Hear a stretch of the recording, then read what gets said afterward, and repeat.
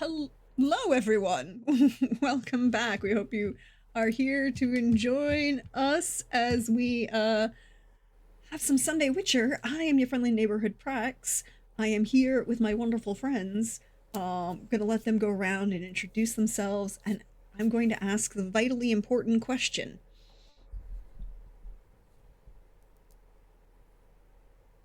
How are we feeling today?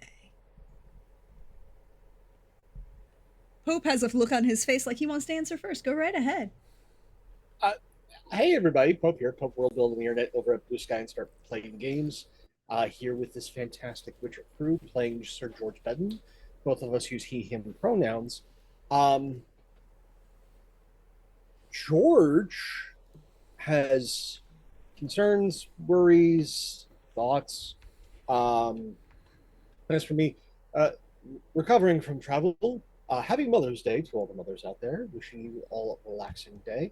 And for all of you who have traveled to do your duty as a child of said mother, safe travels. But yes, it is. There's a lot. There's just a lot of a lot. As people need to be informed, there's a possible curse that needs to be dealt with before he goes to sleep.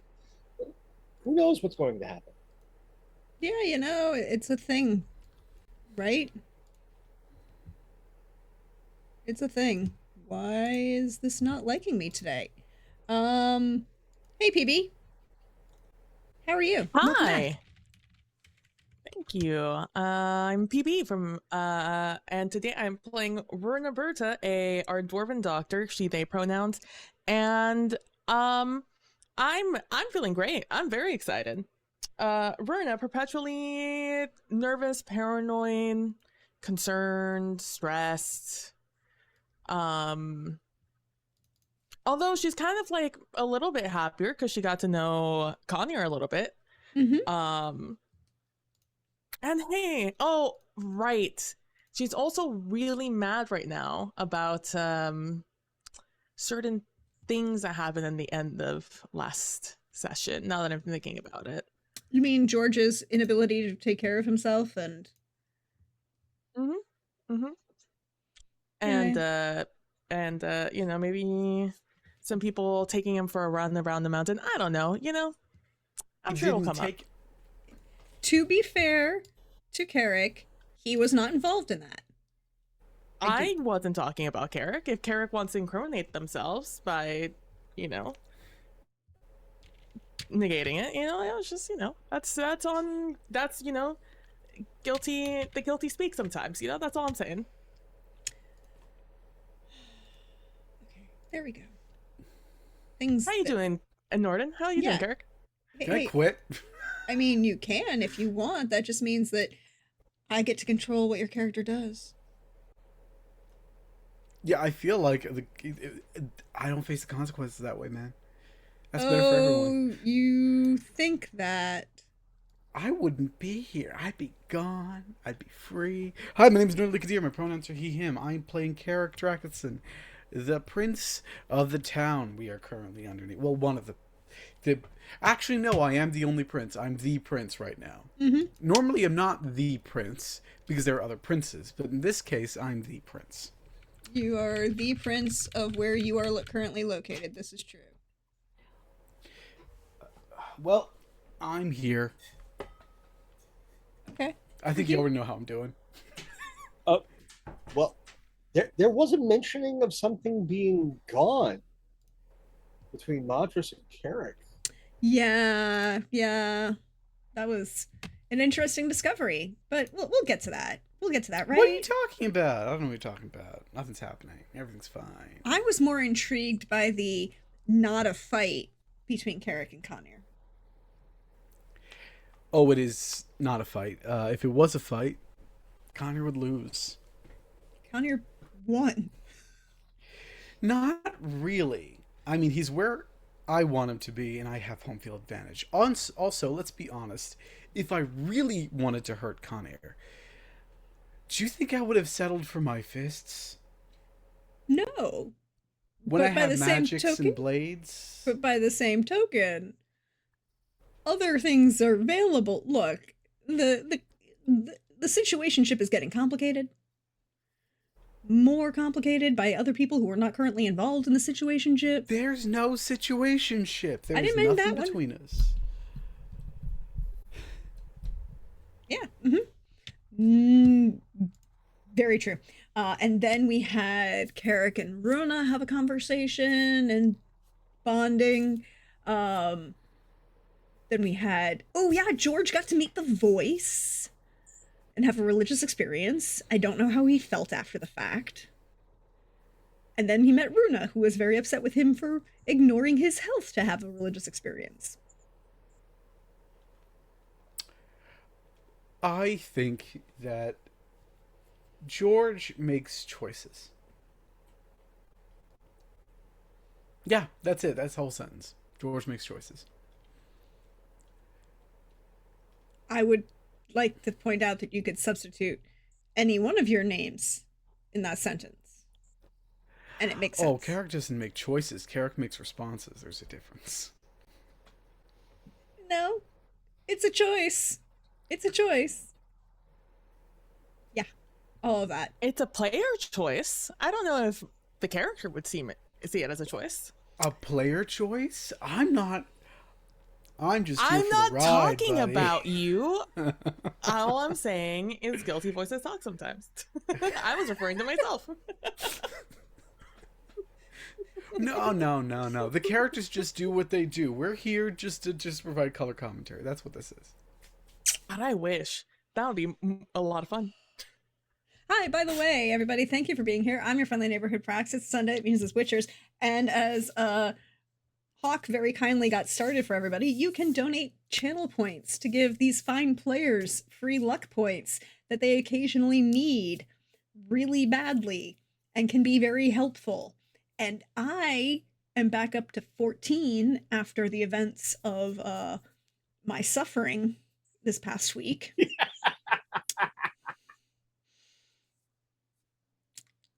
Y'all asked for it. You got it. You can watch the VOD. I'm not going over it again. No.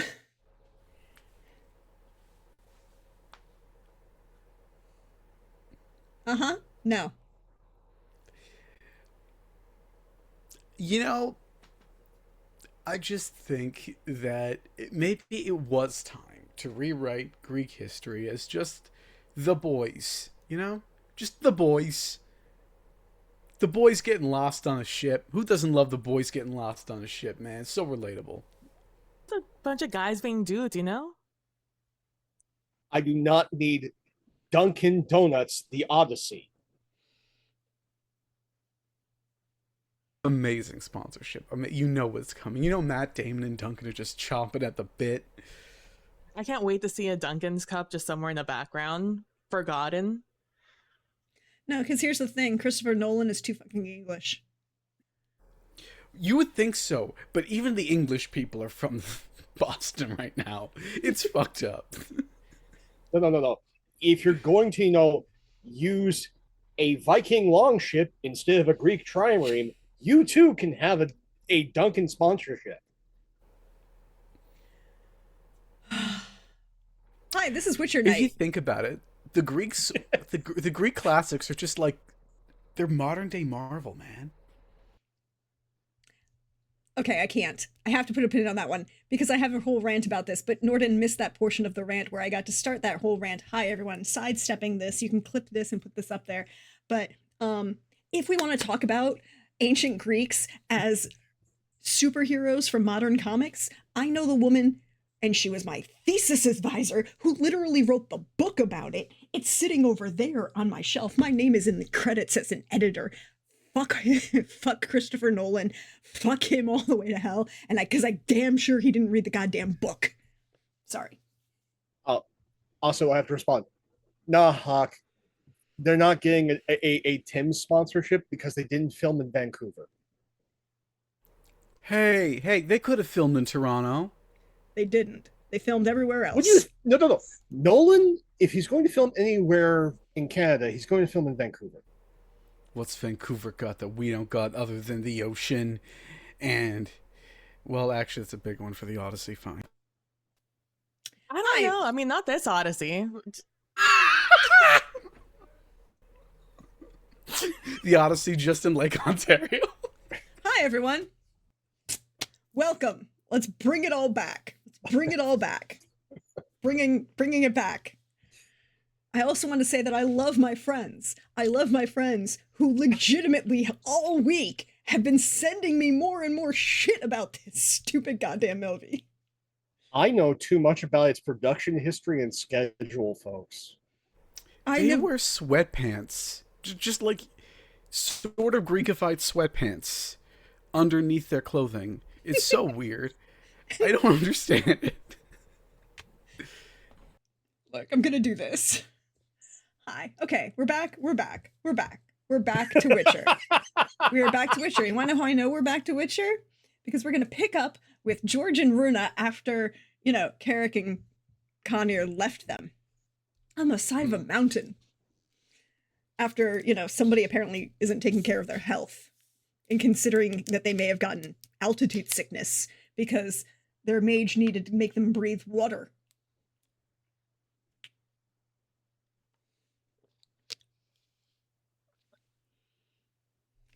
And I am accompanying George aggressively to the home, to the manor, so I could take and give him a good looking over. I feel a little like dizzy, mild nausea, but for the most part, I feel fine. Those are all the symptoms of hypoxia, George. I didn't know it was a thing. Who you're training with? Who took you on a run? Desimir took me on that. Desimir took you on a run, eh? Okay, all right. Good. Because I'm sure he doesn't know anything about anything now, does he? Well, to be fair, I mean, all of the gathered knights, once I got back from the run, that's when the first mention of hypoxia came up. Of course, after the fact, never before the fact. No, preventative measures, those aren't important. No. Let's just see what happens. Oh, it's just a man from the flatlands. Obviously, it'll be fine. Again, I don't feel all that bad right now. Right now? Yeah, I'm sure you don't feel bad right now. You just had water in your lungs breathing for you. Oh. No. Okay, where do you want me? I need you in the med bay as soon as possible. Oh, To okay, make sure let's go at nothing bad a happens. moderate but not rushing pace. Mm-hmm. Okay.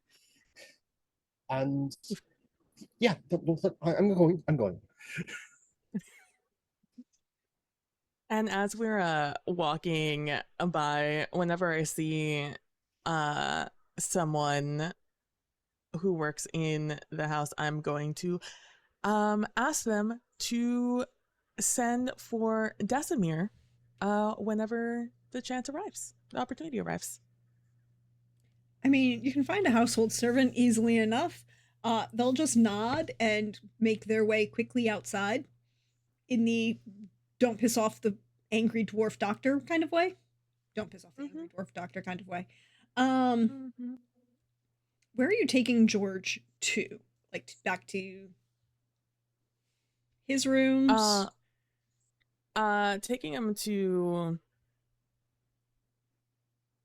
yeah, probably his room. Yeah, it's probably best considering his condition. So yeah, I'll accompany him up there. All right, come on, George. Off to your room. Okay. All right, I'm gonna need you to lay down so I can look you over and see if you haven't fucked yourself up some more. Okay. Going to do that.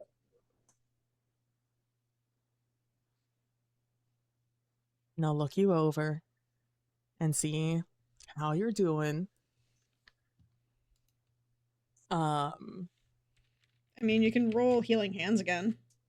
sure. Oh, healing hands again. 25. I mean, he's not that bad, but he definitely had the early signs of altitude sickness. I'm like feeling your pulse, feeling your temperature. I have just finished counting out your breaths with your pulse. Well, it's a good thing you stopped doing whatever you were doing when you did it. You were starting to get close to getting worse.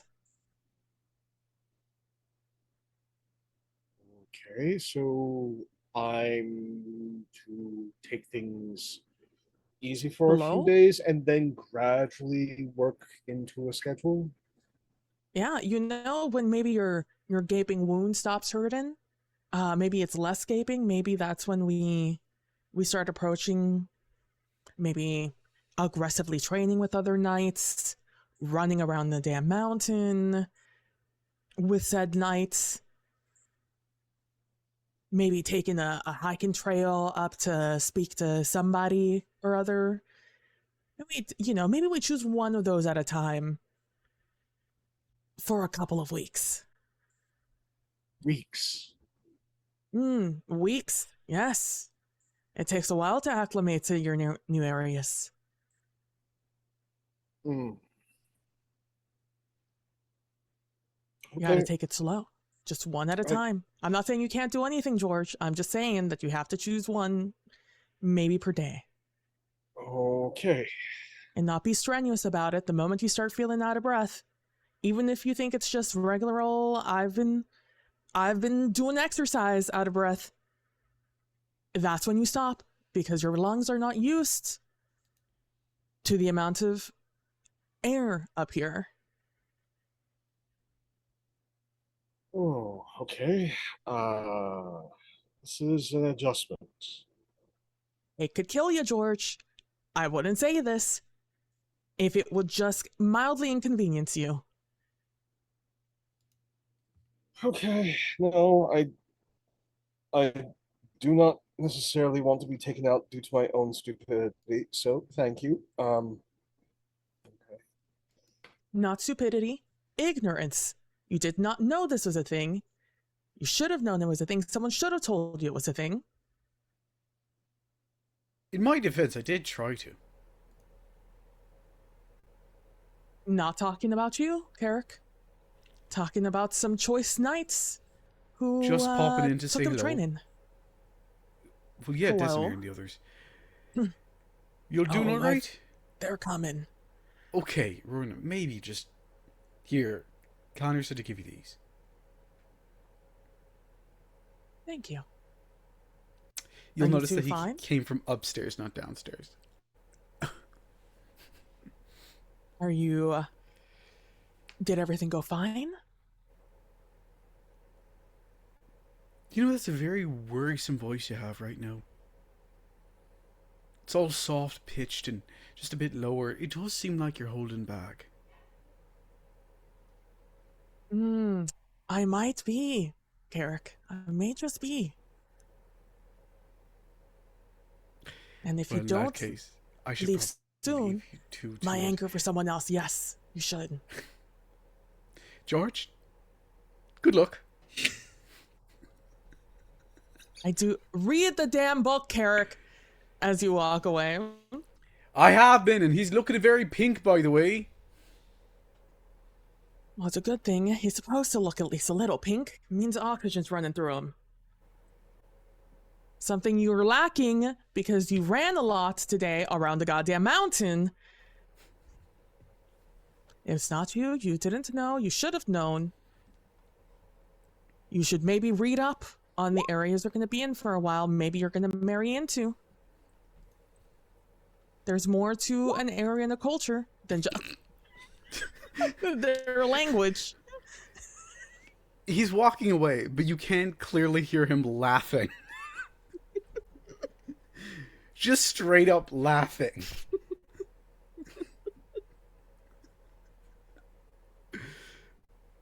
Mm-hmm. He's your friend. He's your friend. He's your friend. All I'm saying, George, is that maybe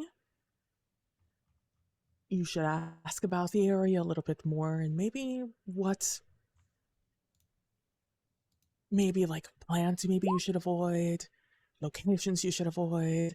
Maybe you should, you know, get some sort I of travel pamphlets. I hear they have some nice ones here in Kovir. I I went to their library and it was just all very soft fiction and not That's even because you're local. that's because you're in some noble's home, George. You have to go speak to the locals. Well, They're I did. and And I came back. It was mostly they were partying. It was fun to watch. that feels like the opposite of what I'm telling you to do. I will see if I can't find some more academic leaning things that I can do as light reading while I'm here. Go speak to people, George. It's not about reading. I know you're a man of books. It's a matter of going and speaking to the people who take care of your horses.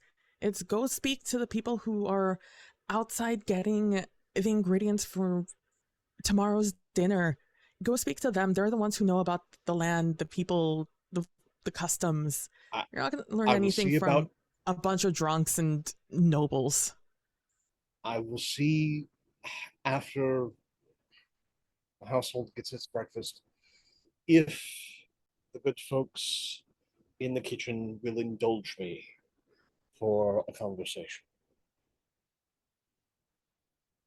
If anyone's going to know anything about culture, custom, adaptation, it's the cooks. You have to stop being so.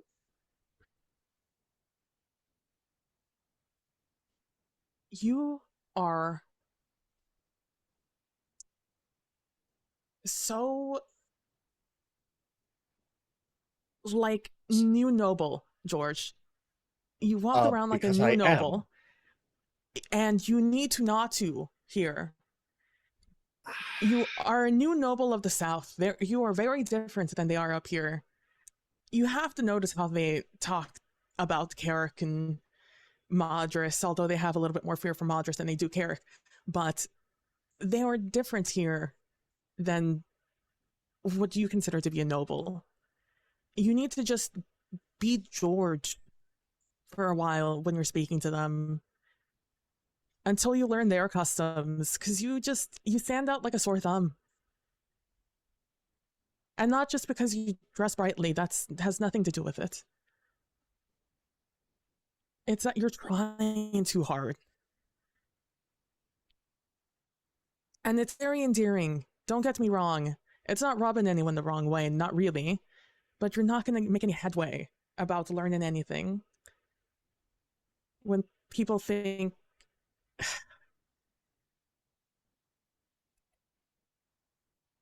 it's like you it sounds like you think you're better than them when you act like a noble around them.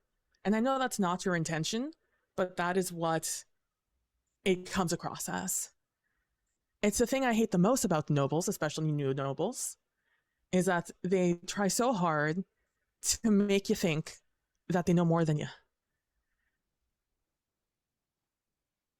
And I know you're not like that because I've traveled with you, but they don't.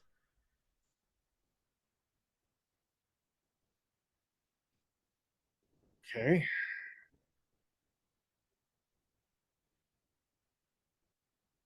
So be like George before you were a noble, whoever that was.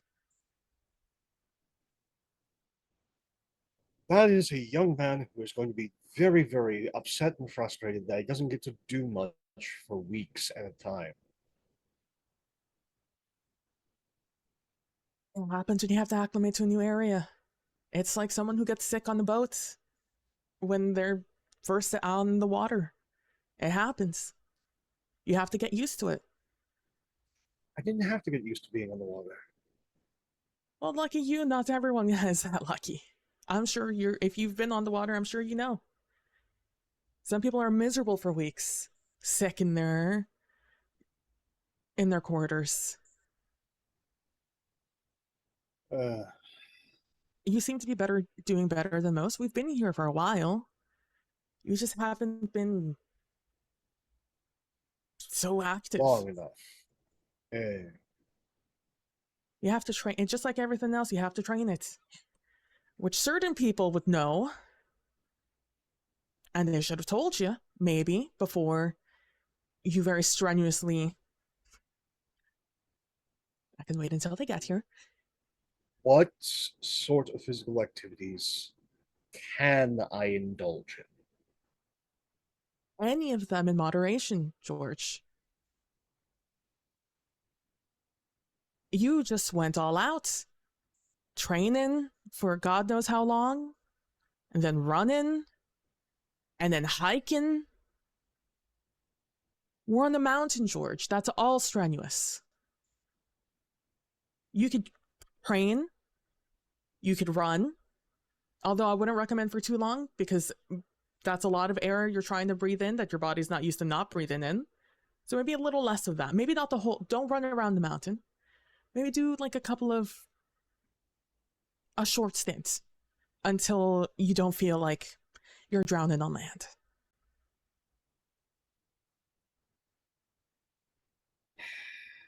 All right.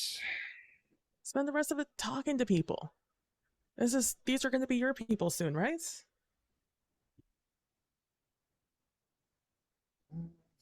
Hopefully, but still don't know about this entire, I go to sleep, I don't wake back up thing. A lot of people go to sleep and don't wake up again, George. You just happen to be predispositioned right now. All right. Thank you for not letting me, kill myself. It is partially my job. And, thanks for not keeling over on your run. That would have been awkward. Yes. I will take it easy. I will limit myself to one indulgence a day. And I'm going to try my damnedest to undo literal decades worth of training. But please be patient with me if I mess up a couple of times. But also, feel free to be as firm as you are now when I do. Okay, sure. If you say so, I will do. I'm used to. Again, you want me to be the younger me? The younger me got a lot of that to do the training that I'm trying to undo. Gotcha. I mean, they'll just. The people like you, George. If they didn't like you, they wouldn't try to like you as much as they're trying. Otherwise, they would not be as accommodating, we'll say. They're loyal in these places. The more north you get, the harsher the weather, the environment, everything. And that just means that people have to work harder together and create a community. Closer knit. Not so much like in some places in the South where you have more liberties and where you are.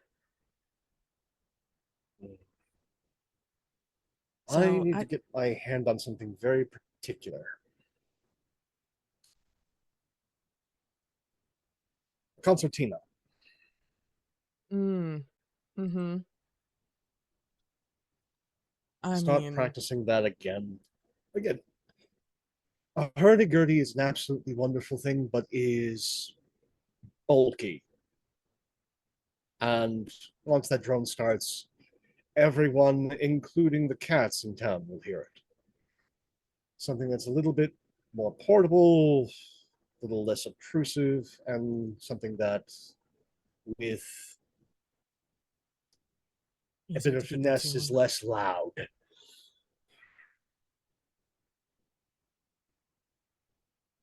I mean, I guess. Compared to the hurdy-gurdy, I guess anything that's not as loud. Again, the entire thing was designed for monastic use, where the audience was going to be enraptured either way. I mean, it's That's whatever you can play, I guess. Um, Maybe you can ask someone here what instruments they frequent. That could be a good way to get in.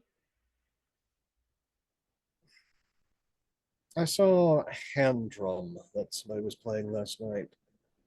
Just don't necessarily have the best rhythm. That requires a different kind of finesse than the finesse of my hand. Hmm. But it would be a good place to start. Yeah, be a student again. I mean, if that's where your headspace is going to be.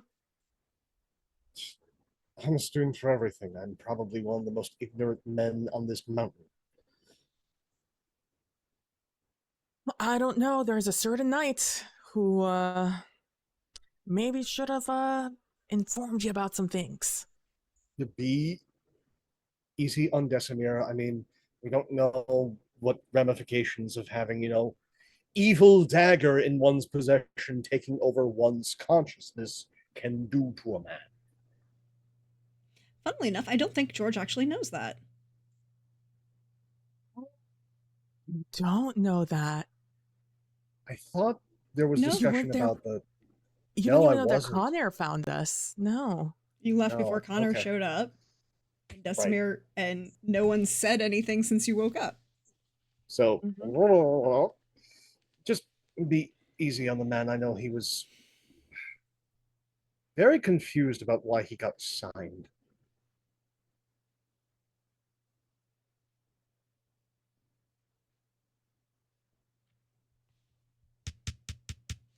There's a light knock at the door.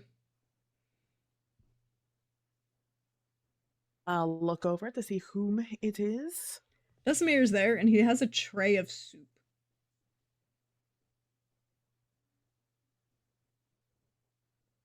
What's your room, George? Invite him in.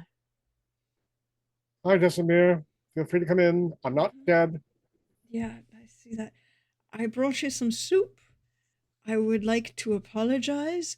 I was under the impression that the gentleman was acclimatized after having been here for a while with the lands that he had, and was not aware that he had not been so acclimatized to the mountain, and that he was the one, when the challenge was thrown, we should have been aware of. My apologies.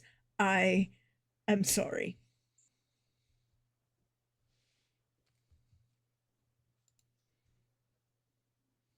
Normally, would you have done Well, I wouldn't if have. you were We wouldn't have been running the mountain first. We definitely wouldn't have been letting the man vent his frustrations and upset to the point that he was losing himself in the combat. That's why I suggested running the mountain instead of continuing combat, which is what he wanted to do.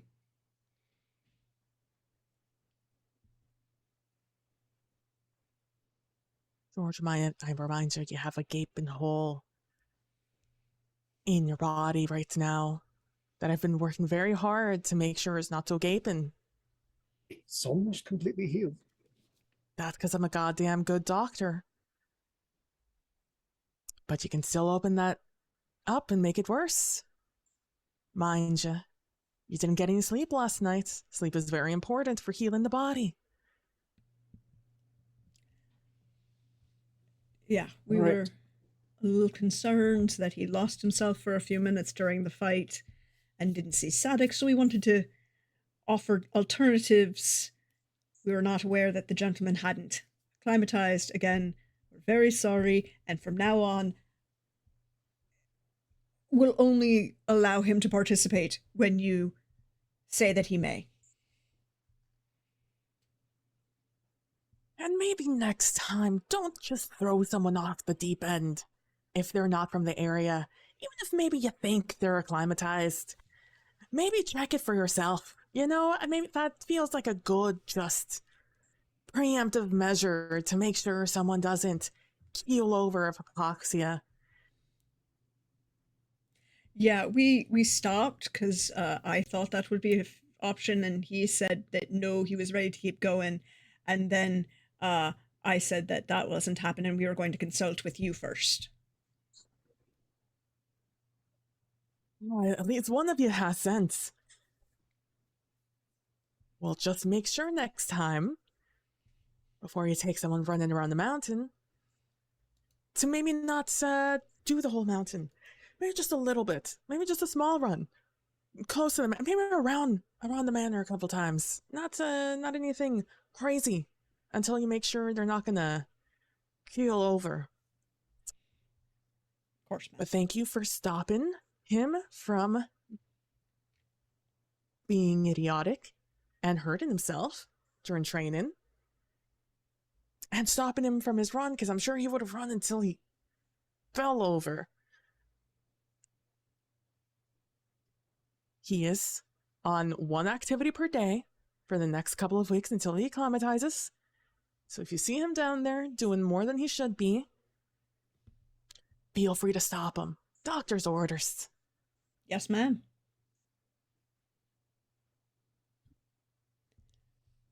And he will get himself out the door, hearing the dismissal in that tone. If you need to see, before he walks out, if you need to see a doctor, feel free to come and see me, all right? Of course, ma'am. Now you may go. Mm-hmm. He will leave quietly, quickly and quietly.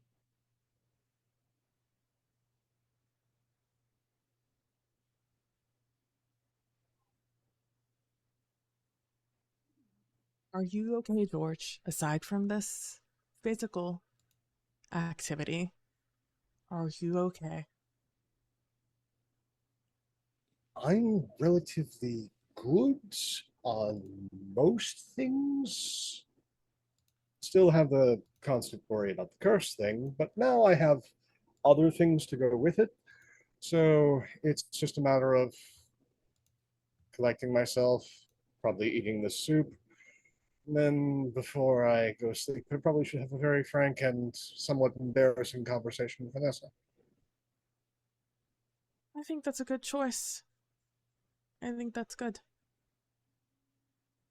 Should probably do that after the soup. Yes. All right. Well, if you start having headaches, if you start feeling a little lightheaded, if you're if your muscles start to ache more than usual, um, if you start feeling a little sick, something doesn't settle well in your stomach, please, very quickly, have someone come see me. Those are all very dangerous signs of hypoxia. And that counts for other times while you're acclimatizing. Okay. Okay. I'm glad to see you're doing okay, George.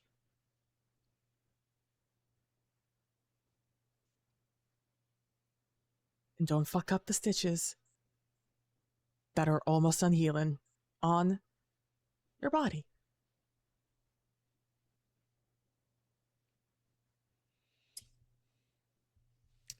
Okay, so no fire. And I will make my way out of your room with that. So let's rewind the clock. 15 minutes? 20.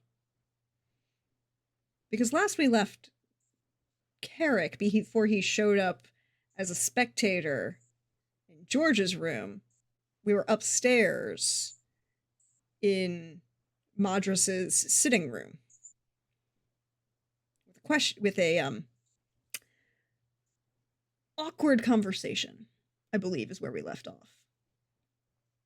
And a piece, something missing. I don't remember that. I do. I have notes. I believe her last line was that the entire shroud case was missing.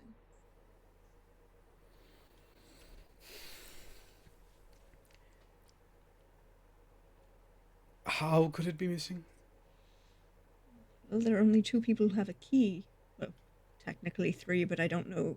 Do you still have yours? No, I do not. Okay. Well, the only other person aside from me who had access to a key was Willem, my secretary.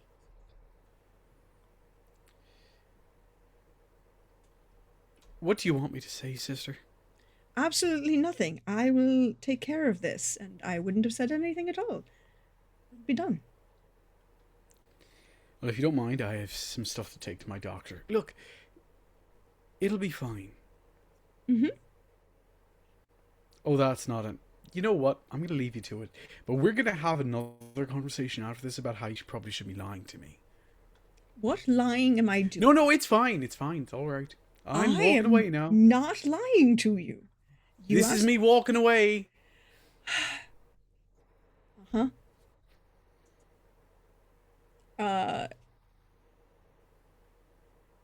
After your sojourn attempt to be stealthy, leaving George, someone was a lot stealthier than you. Eh. Yeah. But he will brush against your mind in that very polite knock that he and his mother do. I ignore it. Hmm. To which he's then going to step in front of you in the hallway.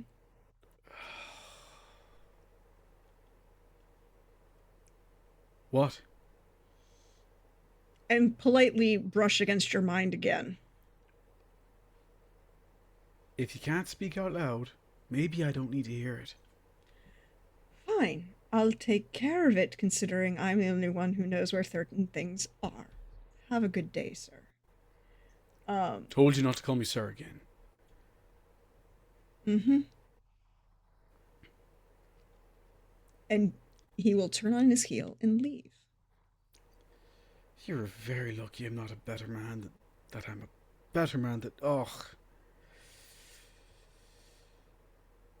I'm on my way to Nessa's. Oh, you're on your way to Nessa's. Oh, cool. Hey, she's my niece. She was my niece long before she was George's love interest, so you know what? This is very true. I have no comment about that. Yep. You can find her easily enough in the first floor parlor, finalizing interment and of the individuals who, were raised from the dead to attack your house.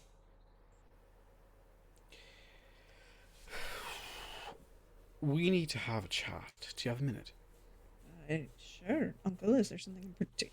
And she kind of like hands off the list that George had started that she was continuing, trying to find some sort of identifying point about these people. And to one of her assistants, and then, what do you need? How can I help? Well, first, you should probably know that the shroud case has been broken into. Great. Your grandmother says she's handling it, but then I came to the realization earlier on that I needed to have a conversation to you about something else. So, what do you want? What do you mean? And she kind of like glances to the side and like will gesture to have whoever's else in the room, a waiting servant or whatever, leave.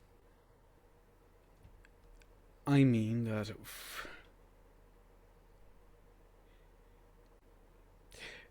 Your grandmother was born into this.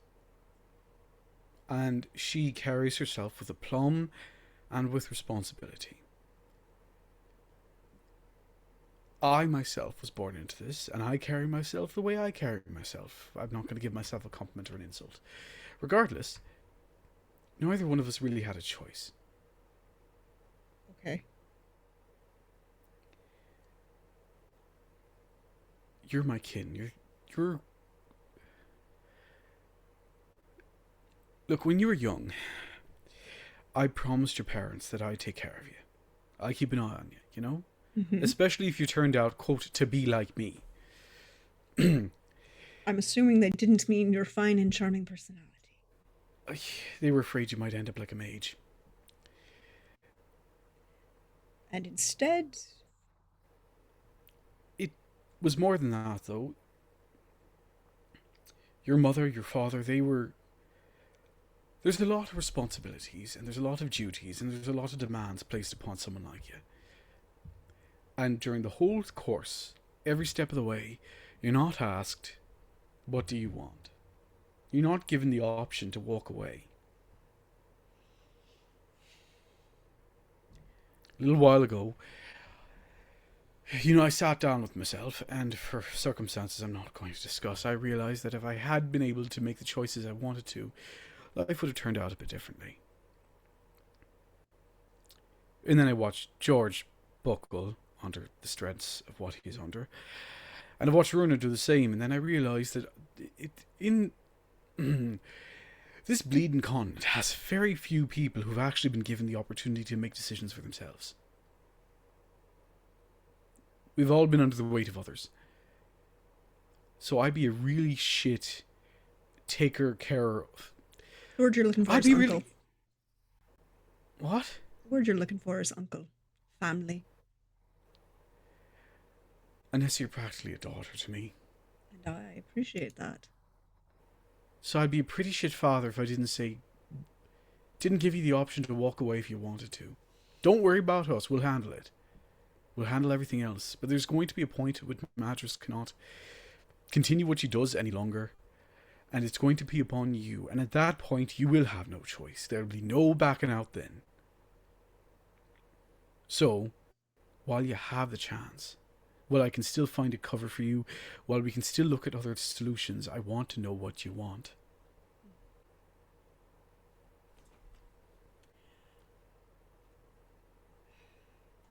It's very interesting. You asked that question straight out with words. And grandmother asked that question with cookies and threats and the possibility of ensuring that people end up very dead. But both of you are going to get the same answer.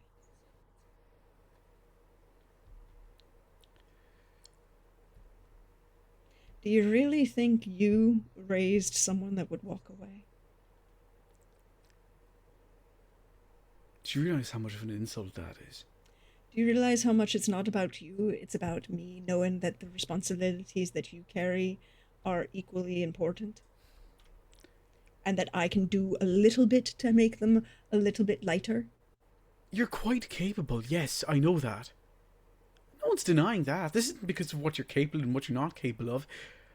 Part of my job is to make sure that your circumstances are better than mine, not the same. My circumstances are quite a bit better than yours. I What, because understand. you're not cursed? Well, probably true. However, I was more focused on the more immediate factors. I have two people who are actively working hard to make sure I don't have those problems.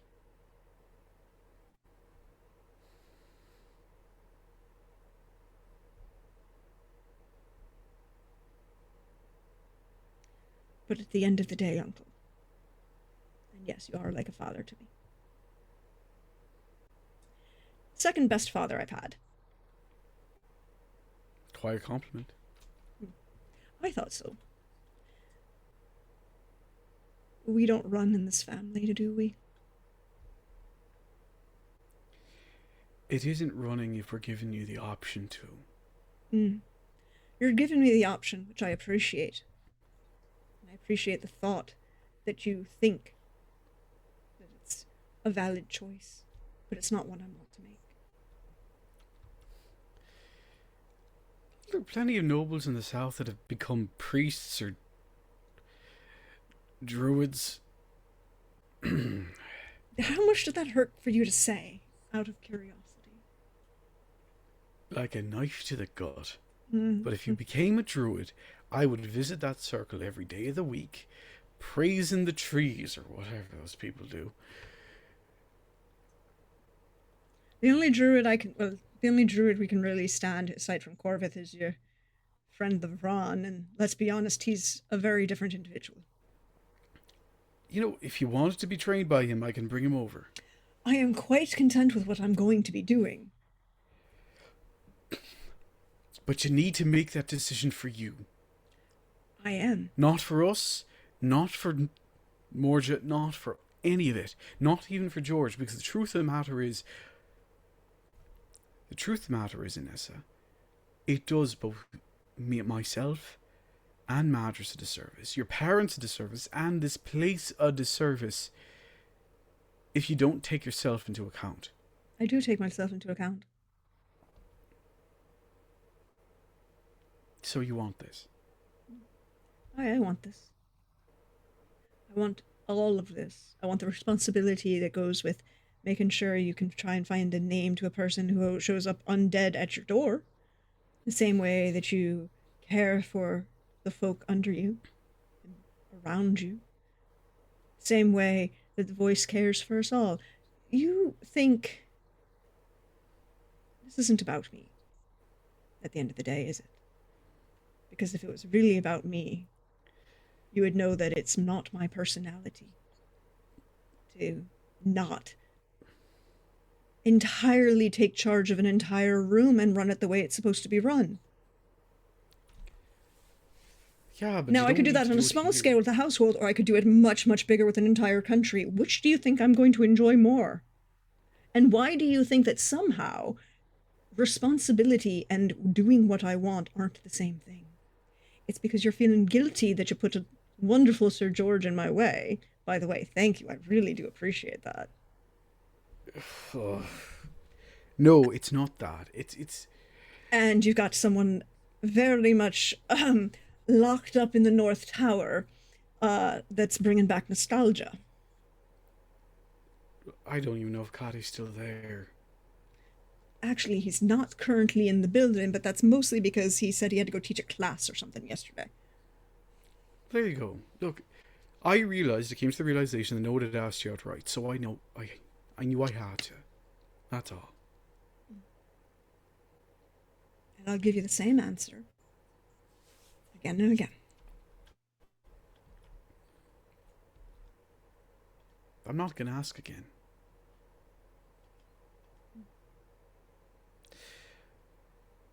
But I will warn you that at some point Madras cannot continue, and I'm not going to be around forever at this rate. Yeah, I'll have to stand on my own 2 feet like every other adult. So you need to make sure that you surround yourself with the people you can trust. Not just because we trust them. That's a mistake that your grandmother made. People you trust, that you judge for yourself, belong in your court. Okay? Mm-hmm. So I've done the thing and I don't have to do it again. Correct. And you're not going to come back to me, on my deathbed and say, I wish you gave me a choice. No. Good. I'm adopting Charlie. I should really get going. I know! I heard all about how you did it wrong, Uncle. Well, that's because I thought your bloody grandmother was going to steal him from me, and I wasn't going to have that. Uh-huh.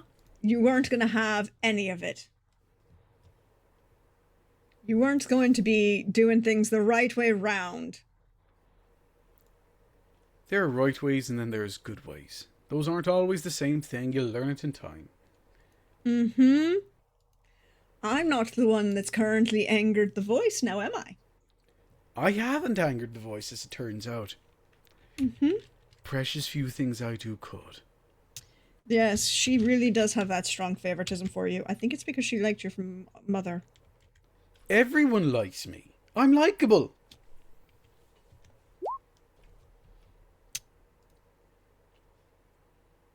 Yeah, he's gone.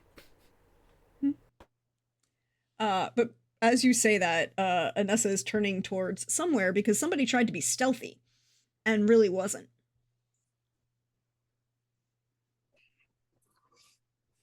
Hello. You know, you really shouldn't try and sneak up on me. I was just trying not to budge in. If we didn't want you to be talking about something real private, we wouldn't be having the conversation in the front room. Fair enough. How are you?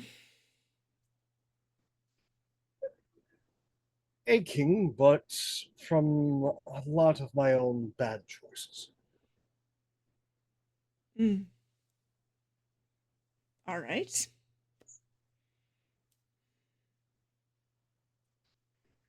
Again, if we're going to do what I think we're going to do, I need to be absolutely upfront and honest with you. Okay.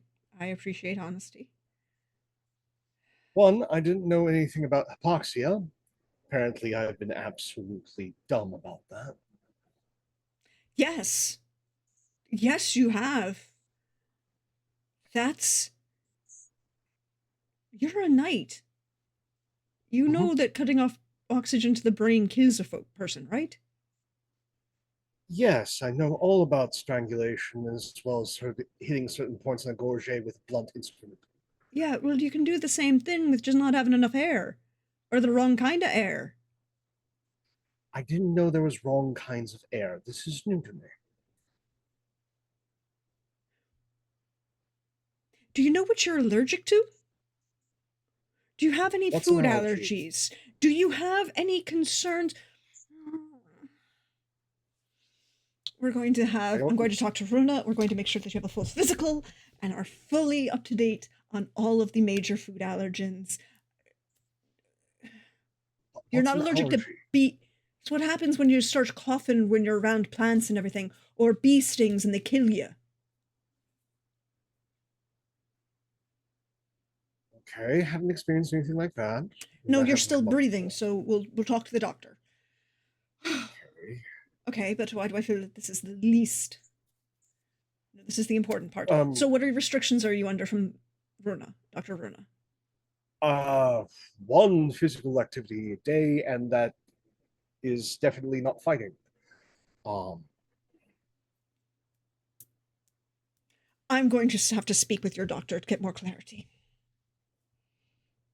She was very certain that no fighting, nothing to mess up the precious stitches, and to uh, keep things relatively light with the physical activity. Maybe like instead of running, like a hike. Um, I didn't ask Running where? necessarily about swimming. Running where? I went up and down the mountain. In your armor? Lighter armor. In your armor? Yes. I will have a conversation with the doctor. Um, that, but that was before. I'm not going to do that again. I have Good. been thoroughly chewed out, much to Great. the delight of many. Um, I'm sure. I'm still speaking to your doctor. this is fair. Um, but there is another series of complications. Why don't we have a So, seat? Have a seat. yes, how much do you know about what we found? Quite a bit. Well, what my uncle found.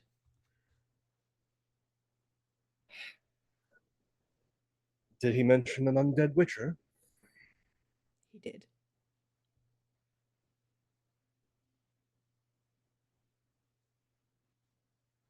Cerise, uh, There's no good way of putting this except to just say it.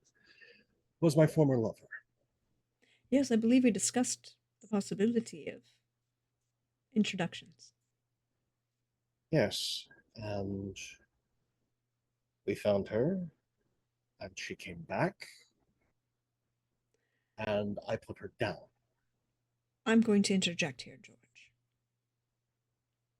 You Okay. found her body. The body reanimated, and you terminated the reanimation. Fair. But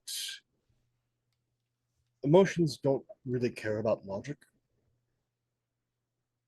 And my emotions really don't care about logic. And I have managed to curse myself.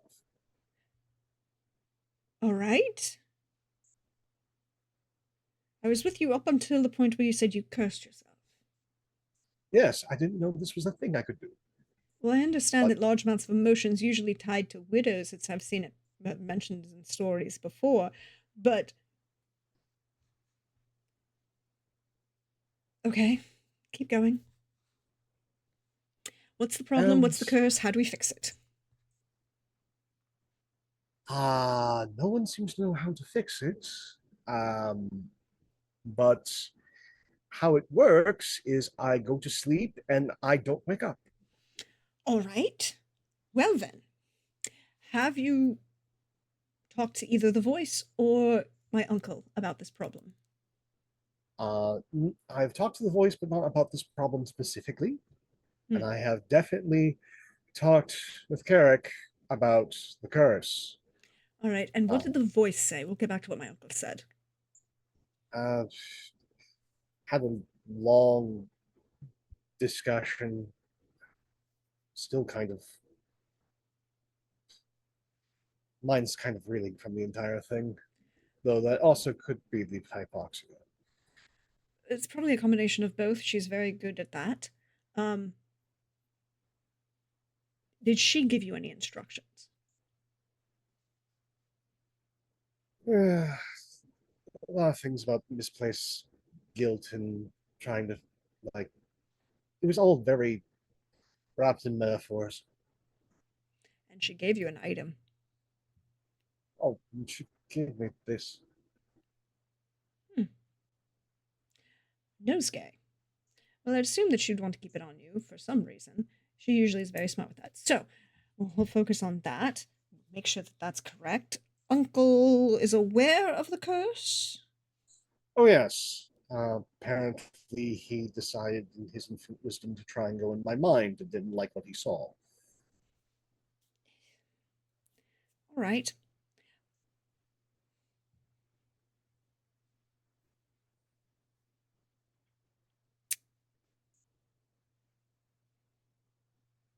You look guilty for something, George. Guilty for so many things. What in particular are you feeling guilty for? Oh, no, we're not going to go into let's play the list of 10,000 things. No. I'm just realizing that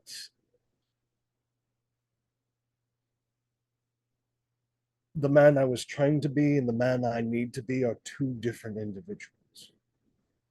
That's just life. Yes, but I was also incredibly certain that my life was on the path that I desired, and then it took an incredibly hard left.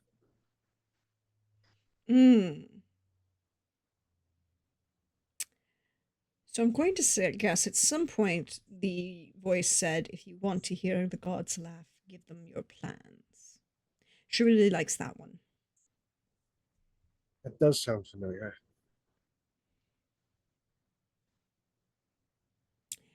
So the planning is we need to figure out how so you can get some sleep because you cannot stay up all the time because that's very much not a good idea, particularly if you're going to be suffering from hypoxia, which we don't want you to be suffering from. So we need to talk to Uncle about how you can sleep safely with a curse. I'm assuming some sort of interruptions, periodic, irregular, something enough that you can get restful sleep, but not enough so you can get deep sleep. Well, we'll figure it out. You seem to be far more knowledgeable about curses than I was thinking. We are a family that's been cursed for over 100 years at this point. Fair. Honestly, if you want my opinion, not that either my uncle or my grandmother would perhaps seek this particular answer, but I firmly believe that we've been cursed since my grandfather was born. My great grandfather was born. Something to do with the dragon thing?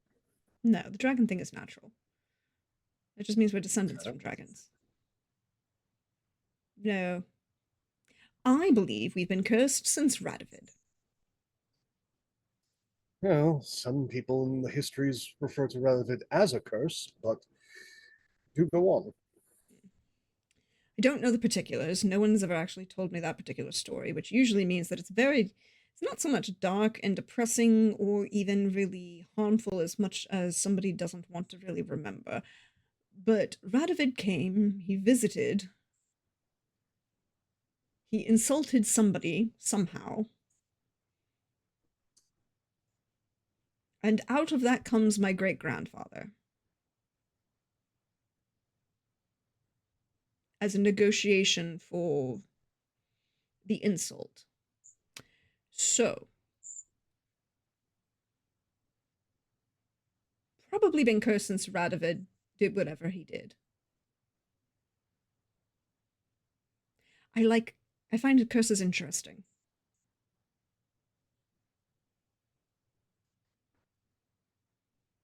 Again, I find them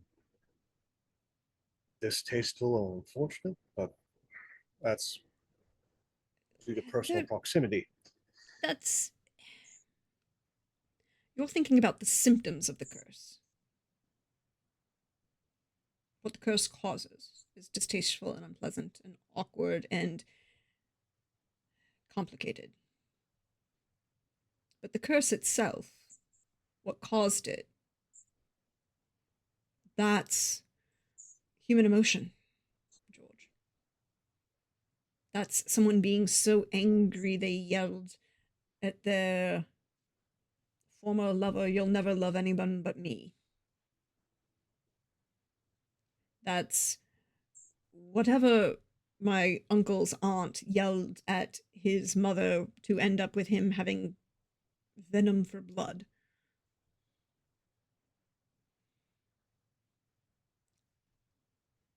It's the emotions behind the actions are so very, very human.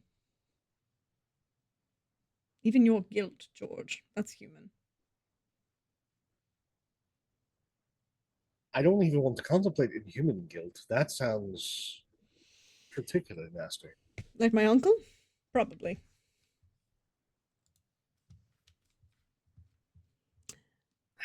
I find his guilt to be far more human. Usually is. So, we focus on the symptoms first, and then we focus on the cause and how we can address the issue.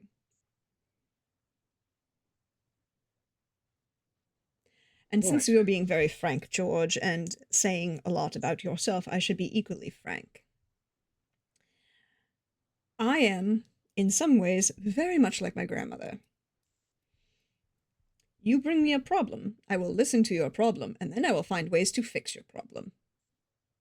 Because that is how I think. That is how what I do. I will fix it. If you want hand patting and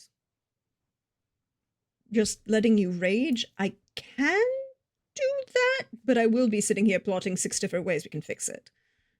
And then I will wait and go proceed to fixing it, even if you're not physically present.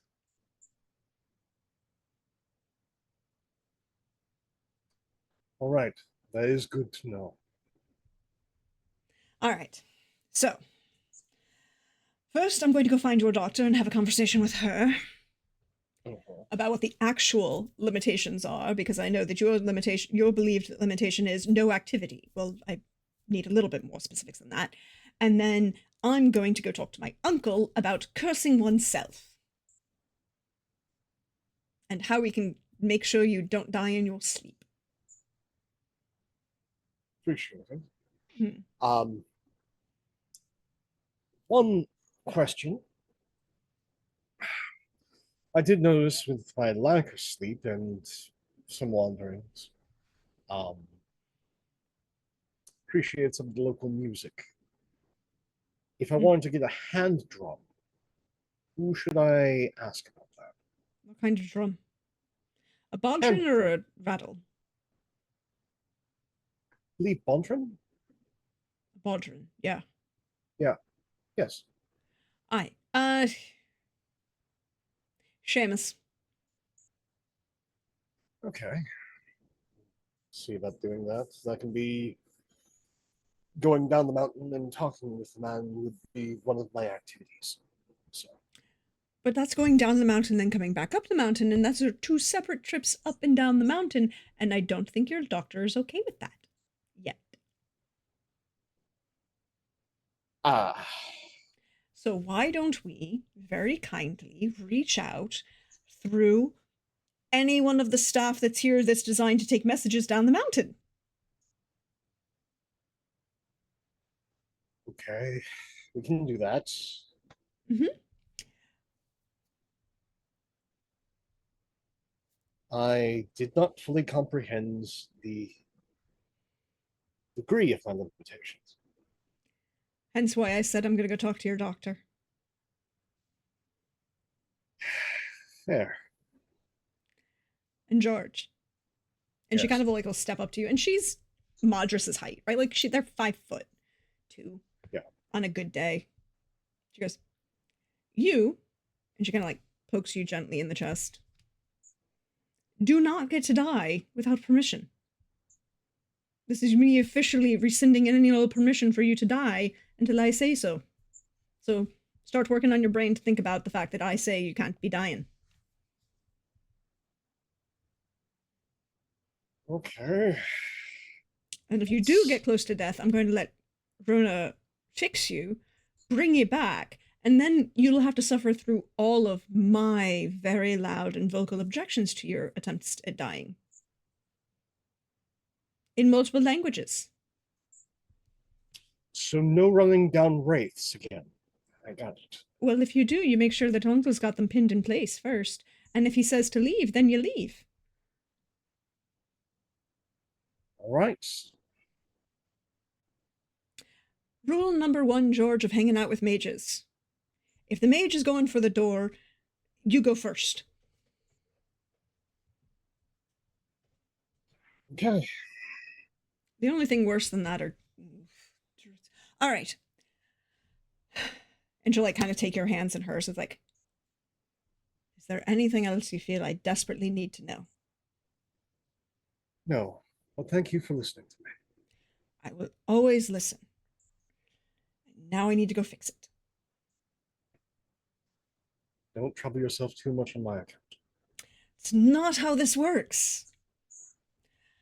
George, were you an only child? Yes. I did have 3 siblings once. I was the oldest and the only daughter. Trust me, that's not how this works. And she pats your hands and will leave the room first. And as she walks out, will like in dialect say something to one of the attendants there, who will then follow. One follows her and the other comes into the room, and just this footman stares at you and goes, "Apparently you're supposed to be sleeping." I will go to my chambers. Thank you. "Can I bring you anything, sir?" Chamomile tea. "I think we can find some." Thank you.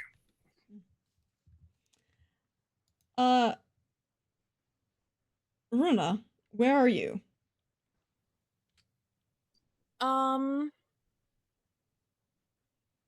After walking out from speaking with George, Mm-hmm. I am probably. Oh, I know what I'm doing. I know what I'm doing.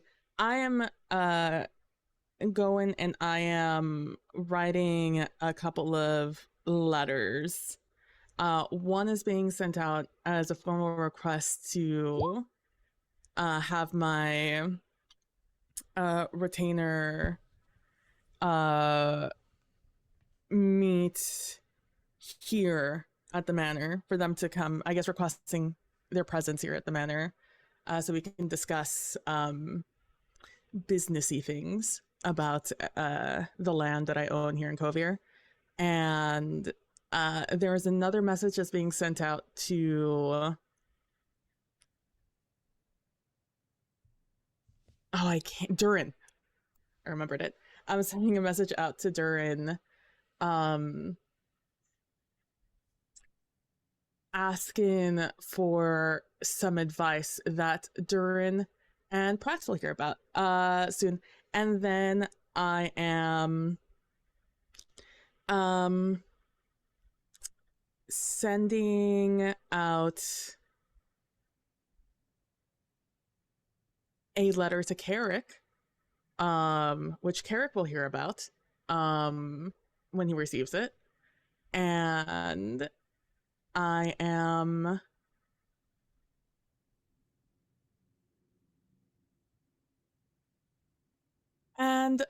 oh, I know. You know, it'll be cute instead of me saying it aloud. I'm also sending writing a letter to Cleglis that is going to be delivered to her, and it is a formal request for a date.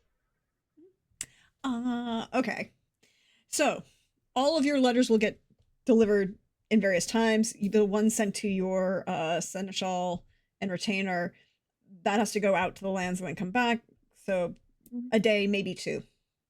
The letter to Durin, are you just going to send that through normal post, or are you going to talk to one of the magical casters around about finding some other way to get that sent quickly? There's no real rush on it, but just due to the nature, I will ask one of the magical casters around to send that off to. Which one? Because you're down to Eleanor and Carrick. Oh, my good friend Carrick. I am going to. Because it's magic, I'm gonna go to Carrick instead.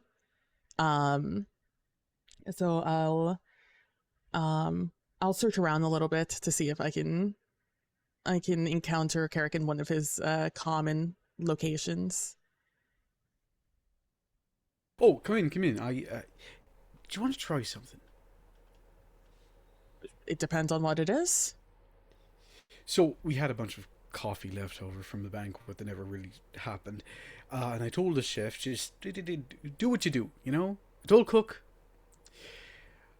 I told Mrs. Ainsworthy to just do what she does. Anyway, she's put forth this in front of me, and it's just a tower, a small like pyramid of brown crystals with a dollop of white fluffy thing on top. This is unique looking. It's shaved ice, flavored with coffee, and topped with whipped cream. She's calling it an ice cap because it looks like a mountain.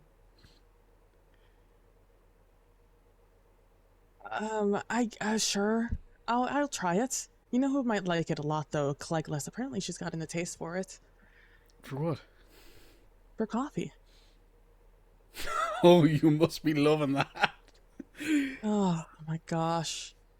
I told her don't do it. You're gonna get addicted. Not met a soul yet that has not immediately wanted more of this as soon as they have it. Because it tastes good.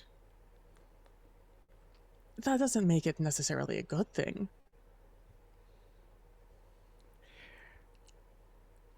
Well, see, the problem with something like this is you have to get the ice shipped over, and then you have to put it in a chest, and then, shave it quick, and then it only lasts for so long. I feel like this might be a bit too much for us. I But would then say again, so. Mrs. Ainsworth, he's from the south. Very good cook. Very good cook. Does all the right recipes, you know. But from the south. I feel like this is something more for Toussaint. It can be a little chilly up here. But, I mean, let's give it a try. Might as well let her know what. I'm sorry about laughing with George. He's just taking a spoonful. And no, this is not just because I wanted the words ice cap to appear in this game. Nope. I don't believe you. I I am asking both of you for endurance checks. Oh boy. Oh I didn't even boy. tell Praxis was happening. Oh. Oh. So no. Wow. Here's what happens. Oh, Brain that's so freeze with caffeine. Have fun. Woof. That is. Whoa. Lordy. That's not it's a pleasant taste, but not the But it greatest hurts. experience. Yes. It hurts. And yet I does. want more, you know? I just want to go in for another spoonful right now. Maybe with some of this cream on top. I feel like it needs more cream. Do you feel like it needs more cream? More something, less ice, I think. That might be difficult. I mean, maybe like larger chunks of ice so it melts slower. I feel like that just might make it worse. Oh, I'm boy. not the cook And you here. get this by scraping a knife on a block of ice. That's what it just like turns into, well, snow, I guess. What did you come here for anyway? I doubt it was to try this. No, oh gosh, I am. I would like to ask you to send a letter for me into Mahakam to Durin. And you've never heard of mail before? Oh my gosh, I can Garrett. call in a messenger right now. It's all right. I am already at a messenger who can get it there much faster. So why are you here again? Who ask you to send it for me to Is it Durin. that? I'll go get my horse. By horse? Just click your fingers and you can get there. What are you talking about, Garrick? Are you fine? Are you okay? Are you tired? What have you Wait, been doing? you want me to? Is it something so urgent that you want me to use magic for it? Garrick, you use magic like you breathe. Why are you're acting like this is First a big off, ask? I do not. Second off, of course I can do it. Just next time, make that clear.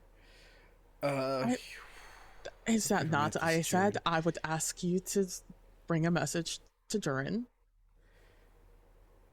Well, I don't know. When in our friendship have I ever asked you to take something by horse somewhere? I don't know. Maybe this was a first. I've seen you take a portal from the second floor to the first floor of a very small home. That is not true at all. I've never done that. Oh, never. You have me confused with another mage. That's what's happening right now. Of course. You've been hanging out course. with too many of them. I've always said that. How is George, by Too- the way? He's fine. He's doing fine. He's taking it surprisingly fine. I'm sure he has acclimated a bit from the activity that Desimir described. He should have dropped like a sack of potatoes before he even started running. George can be foolish sometimes. I've noticed it recently. Especially recently. He seems to be pressing matters more than he should, and more than he traditionally has. He's upset. He's taking it in the loss of his friend very difficult, very hard. Lover, something, I don't know. Cerise was special to him, I know that. But He started charging, and then when I told him to stop, he didn't, and I almost lost an arm for it. Know this, it's... And then running up the mountain, even though he was clearly not ready. And to be frank, whether he knew about altitude sickness or not, he clearly knew that he shouldn't be doing that.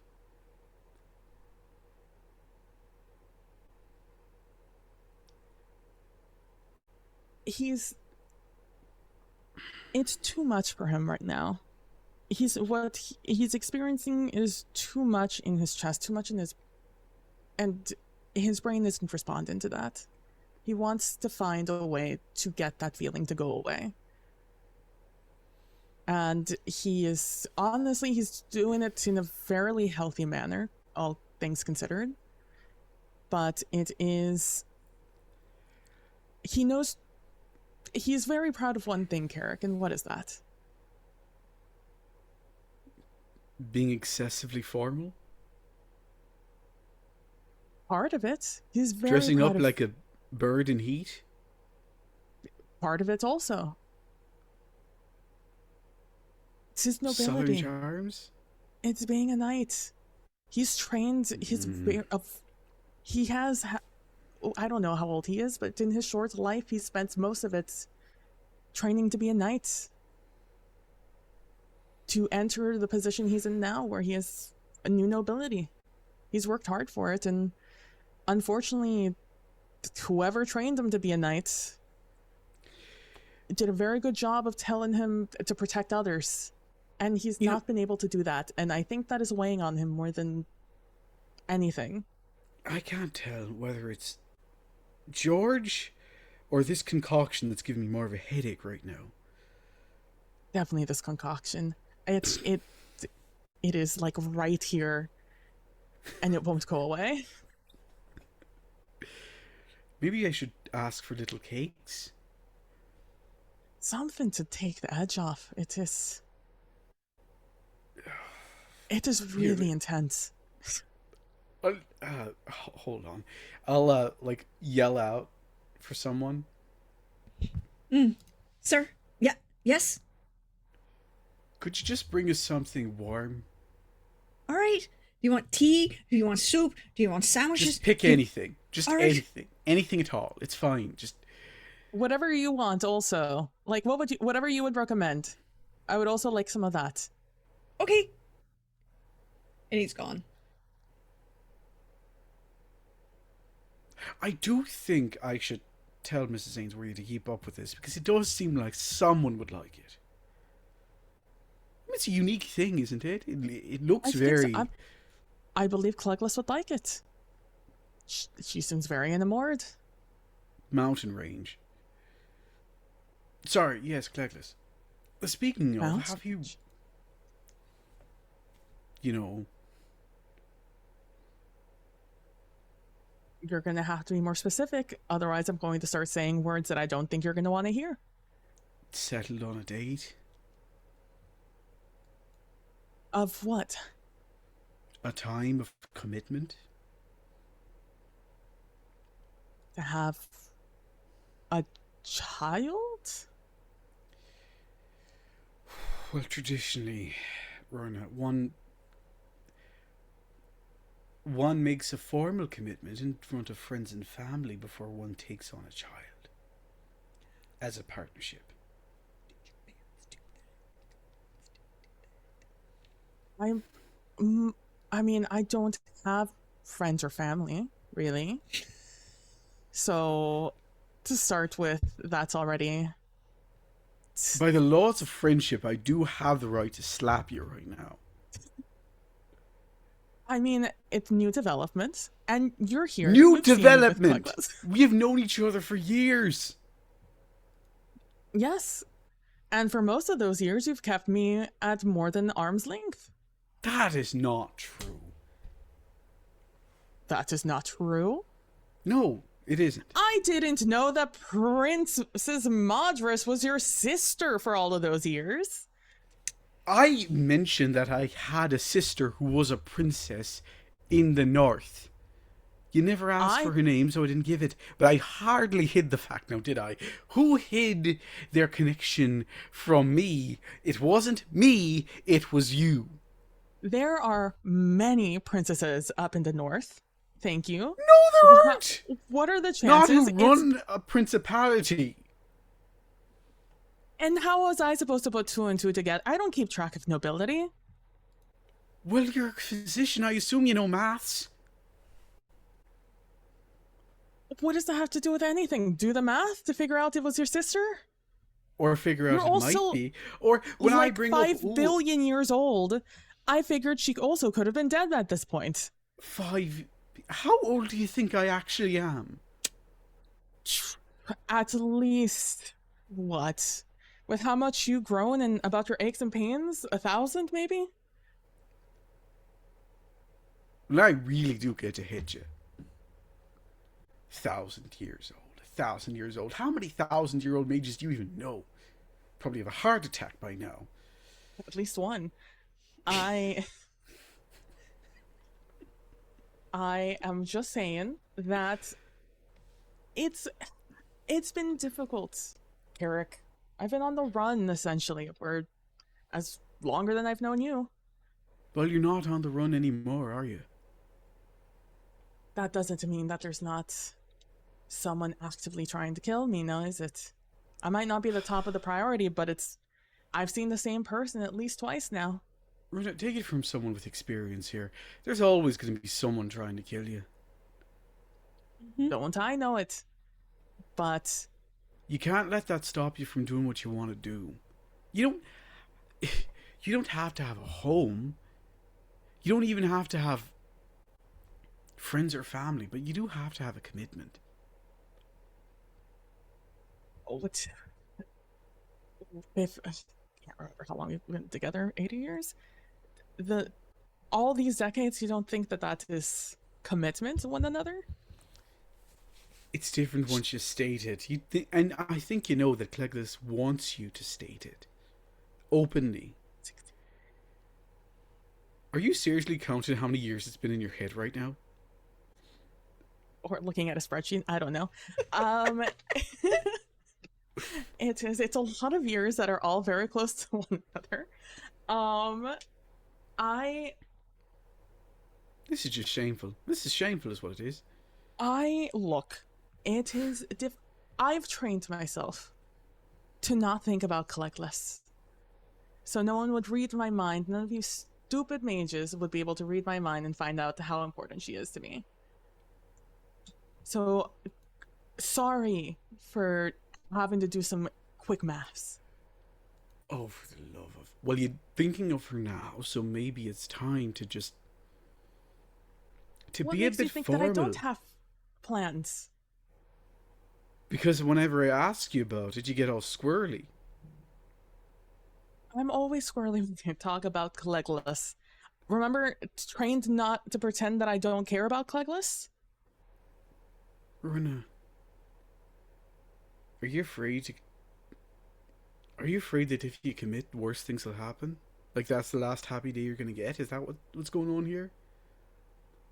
I need something a lot stronger than this, Carrick, if that's a conversation you want to have. Oh, fuck, I'm right. Yeah, I'm coming. Yeah. Okay, so we have strawberry cinnamon rolls, cranberry cinnamon rolls, orange cinnamon rolls, and the thing with when you stop and you see he's like really struggling to find the words in English, apple blossoms. Did I mention Mrs. Ainsworthy has a great baker? Mm-hmm. It's a wonder that I've not gained any weight since I've been here. Thank you. Who says you Charlie. haven't? Mrs. Ainsworthy. She says she's worried that he doesn't eaten yet. I eat. And I was supposed to bring double, but day. I don't think you want double. No, I don't. Thank you, Charlie. That'll be all. Oh, do me a favor. Teach George how to speak. Okay. That came out wrong. Teach George how to speak with us. No, that's not right. Just... He wants to learn. Just teach him. I guess all funny and words are fine. Weird. Yes, of course he is. He's a strange, foppish man. All right. You just see this grin come over his face, and he's gone. And if you see that, I told him... Never mind. Well, you said it. Now you're in trouble. He is strange at times, and he is a bit foppish, and that is not my fault. He's your friend. It's not the beginning of the end, Rona. It's the start of something. It's never going to be perfect, but it doesn't mean it's... You're not bringing doom upon yourself here. Certainly you have something in here that's stronger than this. Yes, my blood. I don't drink alcohol. Oh, Just my here. God. I take the ice cap and I shove it in their hands. I'm not... This is gonna hurt me in a bad way. I don't want this. Alcohol is also poison. Just eat it. It's melting right now. Ash, don't need this. Trust me, I do not need this. Do you want me to order you? I can order you. Order me what? To consume that thing. What makes you think I'll listen to you? I am prince of this place, and you are sworn to my family name, so... It's bold of you to think that I would listen to you. Because of that. Fine, then eat one of these rolls. Look, you gotta talk to me about it, so just talk.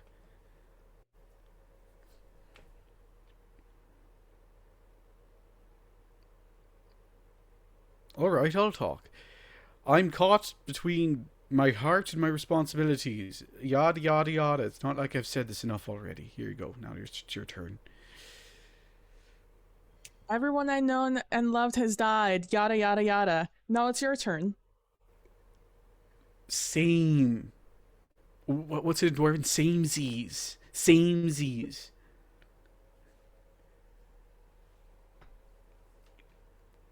Do you want a list?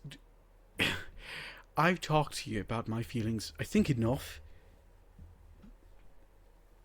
What's stopping you? And don't give me that it's my aunt, because as much as it probably she is having an effect, I don't think she's the only one responsible for your reticence. And I think if you search your own feelings, you know that to be true. Nothing is stopping me from anything. You don't know what my plans are.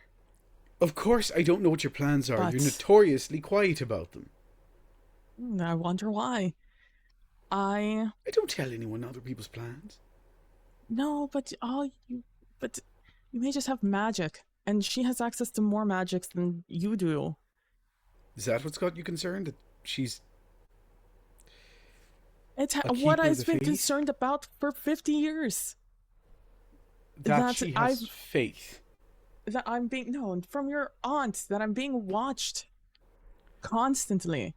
That everything that I've ever found joy in has somehow, some way been ruined in the last 50 years. I've separated myself from anyone and everyone I know in fear that something bad would happen to them because of me. Because bad things have happened to people that I know. And I don't know if it was because of me or just because of natural causes. But I'm unwilling to take that chance on anyone. Runa, but you have to. Look, courage is not the absence of fear, but the determination to see yourself through it anyway. If you're being watched, you're being watched regardless. That's not going to change anything that happens. I don't know. Plagueis is still alive. Do you really think my aunt or whoever's after you doesn't know that already? One can hope that they don't. Runa. And if they do, what do you think they're waiting for? You can't live your life like this. You gotta commit anyway. And then what, Carrick? Then I have a child, and then I live in fear that that child is going to be now targeted by the same terrorist group? You stop living in fear. And what, Carrick? Let myself die? Because No. that's what they want. That's the choices aren't fear or death. What's the other one? Knowing that you're stronger than them. I'm not, Carrick. You are. And the people around you are. You have friends and you have family. You may deny it, but you do. And we're all here, Rona, to protect you. But you won't Maybe always not in be. the way you want all the time, but we are here to protect you, and we will. You're not alone. You have to know that you're stronger than those who are trying to take you down. You have to. That's how you get through life. Carrick, I'm not, though. I'm a doctor by trade. I see the injuries others come with when they enter bouts of combat. I know that I'm not capable of anything. If someone were to hit me with magic right now, I would be a goner. And what is your aunt good at? If I'm shot by People have 2 already arrows, hit you by magic. I die. Except you haven't been, have you? You haven't died yet. You've been shot at by arrows more than once. You faced magic more than once. You're still standing. And when I'm not, I'm being chased and I'm getting tired. Carrick. Have you ever thought what it's been like for the other side of things? What if you do Always. die? What happens to Cleglis then? Denied the Devastation. dignity of even being considered a widow. Not understanding, not getting that final moment of that commitment said out loud in front of people she cares about. Not knowing if it would have worked out. What you're doing right now, that fear is affecting everyone around you, not just you, and not in good ways. I know. Believe me, I know. The vast majority of people who I've been with have tried to murder me.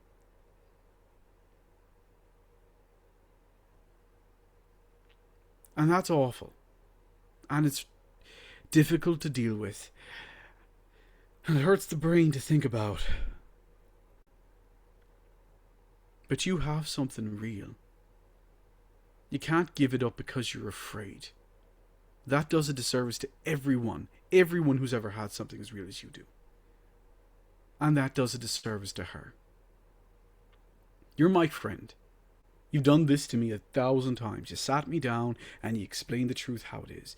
Trust me that I'm doing exactly what you would do if the situations were reversed right now. Trust me that as your friend I know. And that I have your best interests in heart. And that, for goodness sake, sometimes you're just like me and you get too far into your own head to realize what you should be doing instead of what you feel like you should be doing.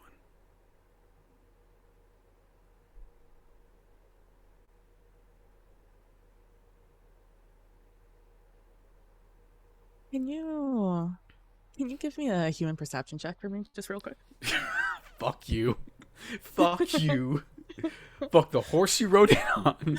I'm adding a point of the... I can't add a point of party luck to it. I hate you. And I hate good at this game. this. What are you talking about? You're good at 22. this. The fact that I Shut had up. to roll it at all is the point. Yeah, well, Because it's something she doesn't want to tell you.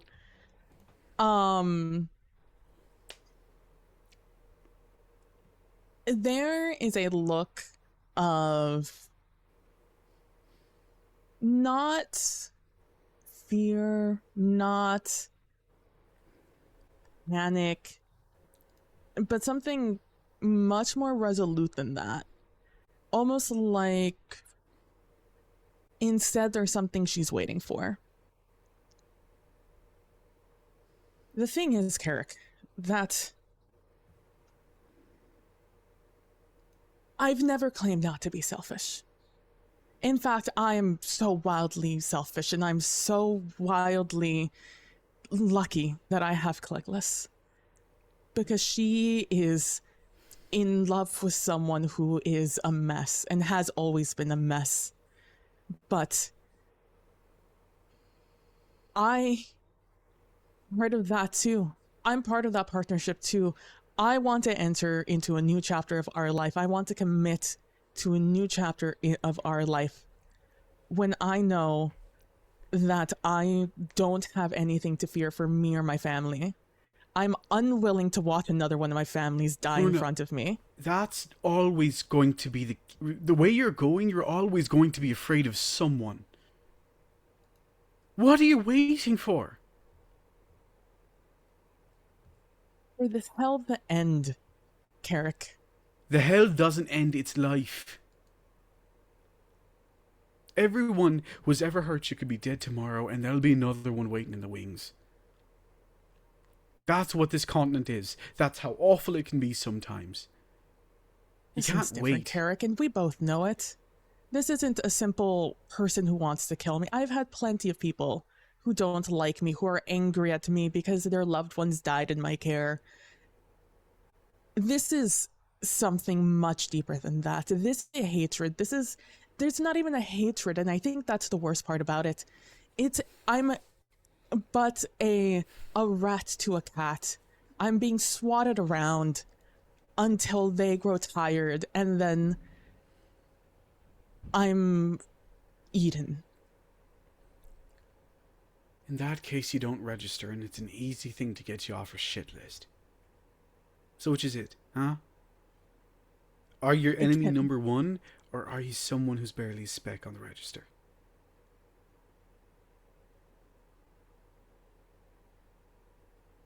I was a speck on their register, Carrick. I'm no longer a speck. If anything, these past couple of months have proven that. So what are you waiting for?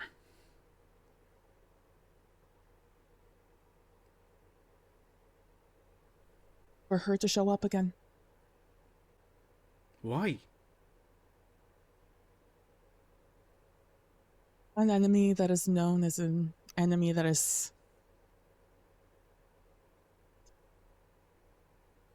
better planned for. Do you want me to arrange a meeting? To just No. end this? Then No.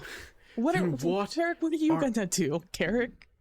I What can power do you convince think her you to hold put- here? quite a lot. More than most. At least more than any that you know. I can try and put her ire in a different direction. If that's what you're waiting for, we can try to accomplish it, but to be honest, I don't see why you're waiting at all. If I were you, I would not be waiting.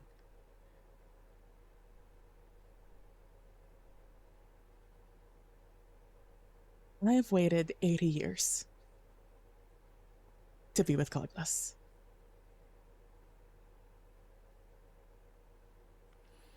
Another couple of months is nothing compared to that. You know, at some point, patience starts to look like cowardice. I've never claimed not to be a coward. And that's where we're going to take our break for the evening. Stretch, refresh, bio, come back for more drama. And I guess more drama. I'm sure that things will be great. Anyways, we'll see you in a little bit, everybody.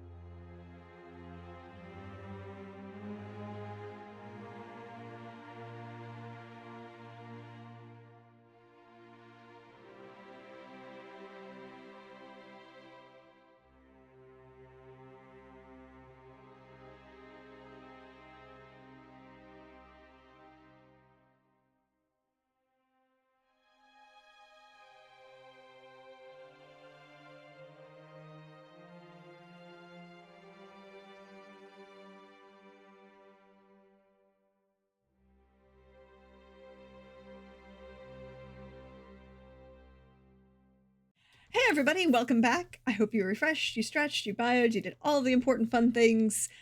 And now I have a question. Mm-hmm.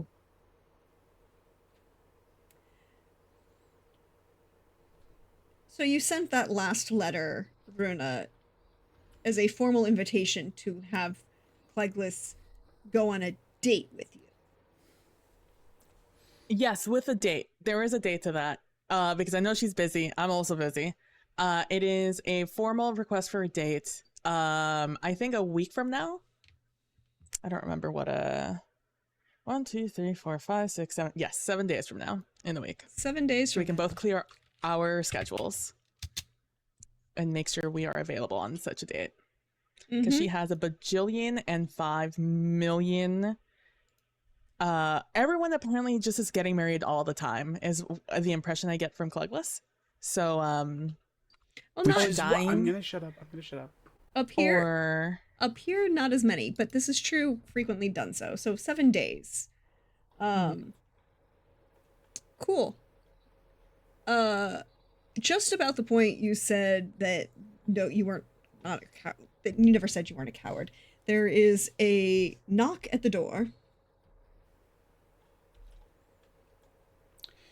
Fine, it's an open door, I guess. Come on in.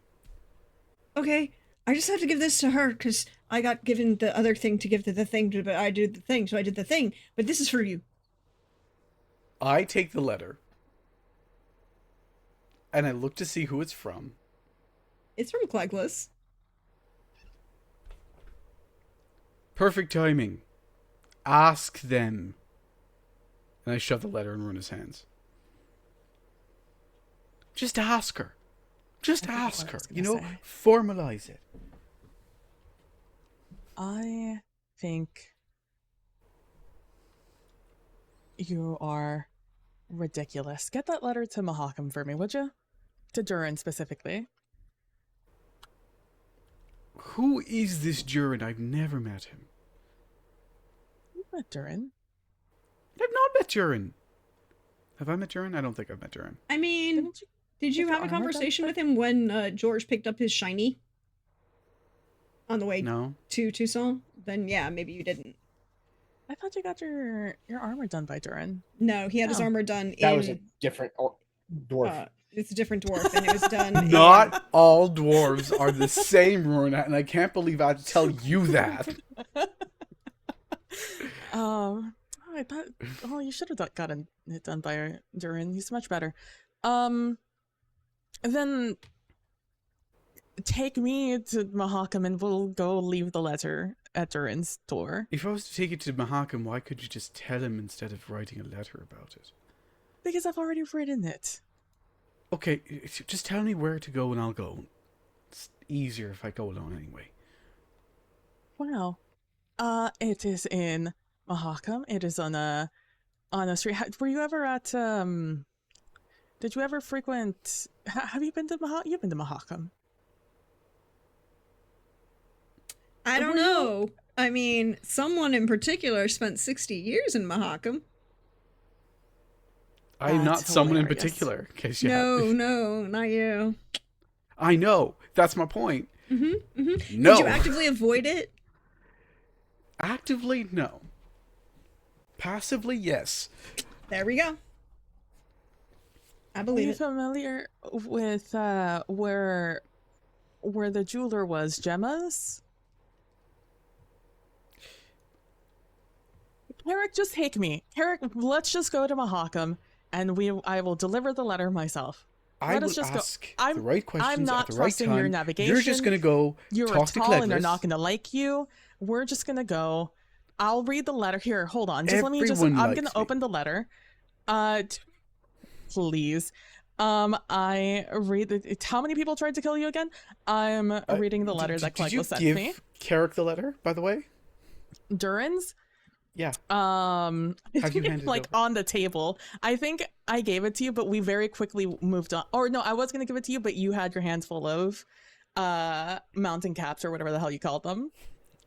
It's an ice cap because it's a Ice reference to Tim caps. Hortons. Anyway, And I put them so it's like on the table. okay, read Next your to letter. like Under the seas. I'm reading the letter. Cloudless is very appreciative, very effusive in her there you hold please. Hold please. Hold please. We're doing this too fast. I need to write a letter. I needed to roll a thing. Da da da da da da. Da. She will greatly accept your invitation to a date. There's, very effusive, very formal response equal to the response that you gave, the message that you gave her. And then at the bottom is, am I planning this or are you? Cool. Yeah. That's all I needed. Oh, yes, it goes off.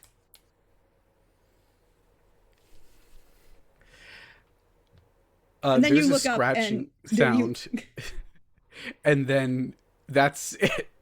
There's no character and there's no letter. There's instead a piece of paper just saying, "Ask her," underlined, and a loose quill beside it. Dumb. I'm gonna, you know what? With that loose down, I'm gonna say you're so dumb. And I would like to say at that time, someone knocks on the door. And whomst is it going to be? Whomever was gonna deliver a letter to Carrick. That I wrote, yeah. Carrick. The footman comes and looks around, is like, am I supposed to leave it? Are you? I'll leave it here. Okay. Thank you so much. And if you, and I'll go back on the letter. Fuck you if you would have waited literally a minute. And I walk off. Do you leave the letter that you sent him? Carrick? Yes. Okay. It's right there with the fuck you. Yeah, okay. Yeah. If you would have waited a second, you would have gotten this letter. And I put the letter next to it. And I head off to I respond to Clegless with I'll plan it. Cool. Because I need to know. hey, Pope, by the way, I'm about to turn off certain images on the overlay. Mm-hmm. Cool. Oh, cool. Great. This is torture. This is torture. Why are you ready? Why did you just have that? What's wrong with you? 'Cause dwarves. Why is it always dwarves? Because dwarves be badass like that. So, Carrick. Yeah.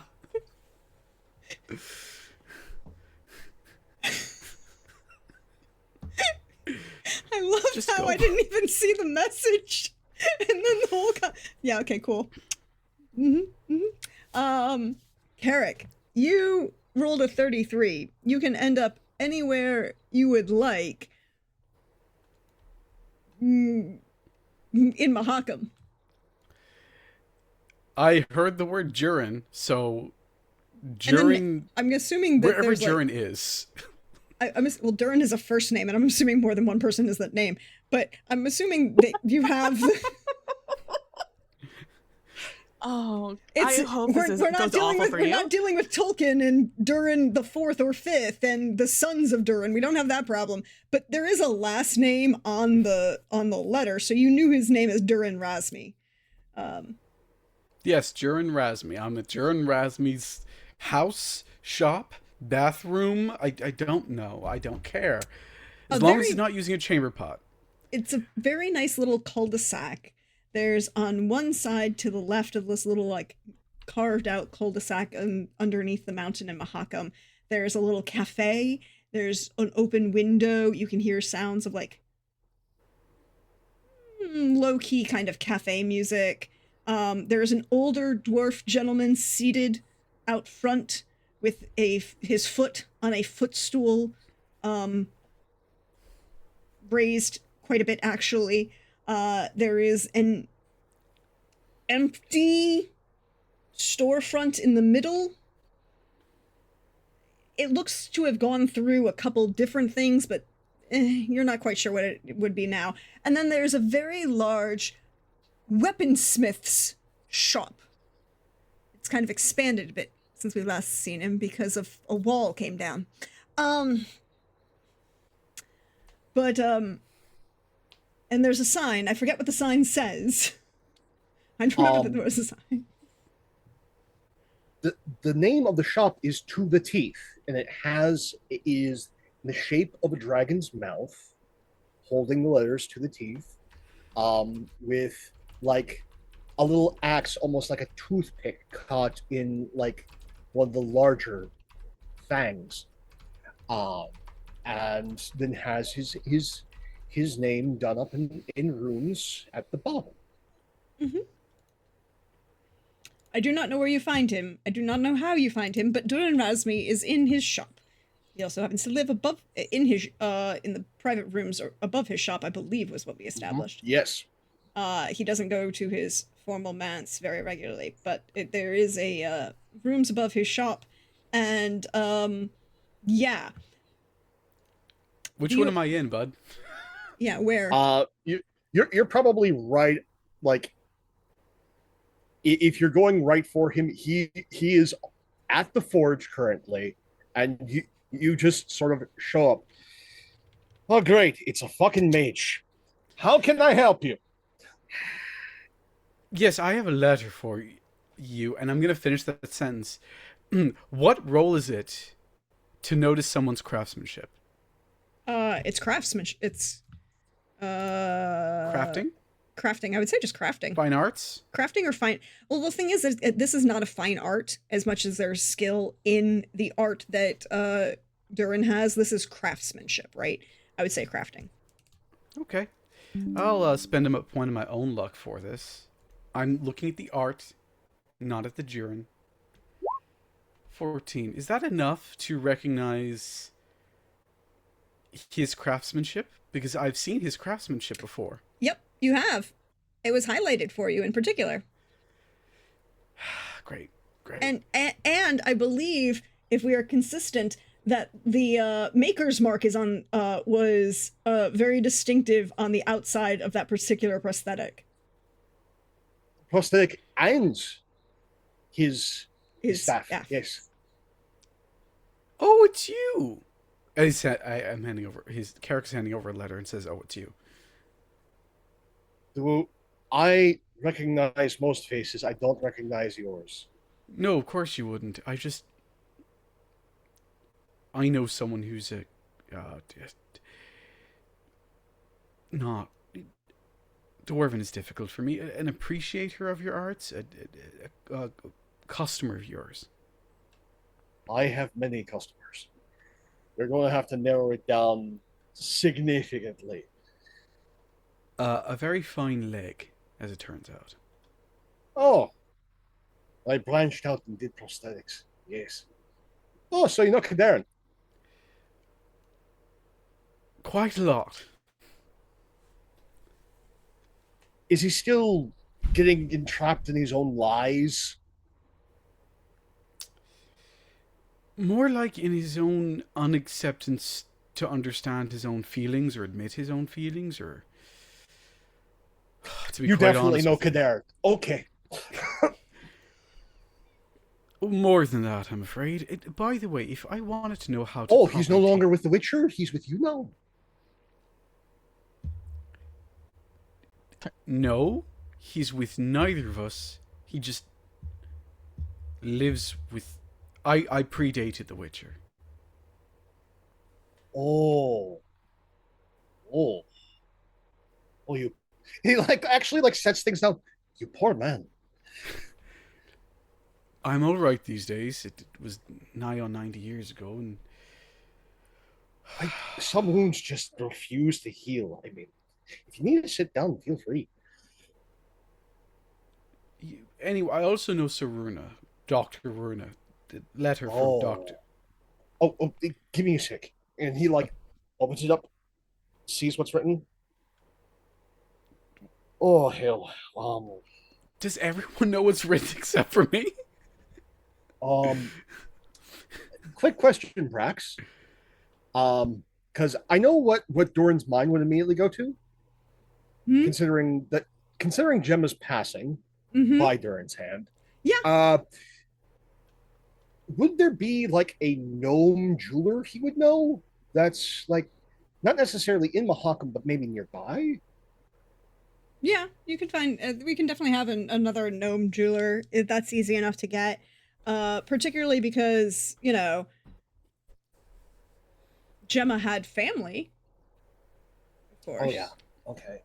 So, did one of them move into the shop, or they or tried to, but the shop it's cursed, right? Like everyone believes it's hella oh cursed. Yeah, oh okay? So it has been abandoned, and like we put stone over that. We don't Yeah. want no. No, Okay. look, Uh, we not only you not only lost Gemma, and there was bulvors and necrophages coming out of the yeah. walls. No, no, You yeah. lost No. No. customers to those Yeah. things. Yeah. No. No. That thing has been walled up, heavily supported. It and we may have gotten not that druid, but someone else to ward it. Yeah. Yeah, definitely not that druid. But Gemma's brother has set up shop nearby. Oh, okay. Um and is Uh, currently popular enough that he has been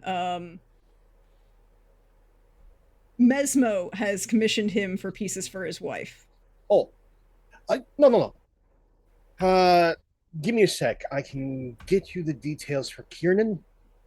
He's nearby and can definitely do the work that she's looking for. What exactly? What kind of work is she looking for? She didn't let you know. Evidently not. No.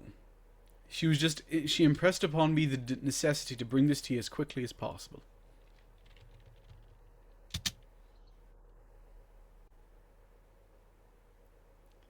You're Carrick. Oh, for the love of. Yes, I am Carrick. Drakithson. Prince Carrick Drakithson. It doesn't matter. Yeah, the fancy pants. I'm not that fancy. Considering all of the print that you're wearing, I beg to differ. Not from the place I come. Everyone wears at least jacquard from the places I come from. Also, you've met Kadairn. You've seen how that man dresses. I'm nothing compared to that. No, you have taste.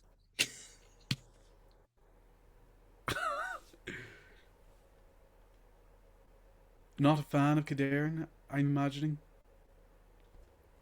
The man is a walking disaster, whether socially, physically, magically. He is just an apocalypse of bad choices. His choices have changed these days. He's starting a school. Those poor children. He's also teaching. He doesn't go on mad adventures to fight the wild hunt anymore. Well, that's because I thought the wild hunt's dead. I mean, brother really took the head off the problem, if you know what I mean. That's a great way of. Sure, yes. Dead. No, no more wild hunt. You are a terrible liar. I just had a day. Usually I'm actually quite better at this. Also, You usually should I'm have a making seat. an effort, but I'm on my back foot. Sure, of course. Where do I sit? Every place is covered There's a with stool tools. right there. It's perfectly comfy. Carrick sits, and then realizes the stool is not tall enough yet, so he sits further and further until he finally sits down on the actual stool.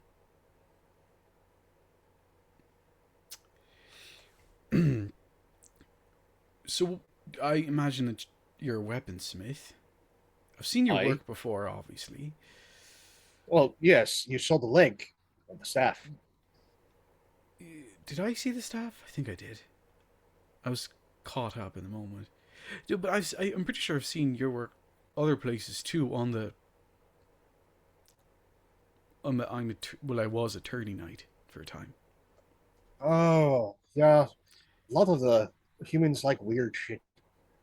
So I make a lot of weird shit. What are you telling me? Humans are strange. I mean, we're strange. Fuck, I really He am like bad at this takes today. he takes like a second look at you. Are you a half?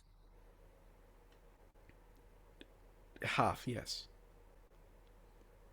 Oh, you poor man. Like, go. I feel like every single time you learn more about me, it's to say the same thing. I, I do get a bit doddering in my old age. You're not that Uh, old. Old enough. I have apprentices. It's weird. But anyway, uh, here's a a roll from across the way and some nice orange cinnamon tea. What exactly happened for you to make... I know that Cadarn is a lot. What exactly did he do to you? Well, let's see here. He was showed up with Brenna, Ardzol, which also meant Mesmo, Esmo. and the Gulos, a noble family. Um, Dwarven. and they brought Math with them. Why does that name seem familiar to me? Math. Math. Don't think I know a Math. You shouldn't, and I hope you never will. Oh dear. That's... Somehow, the man is married, has children. Many Plural. people do. Someone willingly, repeatedly slept with this beast. People have slept with a lot of people. I haven't slept with frequently. No, you don't know. Pray to God you never will. Are you sure you're talking about a man and not a devil or a ghost or some kind of No. wraith? A devil, ghost, hell, necrophages. There's a reason why that place is like tunneled up, cursed to hell. No, no. Deep. He's not entirely mundane, but he's pretty mundane. He's a druid. Um, Oh, he will let you know, as well as the fact that he thinks that he's noble. no. Um, And he's from a southern circle, isn't he? mhm. He downs the entire company. So you do know him. Unfortunately, rumor gets around. That's now one of the most prominent circles of druids on the entire continent. But yes, him. No, you don't Now, understand. People he's taught go around the world now. someone allowed that man to teach.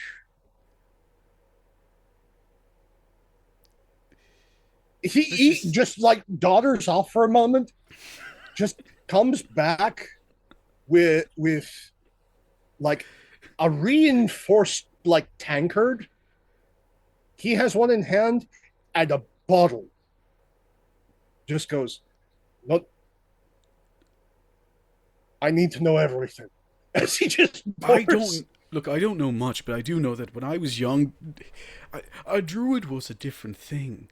All right, they were just completely different. They talked about the history of the world. They were not preachy about it. They were happy to help out in a difficult circumstance. And these days, these young druids are going around here yelling at people about their duty to the world while trying to hawk tchotchkes. There's just a look of silent horror as he's like downing whiskey. There's just eyes above the cup with pained look. Amulets of the ancient elm, sacred river stones, just everywhere. Are they There's a asking whole for everyone's business. blood? There are rumors, yes. It is I met one. honest to goodness, I met when he showed up at my door. I was staying at an inn, and he showed up at my door with a book in his hand, knocking on the door, asking me if I've heard about the nature, the nature of nature is how he put it. Well, what is it? Imperial Southern? I don't know. And then he went on a long rant, and when I tried to close the door, he put his foot in the door. It was just a non-stop tirade. A tirade. I have met druids. I like druids. I've been friends with druids. I've considered... Okay, maybe not that far. But regardless, these new druids scare the life out of me. He made a cult. A man has made a cult. It's terrifying. Truly, it's terrifying. I need to let her know. Oh no, that's going to be a terrible conversation. Just pours himself more. Wait. That's why she's here, isn't it? She knew. Who is She's trying to she? keep me safe. What are you His talking eldest. about? I'm teaching her. His eldest? Yes. Oh, right. You just said he had several children. His name is Maeve, whatever it is. Math, you won't forget it if you ever meet him.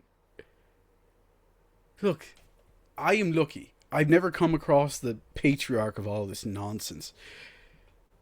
But I will say this. I've dealt with much worse. No. No, you haven't. One of one my has. aunts is Francesca Findebear. You poor man. Another one of my aunts is Brenna. She's lovely. She is. She is. When she's not with the very first person you ever fucked.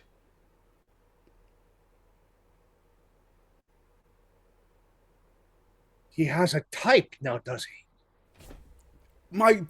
Apparently my entire bloodline. Some people don't realize how lucky they have it. I didn't realize he was that bad. I just put him in an apocalypse bad life choices. He's almost as bad as Math. He went from me to my uncle, to my aunt.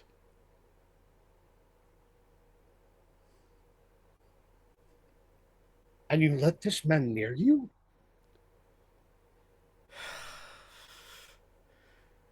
I'm gonna just roll a straight. Just hold on. Just give me a moment. Uh-huh. Go right ahead. Yeah. We've crossed paths, is all. Mm-hmm. Yeah. I don't have that one open. I do. Oh, Could no. you feel free to roll it in this? Just take the math and roll it. Yeah. Oh, in that? Okay. Mhm. Sure, Or sure, sure, no, sure. roll it. Take the and just roll it. Do /R in the Kovir Yeah. one. Empathy Now, plus empathy human is perception. part of the reason why Durin he and Brennan exists. got along so much is that his empathy wasn't that great either. Nor his human perception. There you go. Although I guess technically he's not a character, so he can spend luck, can't he? Nah, Is that right a now thing? he's a player. It's a 9. Oh, he doesn't see a thing. Oh, good. Oh, okay. So,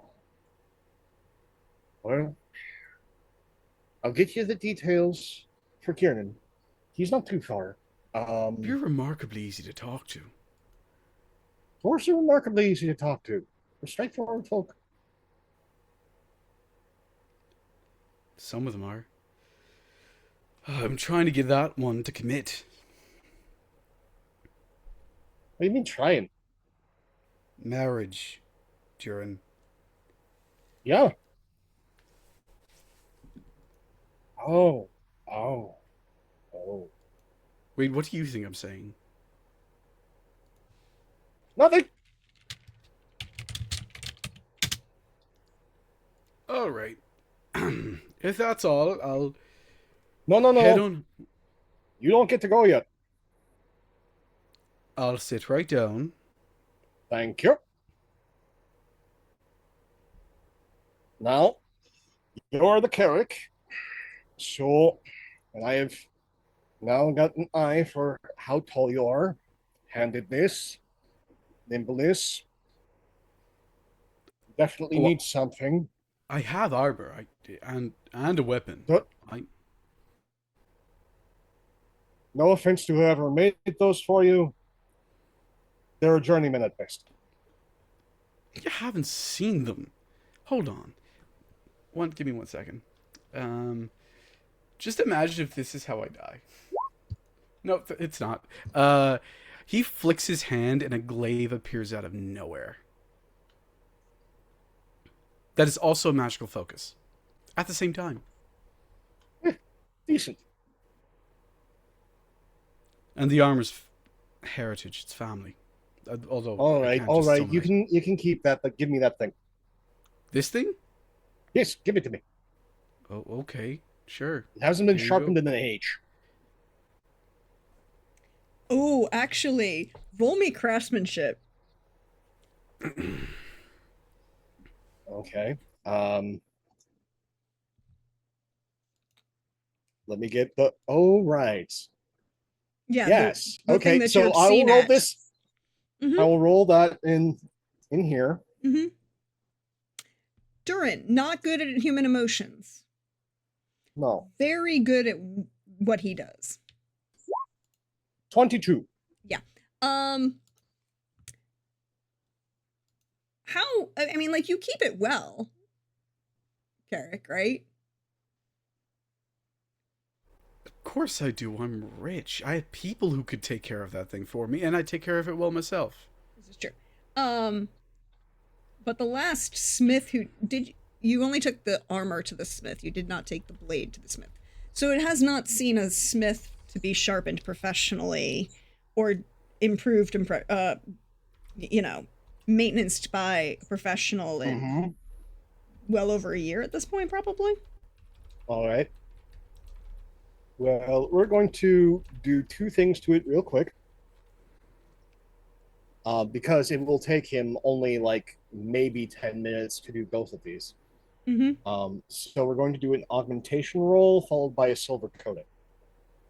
Mm-hmm. All right, so A silver coating? Doesn't that... Mm-mm. Does no damage to what he's got. Silvering a weapon just adds silver damage to the weapon.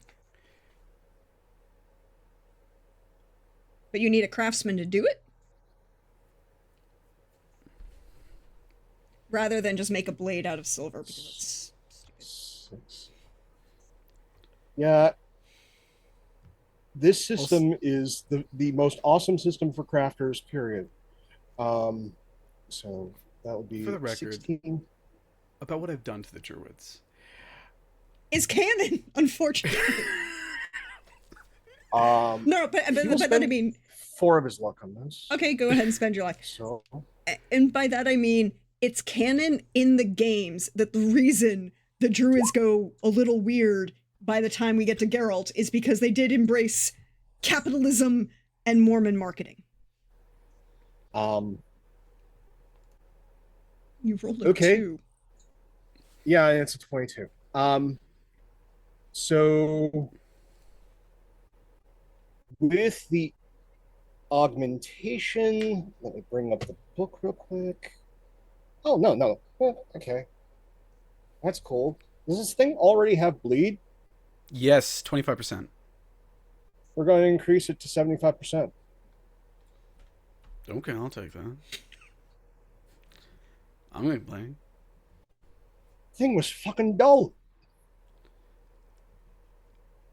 Right, it's not dull. It just takes more than I have to sharpen it consistently. I could barely, get a hair off of my arm. It's dull. No, I see here. Okay, all right. That makes sense. Okay. Also, I will say that part of what I said was inspired by things I've heard backstage about how the druids are, thanks to Math in particular. So I'm not just been blasting off, and I'm sorry for making them Mormons.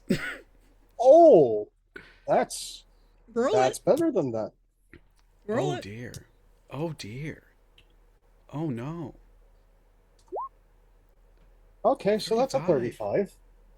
Um, Okay. all right. Um, so it now does 5d6 silver. I'll edit your sheet.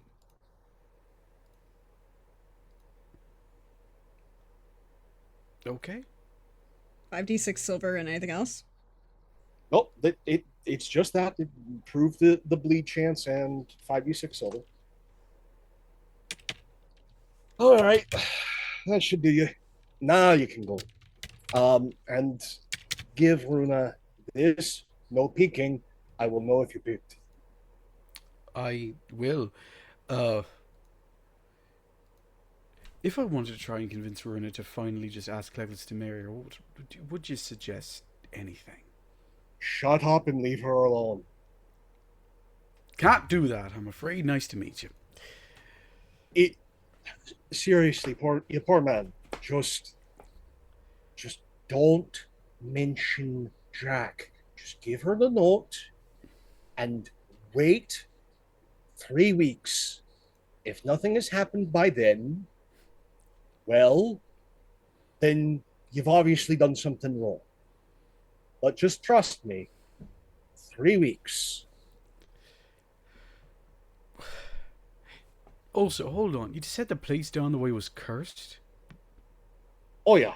No. Definitely between loss of customers' lives, loss of the jeweler's life, cursed jeweler, all the necrophages. It's cursed. All right. Okay. I'll take the letter. I'll use the door, though.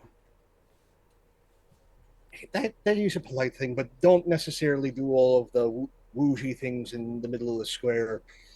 It gives the old man the conniption. I'll find a way. Uh, yeah, I'm There's gonna a pass. nice darkened corridor. Just if you get out of the cul-de-sac, you take the leftish path back up a ways. There is a small little darkened alcove in the main thoroughfare. You can easily do your thing there. Oh, do you want me to tell the recipient of that leg about anything at all? That if he's no longer with Brenna, no. Because my thing was he needed to put a ring on that at least 2 decades ago, but man doesn't have anything but fear and bad ideas. I'm not going to tell him that, but No, it's no, good to no. know. He'll just keep lying to himself.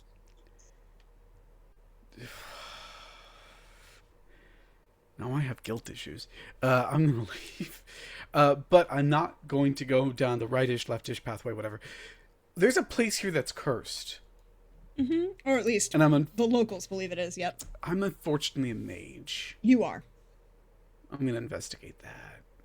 Roll me magical training. It's a boarded up shop front that had a glass window. Can I break in first? You can try. I'm always down to try. What do you want? Do you want me to pick lock I would like a pick lock, yeah. with my 0? Yeah, go right ahead.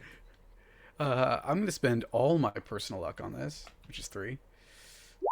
14. Well, it's not like it's actually locked. It's boarded up. So yeah, you can kind of jury rig it enough that you can pop yourself inside. I'll do a magical training. It's a little cursed place. Yay. 27. I'm sorry.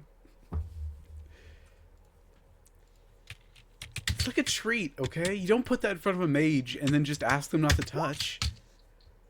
Carrick. Yeah. It's really not wise to touch.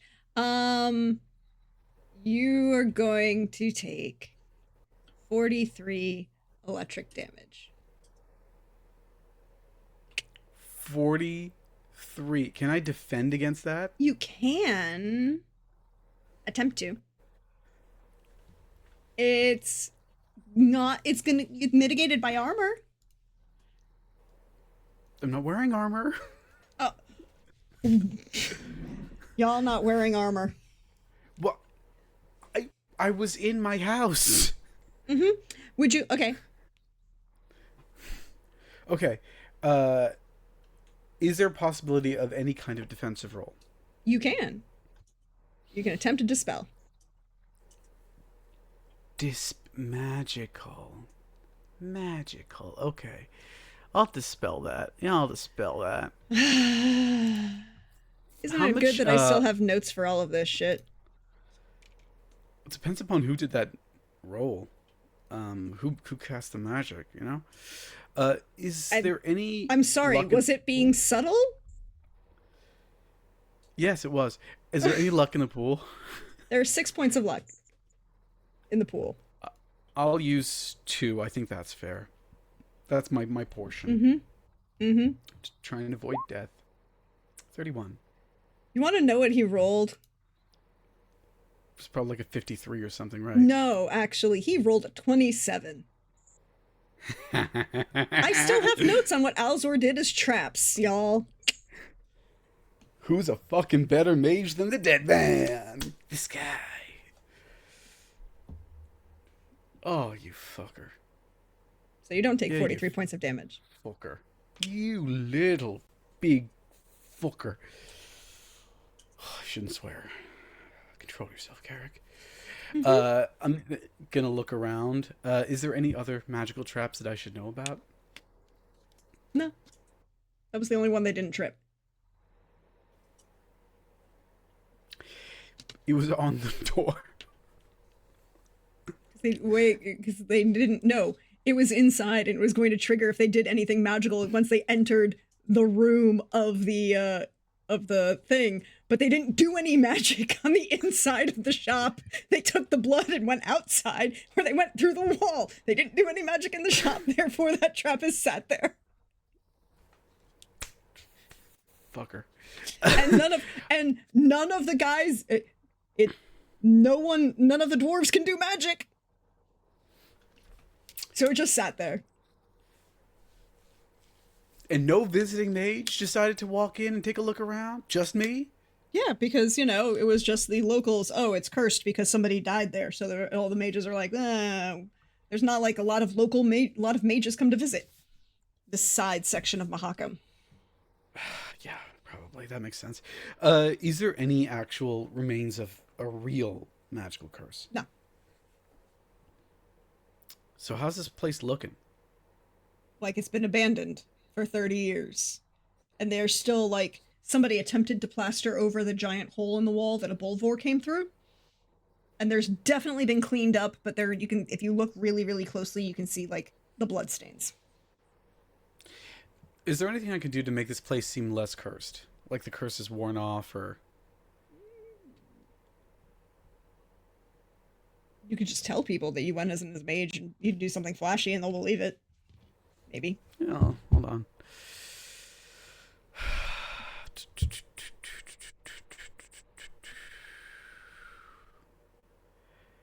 Is there any sulfur around here? Yeah, in the wall. Where the bulvor came through. And is there any infused dust? No. Do I know where to find infused dust? You know how to make some. How do I make some? Well, you kill a bunch of monsters. Oh, they're dropped by wraiths. Yeah, and... Aren't they? Yeah. Didn't we say that we... You picked up... Runa did. Runa picked it up and she has it. I have it. She didn't give it to you. Yeah, well, I'll come back another day then. Mm-hmm. And do something flashy and cleanse it out and make it look nice. But this is a perfect place. I lock it up from the inside. Is there a key in here by any chance? No, it's just the bolt on the door. Yeah, I'll bolt the door. I now have a safe house. Yay me! And I'll teleport out. Cool. Teleport out. Runa. Okay, wait. Carrick, where are you teleporting to? Oh, Runa's bedroom. I'm not there. Yeah, I didn't think you would be. I'm just gonna leave the letter on your dresser table. You're good. Yep. I'll leave that on the dresser table, and then I'll take another. Do you have a writing implement just hanging around? Yeah, there's like a pile of very nice, neat little pile, handwritten notes, very florid handwriting. Cleglus's, right? Yeah, that's what I thought. I borrow one. I take like a fresh piece of paper. Turin's quite a nice guy. Here's your letter. Jeweler's changed, directed to another. Ask her. And then Carrick. And then I put everything like it was and leave. Mm-hmm. That's it. Verna, where are you? I am down looking for Eleanor. Roll me an awareness. Ooh, a 20. That's low. She's relatively easy to find. She's kind of moved herself to one of the side bedrooms. Has a balcony. Well, not a balcony, a window seat that she's sitting in. Watching outside. Is this a bad time? Ah, no, of course not. What can I do for you, my petit chéri? I've got a question to ask you, and I thought I should just come and speak to you. It's been a little bit since I've stopped by. I wanted to see, first of all, how are you? How are you feeling? I'm fine. So, I mean, you saw me yesterday. I was perfectly fine.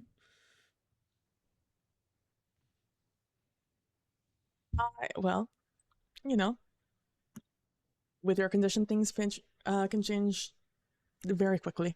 Mm. My question for you is, I have a location that I've frequented for the last few decades, that Carrick knows about, and we've been to a couple of times. And it's the location that in about a week's time I want to go and propose to Clegless in. Oh, ma chérie, how are we doing this? Roses, a little overdone.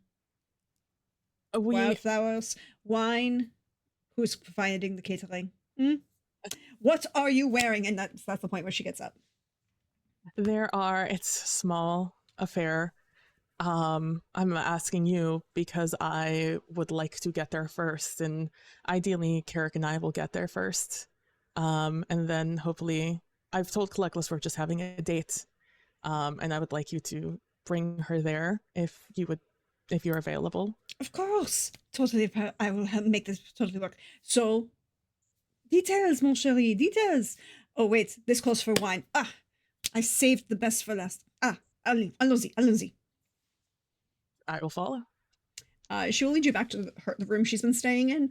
Close the door, and you feel like a ripple of magic pass through, but it feels like you walked through a cold waterfall for a brief moment, and then it's done. All right. So, first of all, what are you wearing? And not that. I hadn't given it much thought, to be fair. And she takes up a piece of paper and a pen and just miraculously in hand. All right, wardrobe, I'll take care of. Who's providing the catering?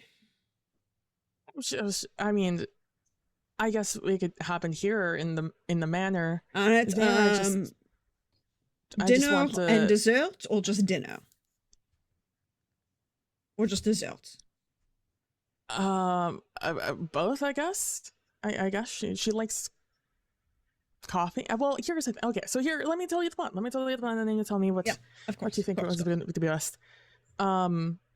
I would like. This is a clearing that Carrick and I have been frequenting, and I've been slowly preparing for eventually asking Cleglis to marry me. It is it's just a nice clearing out in the middle of a forest that I would say the name of if I knew any forest that existed in the Witcher universe. Don't worry, we got you. And every time we've been there, it's been relatively safe. But I've planted some flowers there that particularly bloom under the full moon. And the moon has a wonderful brightens up the entire area, and I would like to bring her there as the full moon hits its peak and do the thing there. But it is a forest, and I'm a little concerned about bad things happening there. So we've got Kanye and Carrick acting as bodyguards for this momentous occasion. I'll make sure that they can't overhear and be spying nosy individuals. We are going to have to decide on your wardrobe. Oh, okay. Look, the armor, very good, but this is a date. You still want to dress up for the date, no? And you want to be a little even better when you get engaged. Put effort into getting engaged.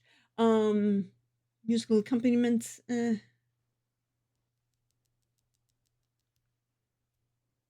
We'll hold off on that idea. You've got the flowers arranged. You've got the clearing arranged. We can arrange the bodyguards. We've arranged transportation. Now we just need to focus on what you're wearing, what we tell Cleglis to wear. Catering. I will talk to Mrs. Ainsworthy. She is professional and I know exactly what you need. Are we putting the ring in the cake or are you presenting it yourself? Presenting it to myself, preferably. Okay. Whom's jeweler? Who did we get it to make? I've sent a message to Durin to see if there has been anyone to take up the space of a good jeweler down in Mahakam. I just sent. Well, I sent Carrick off with the letter 10 minutes ago. So hopefully Durin gets back to me soon, and then he gets back to me soon. I mean, that money's no problem. So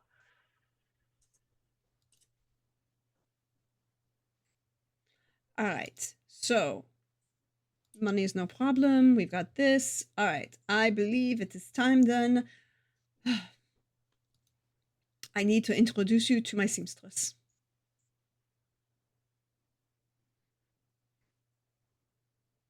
Okay. What are you thinking? That you need something appropriate for the event. I mean, I'm sure you have ideas of what you think I should wear. Well, we're going to go. You're not going to want to wear anything truly uncomfortable, which means I'm assuming that you don't actually want to wear skirts, no? No. So, very well tailored suit, appropriate colors, fit correctly. You look fabulous. The proper embroidery sends the message, no? If you say so. Yep. I trust you. All right.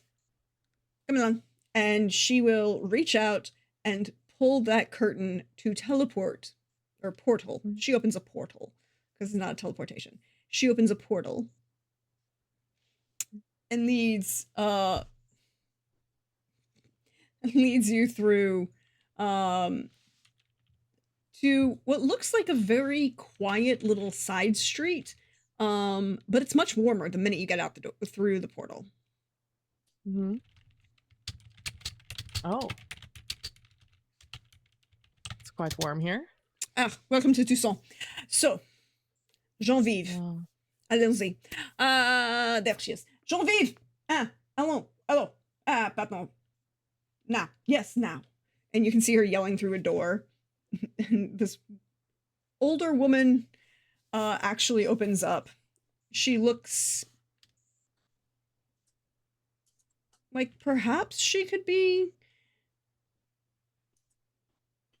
some sort of distant cousin of Eleanor. Mm-hmm. There's similar facial features, but definitely no ears.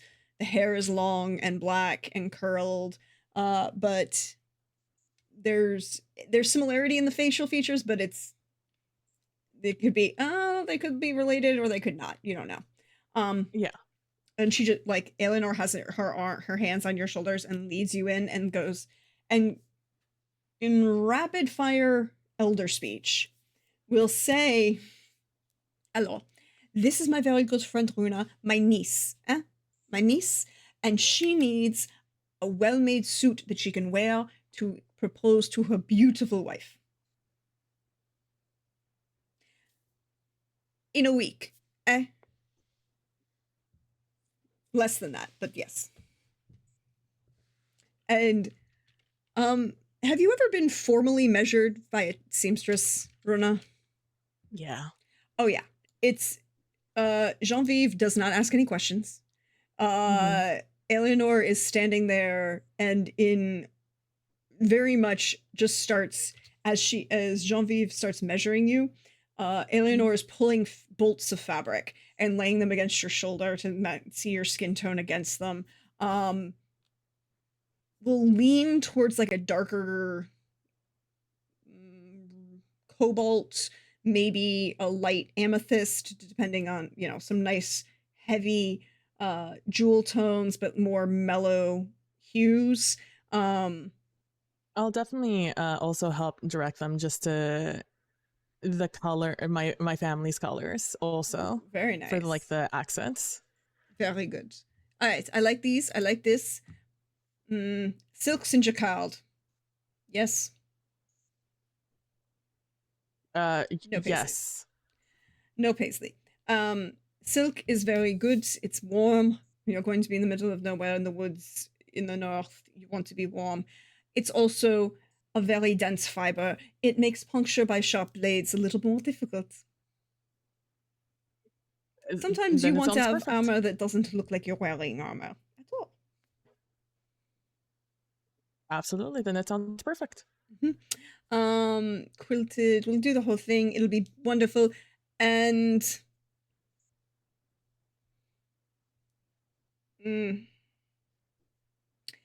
double-breasted, double vent. Definitely go for the pockets in the front. We're gonna go for a slightly wider shoulder, thicker V-neck. We want something large enough that we can put collar, not V-neck. Collar and lapel that we can put a large nosegay on. Definitely strengthen that a little bit. Not with her skin tone. Runa never had a quinceanera. Maybe this is the time. You don't know. You don't know what I've Runa. done. You don't know me. You don't know my life. But also not with that skin tone. Pink was not part of our colors. Nope. And it will be a good 30 minutes of this rapid fire design of a perfect suit for Runa to wear to propose to Cleglis.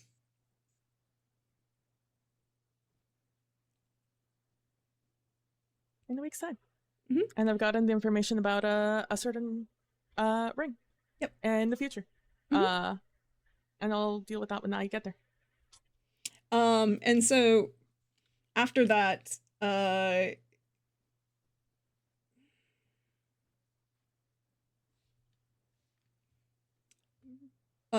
the time that half hour is done, Eleanor will smile, kiss Genevieve goodbye, and pulls open the curtain again to portal back to her rooms.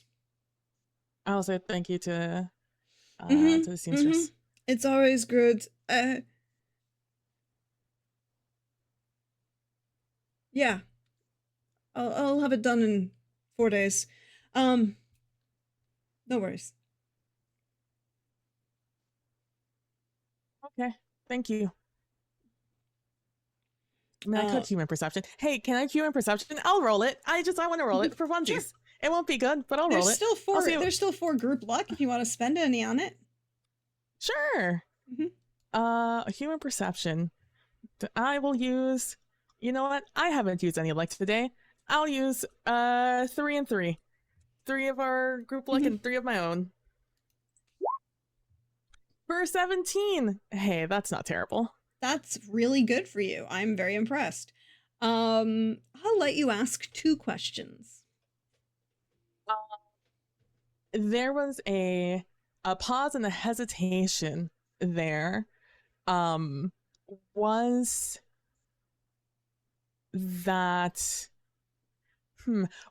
was that pause natural? Was that a natural pause, like, oh, stop, ponder about something that I would be thinking about in this moment? Not quite. Nope. I'm trying not to ask just directly, was that magic questions? Because I wouldn't know. I did. Well, here's a question. If you're thinking magic, you have hung around with Carrick for a long period of time. Very true. Yeah. Was it a...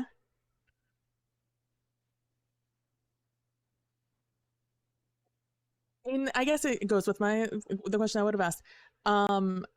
Did it seem like an intrusive thought, or like an planted thought, or because I'm looking at Alienor in this moment, I was going to look at Alienor and say, did Alienor notice? But now my question is, does it seem like Alienor said something? It seemed like a pause that might perhaps go with some form of telepathy. I will look at Alienor. I'll say Alienor? Of course. Allons-y.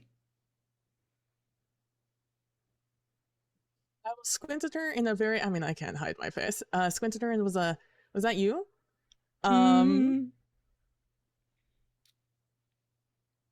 she'll just wink at you and escort you through the portal. Mages and your brain things. Magic users. Is this why I can't trust anything? You can trust 2 things, my dear. I mean, I could trust you. I don't... you have free reign to my brain whenever you need it. But I do not... No. We don't do that. We're not rude. It's rude if I give you permission? Even then, it still seems rude without permission each time. We knock first before entering a room. That's fair. Though you can enter if you wish. It won't be locked for you. If it is locked, then that would be odd, I guess, is what you should know. Again. But thank you for introducing me and bringing me to your seamstress. Very kind. Yep, she'll have everything ready. 4 days. We'll be good. What are your plans with Caligulus? What are you going to try and convince her with? Oh, that's easy. Is it? You're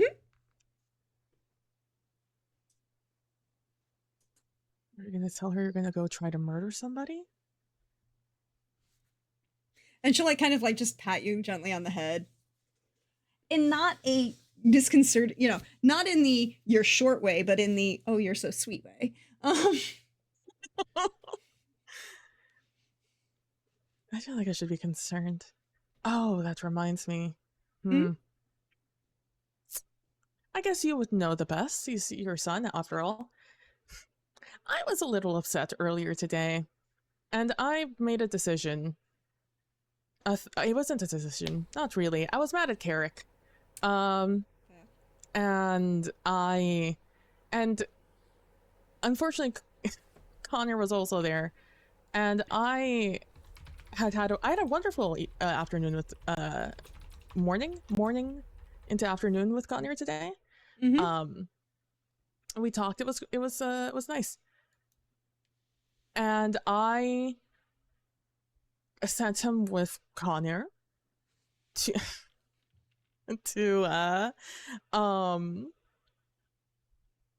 with Carrick to go fetch me some things from the local mountains. It Mhm. seemed logical. Carrick knows the area, and Connor um Mhm. was a good way to get me alone with George, so I could yell at him without Mhm. further embarrassing him because they were laughing, and I think that's embarrassing. Um, so I sent them off alone. However, was I don't know if that is something that Connor is going to take offense to. Probably not.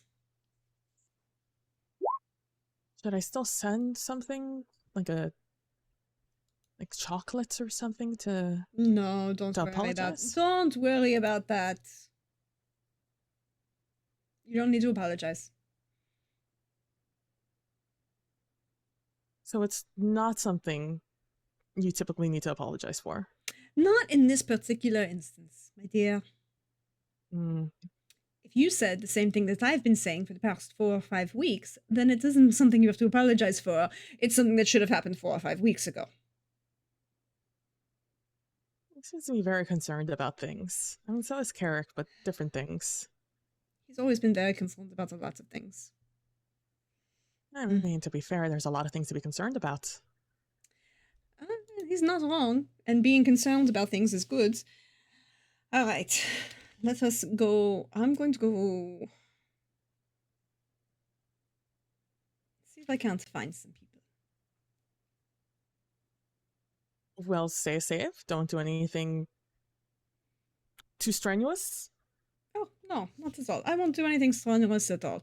I am just going to, do some light activities. Actually, light activities and not some of this. What did I hear that Georges is running up and down the damn mountain? Ugh. Don't remind me. It will get me upset all over again. Mhm. And I'll leave you to it.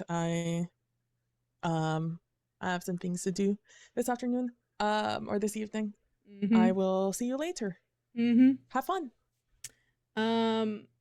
Carrick, you feel something brush your mind as you're walking up and down the halls. I ignore it. Mhm. We're I not give rude. up. What? And there's just this like just as she said, they're not rude. There's no push for it. uh, I give up because I rolled a 73. Mhm. And I just go to George's place. And I walk in without knocking. And I sit down on a chair. And I just stare at George.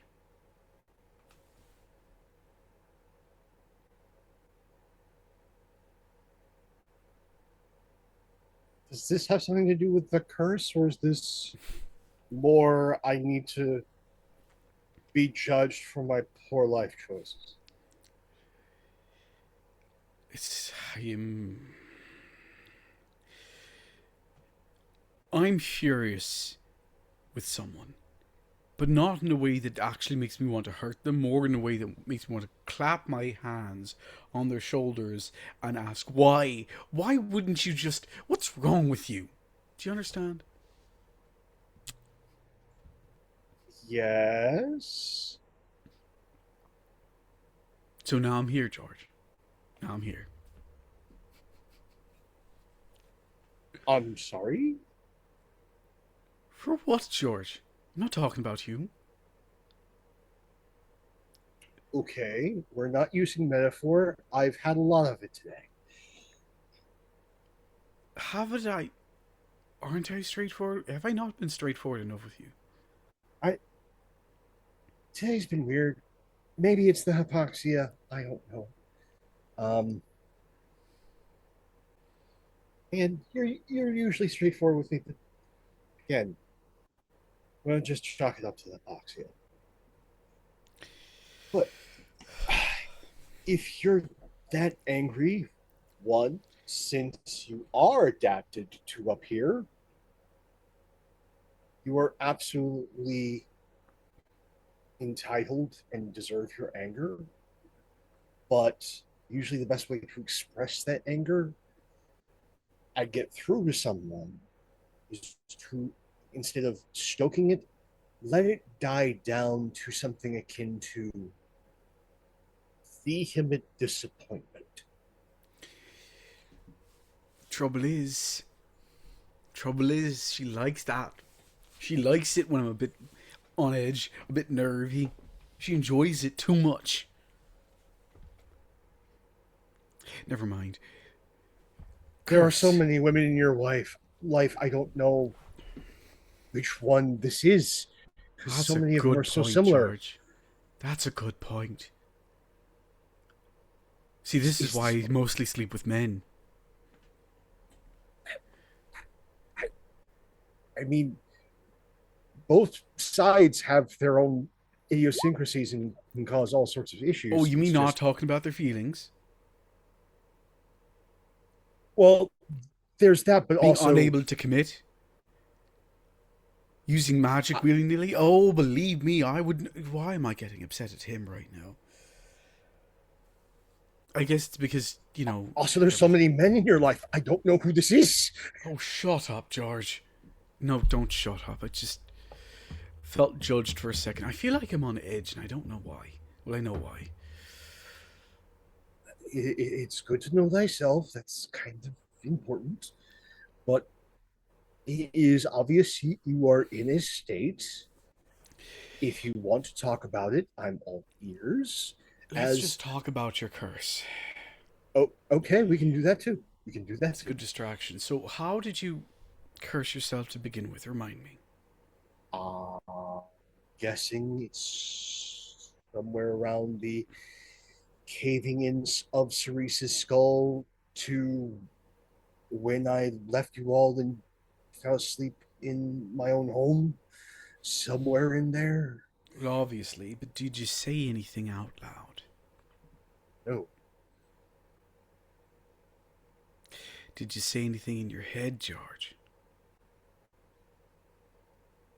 given everything that's happened between now and then, I don't even think I would remember if that was the case. Well, knowing the wording of these kinds of things is quite important to try and figure out what exactly entangled itself upon you. Just, again, tremendous guilt, and I should have been there. I should have saved her.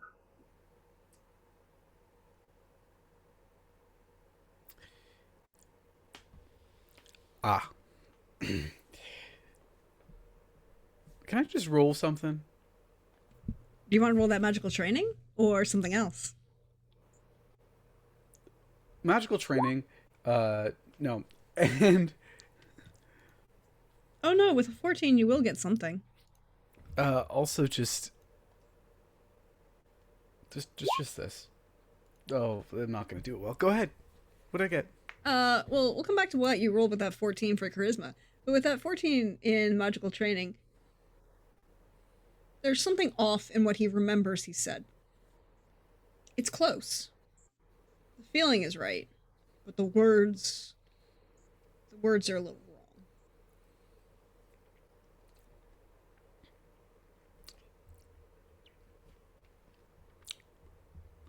George, you're kind of hiding from yourself here.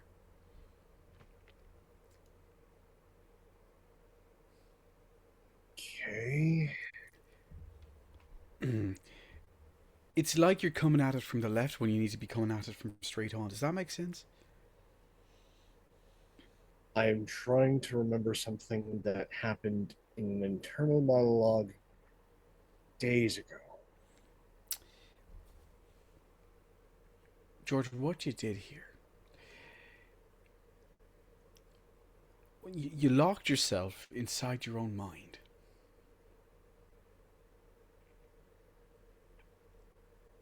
To try and fix a death that you did not cause and you could not have prevented.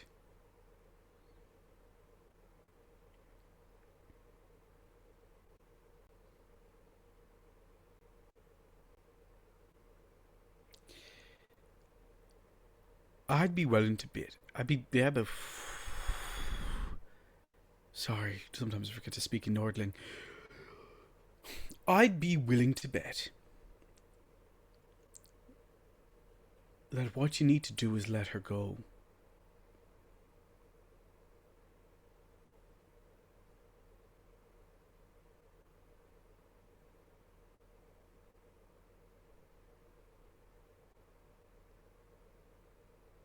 Well, that's usually a process and not something one can just do. You think I don't know that? So, this isn't going to get better anytime soon. What are we going to do in the meantime?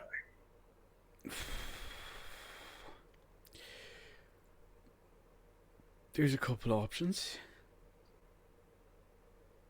I'm willing to hear all of them.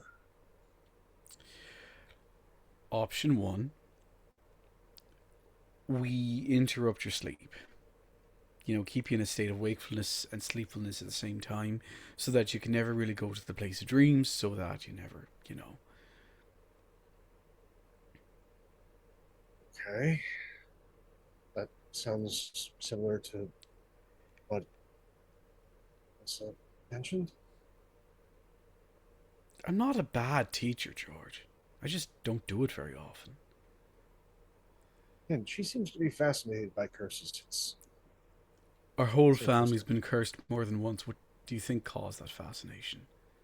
Yeah. Curses are the reason why she's an only child now. Curses are the reason why she has no parents, George. I didn't know that.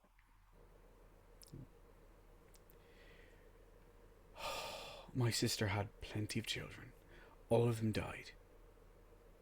Those children had grandchildren. Out of those grandchildren, only Ines is left.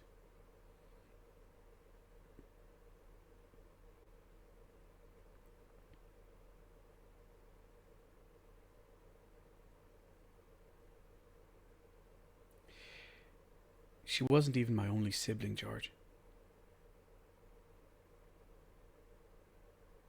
But he didn't last long enough. Barely lived a few days.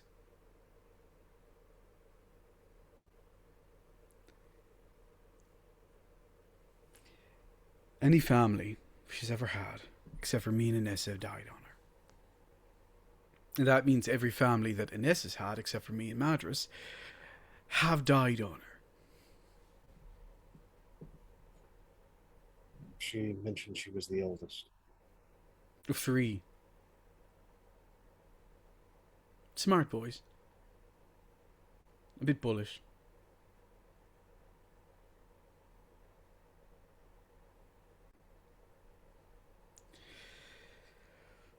Curses are a nature of being in this family. They're part of who we are.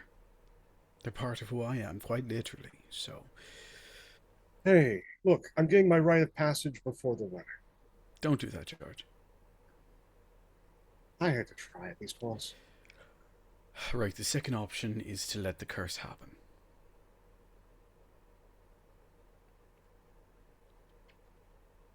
Rather not. What you're dealing with, George, is an internal battle. It's in your head. If you fall asleep, so long as you're minded and aren't allowed to die, you'll have the time you need to process what happened to you, what happened to Cerise, and to let her go. You were in there so much that you... Yes, I know. Please don't remind me, George. The reminder is how deep in denial I am currently am. Except you're not anymore, George. You were when you went to bed that first night. You have a lot more sense now. At least you know what's going on. You know what's going to happen in the stream, which means you can take control of it.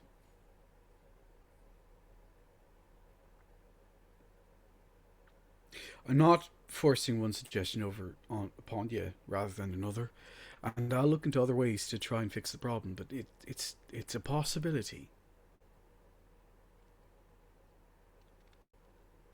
and we woke you once, we can do it again.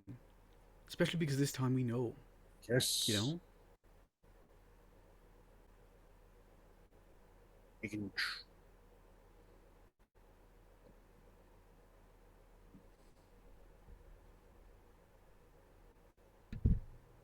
We didn't get that, Pope. Sorry. I guess we can try the interrupting to start. Let me get.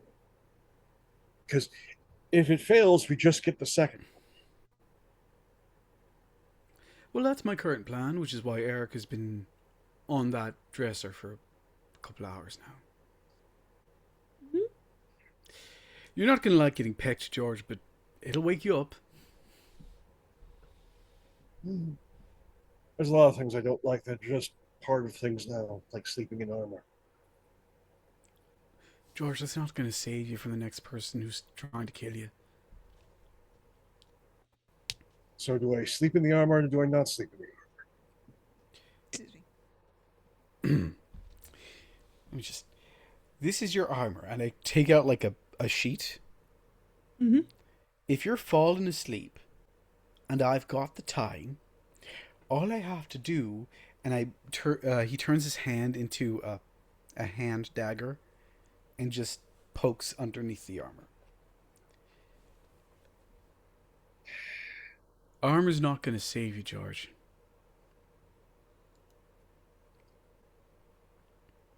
Being prepared will, but it's not the reason why I got stabbed in the first place. The reason why you got stabbed in the first place is because you didn't wake up. And you didn't have enough time to react. Those are things you can train into yourself, but, you know, armor's not going to save you from it. Also, you were in an inn, now you're in a here. You're less likely to be attacked here. Of course, someone could teleport in and just try and stab you, but, you know. If someone were to teleport in to begin with, they'd probably try and electrocute you first, and armor's usually not very helpful with that anyway. Metal conducts electricity. More likely it'd fry inside your armor.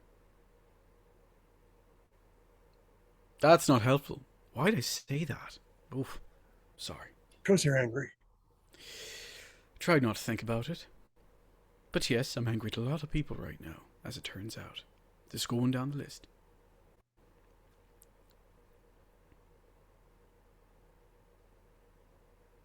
Okay.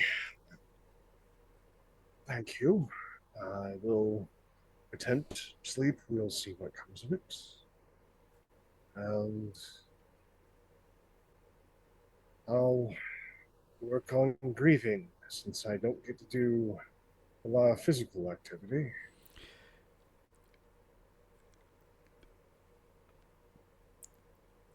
Talk to people you trust, George.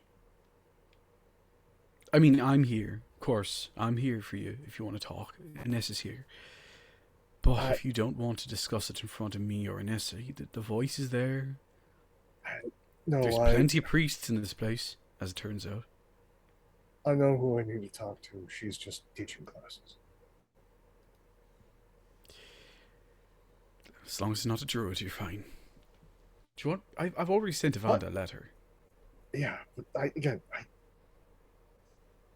when she arrives, I was there for her when things got rocky with Kenna. We have an entire thing now. It's just a matter of when she gets here. Give it time. Yeah. I'll let you sleep. Rest, that is. Yeah. I know you already have a lot on your plate. Thank you for doing this. But also at the same time, don't know why. Again, I'm going to chalk it up to the hypoxia. This is fairly certain. Mine's been cursed since Ravenant.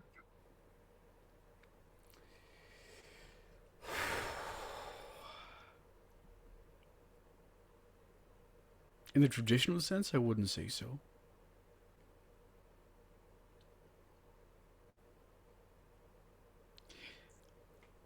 George, you've walked amongst us for quite some time. Not here, I mean, just around, right? You've been in Yes. castles and palaces. You met a lot of Radovit's children. Belligerent and numerous as they are, yes. Have you ever seen one of them be happy? Truly happy? Only one.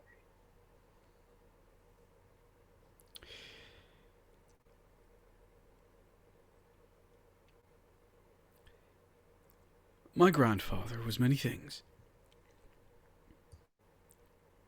And his sins affect us all. It's part and parcel of being related to a man like that. To be fair, the one that I found that was truly happy is Novigrad. He is happily married. Has 4 kids. And is doing fuck all when it comes to nobility. My father was very happy for a time.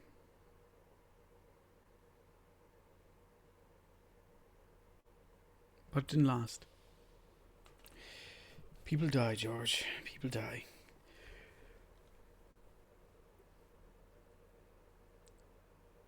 You do know that if you hurt her, I'm going to have to hurt you, right? If I hurt her, you're going to have to kill me. I understand it, but I'm fairly certain No, she'll kill me George. first. Killing is a kindness.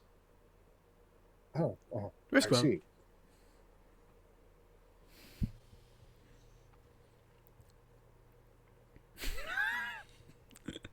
Did I leave you in a worse position than we started, or a better one is the question? He's not sleeping for at least another hour. Where are you headed now, Carrick? It's getting late. It's after dinner by this point. I mean, he'd be wandering, which means at some point he's going to aimlessly wander in a certain direction, a specific direction to a specific room. And I think we all know whose room that is going to be. I'm in the study. Oh, no, not you. Kadarin. Mm-hmm. Good. Oh, let's go. Let's go. I'm in the study, by the way. That's, just update. Mm-hmm. Mm-hmm. Go talk to He's Darren. clutching, by the way, he is clutching a letter in his hand Mm-hmm. this entire time. Mm-hmm. Fuck you, PB. Fuck you. You're welcome. Anyway, he's gonna wander in the direction of Kadarin's room. You wander in Not realizing he's doing it. not realizing that he's doing it. Oh, this is perfect. Oh, Could you please, as you wander the halls, roll me a magical training?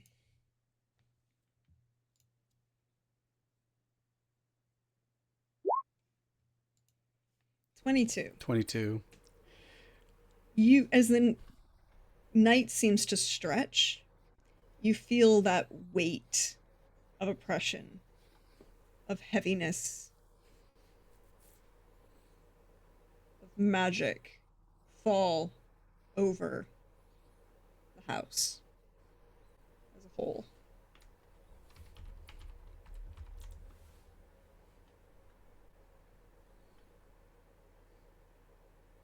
There is currently a sign on Kadarin's door. It says, "At class, do not open, fire risk."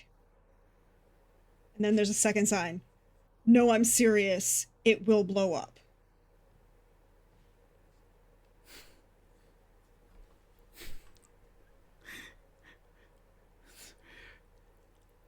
What is it? The door is closed. These are the two signs that have been tacked on the outside. Is there a balcony in Kadarin's room? Yes. I'll teleport to that balcony. Could you roll me spellcasting? And if I said no, 27. Hold on a second.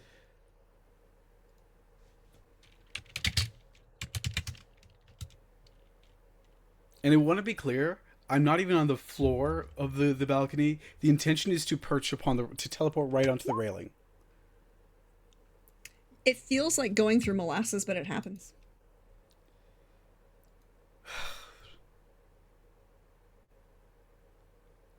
I really need to start handling my curiosity better. Now that I'm on the railing to the balcony, Mm-hmm. can I do a little, not getting down yet, Mm-hmm. can I do a little checky roundy looky? Sure. Awareness or magical training? Would you mind if I did both? I will let you do both. You'll get different answers with both. Nope. That's a 10. Mm-hmm. I've fumbled magical training so many times today. It's ridiculous. Mhm. 26 for awareness. You don't know magically what's going on. There's a lot of magic in the air. There's magic that feels familiar. There's magic that feels very alien. There's magic that you recognize but still feels very alien. It's overwhelming. Again, this is all on the second floor in the West Wing, East Wing, I think we said. But as you look around, there are experiments in the middle of things being done, right? Like you can see you are a student of magic and you are also a student of science.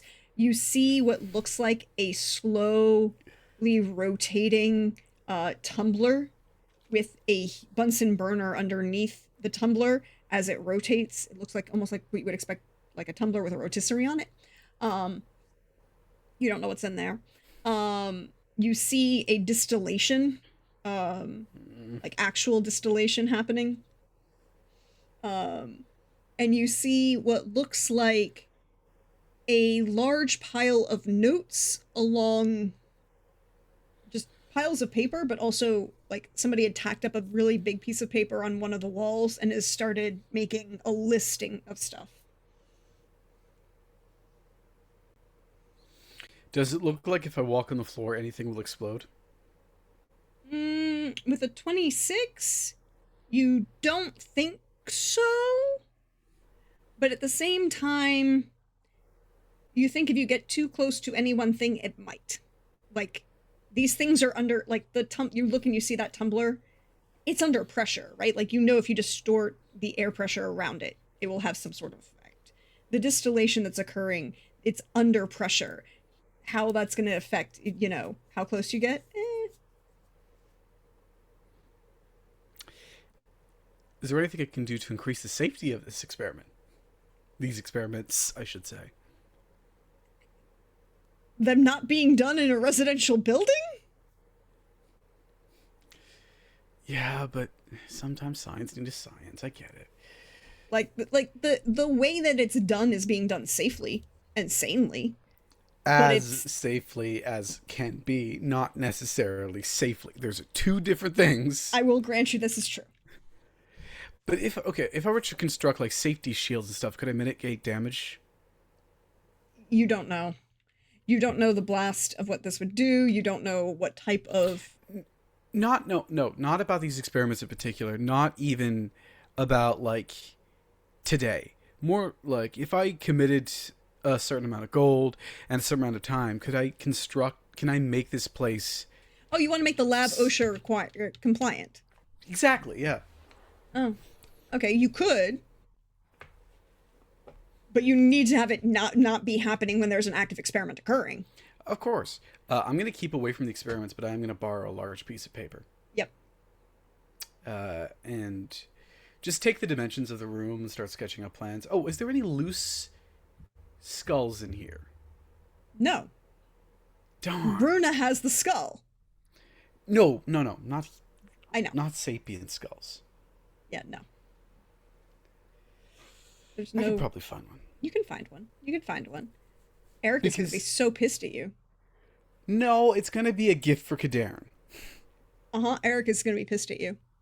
I don't want another one. It's just you leave something to keep watch just in case. Uh-huh. This is not smart. You don't just leave this and then fuck off to teach some children. You leave something behind. Well, the telecommunicator's Okay. there. Yeah. Uh, I cannot stress this enough. A telecommunicator is such a dainty piece of equipment. Mm-hmm.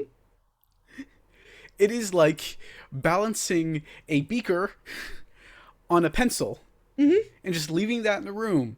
Sure, it might help, but also better ways. There are better ways. I'm going to find him a frog.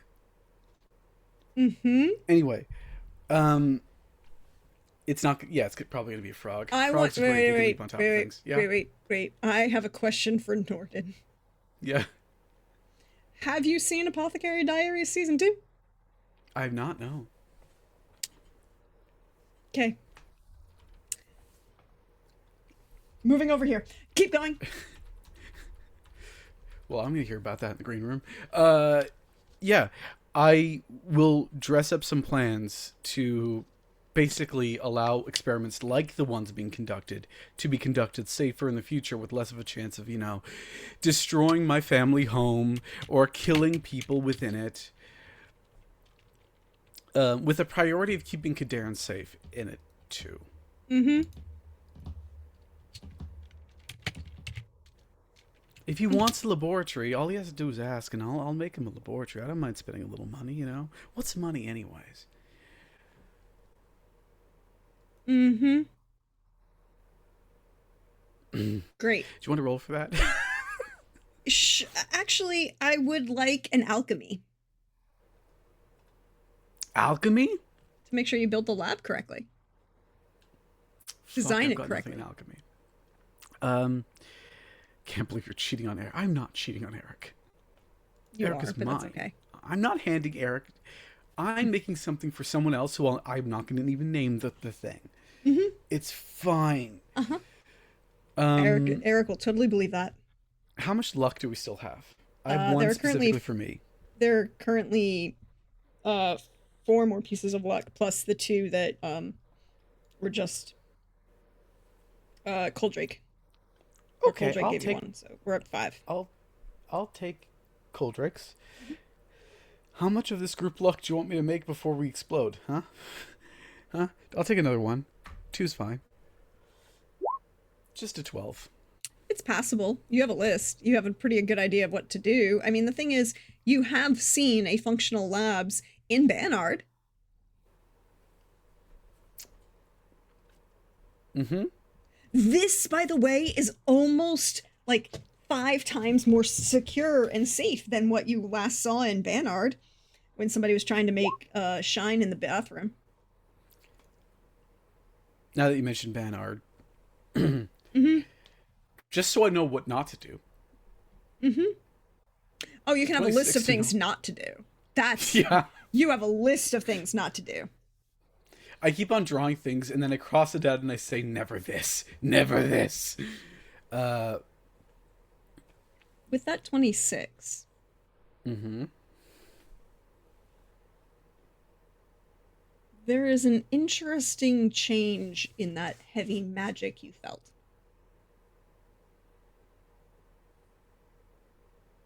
Like a shift, a pause, and then a return.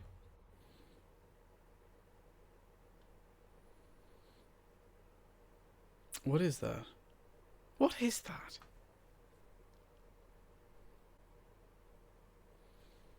Shift, pause, and return. Shift, pause, and return. Now, is it responding to me in my presence? Are we going one state next? I'll take a look at the notes and try and see if we're into stage 4 or whatever it is. Mm-hmm. Doesn't have anything to do with what's in here. It feels heavy. It was heavy Weighty. before, but it was weighty before, but then it changed, and now it's weighty again. Yep.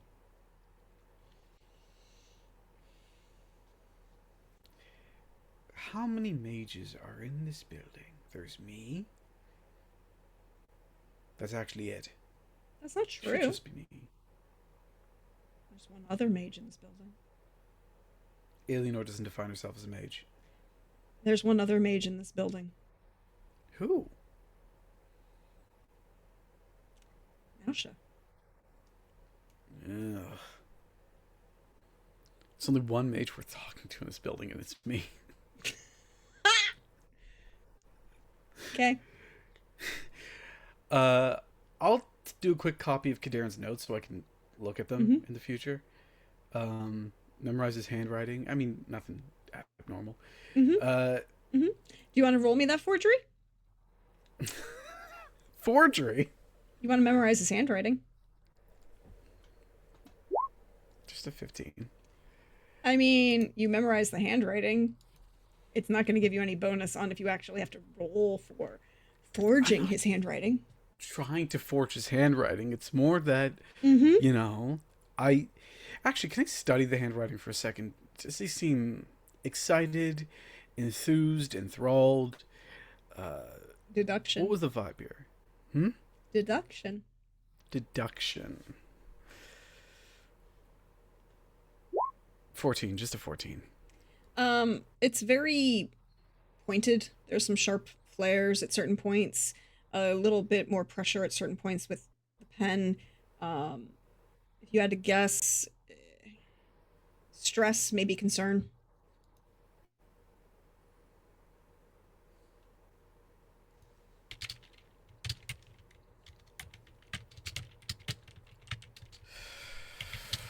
Because this is a thing.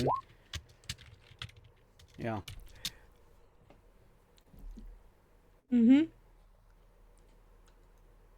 Gently, Carrick is going to walk over to the notes, and he's going to kneel down and just place in the corner, "Tell me what you're worried about," and then underline it lightly.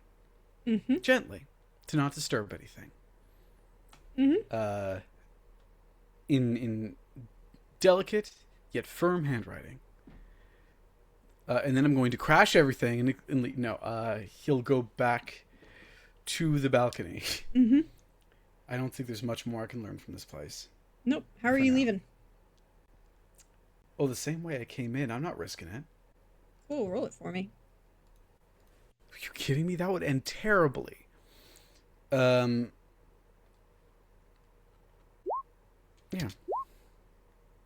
Feels like going through molasses. Who the hell is stopping me from teleporting? What is stopping me from teleporting? Would you Can like I to figure roll that that out? deduction? Or magical training, Yeah. one of the two. I've not had much luck with magical training lately. 28. With a 28, you know of two people who can. And one of whom said that she was going to make sure that an incursion like that never happened again.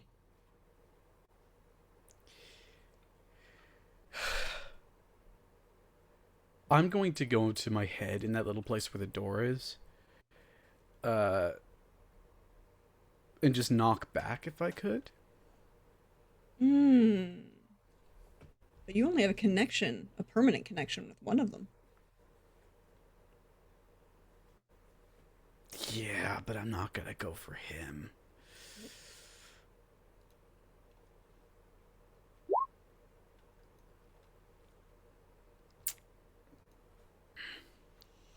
Alien or no.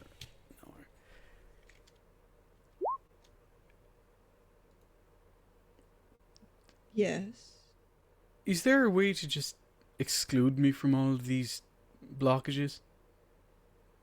That is a lot more complicated unless you wish to sacrifice blood for it. Would you like me to? I've been giving out samples left and right these days. I will only take what you offer, and never demand. Demanding Would it blood be is a- so gauche and overdone. It seems trite. Yes, I know. I've met the druids. My question is, do you Don't think it's a even good get me idea- started on that one. I Don't.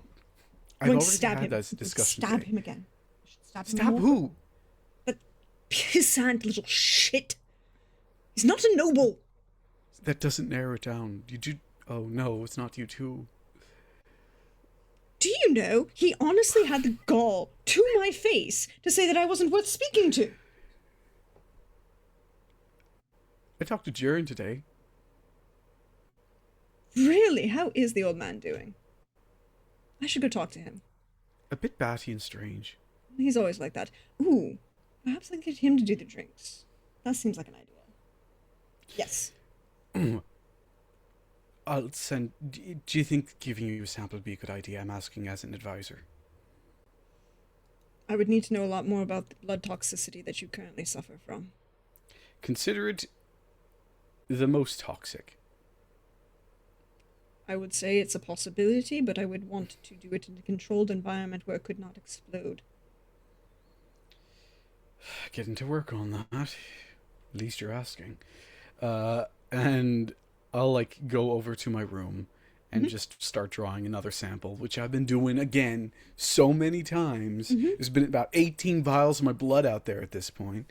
I was so good about not giving it out to people, too. But these days, everyone wants a bit of Carrick. Here you go. Here you go. Here you go. It's fine.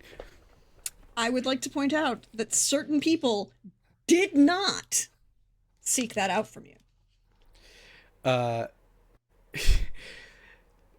Yeah, so Carrick's going to go to the study where he keeps his blood drawing tools and draw some blood. He's not going to light a light or anything. He's just too used to it. He's going to take out a sample, put it in a little vial, and with a huff, go to leave. Again, the same study that Runas just said that they are, but he's not. Oh, yeah. It's like he doesn't notice. Yeah, no, I watch you walk in and I watch you walk out and I'm like, that was odd. And I go back to my clinking and clanking with alchemical things.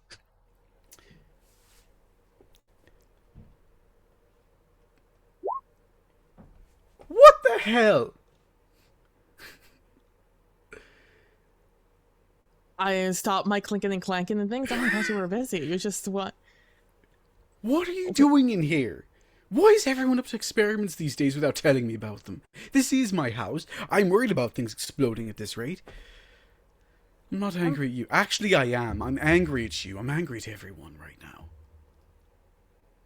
Is there something you would like me to answer? Why wouldn't you just say it out loud? Why would you write it down? We were having a discussion about this very topic, and you decide, oh, I'll wait for the letter. Are you kidding me? It really seemed like you had something on your mind. I didn't really want to... I thought you were asking for, like, something else. Your and, like, the letter was coming. Is on my mind. It's the thing we're actively talking about. You could say, well, Carrick, I actually am planning on asking her. In about a week's time, could you please be a little patient with me? That would have been fine. I would have said, you know what, Runa, great for you. I'll be there for you, whatever you need. I'm so happy for you. I'd grab you around the shoulders and hold you tight to my bosom and say, I am so happy for you, friend, because I've been worried. I've been worried that you'd let your fear get in the way of your happiness for too long. And you know how proud I am of this moment. I would tell you that I could not be more happy for you in this moment if I tried, and that alone gives me more happiness than I've felt in years. I just, I've been planning it for years since we've known each other. You were the one who takes me to the place. I kind of thought that you knew, and that you were like you were doing the noble thing where you like talk around something. And you were working through something through me. You've done that a lot lately, and so I just You're thought lucky that's what you're looking that for. I'm not great at archery.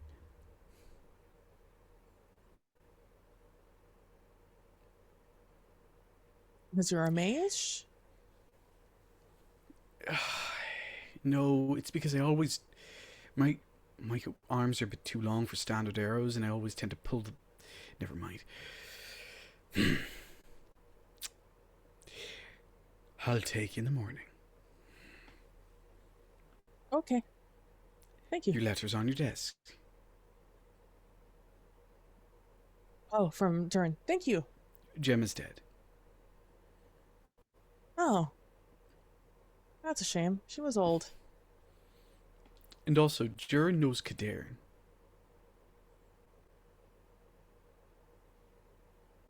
But you knew that, didn't you? No. I don't know what part of I've avoided everyone I've ever known for decades that I don't think it's really But you getting know what through a your maker's mind. mark looks like, right? Go looking at people's maker's marks. Yeah, fine. That's not my field. That's not my field of study. I look at Just next people's time. eyes and veins and things. Just next time. Just tell me. Tell me I got it sorted, Carrick. I'm going to ask her out to marry me in a week. That's all I needed to know. Would have saved us a lot of heartache. Again, it sounded like you really needed to work through something. I Yes, know you're going through a lot of I things right do. now. Like you're married Chief to amongst them Gwendolyn, is you, who's been and missing, by the way.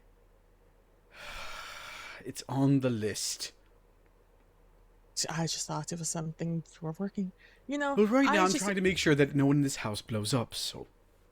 well then next time maybe you are also always direct with me, so I can always know to be direct with you.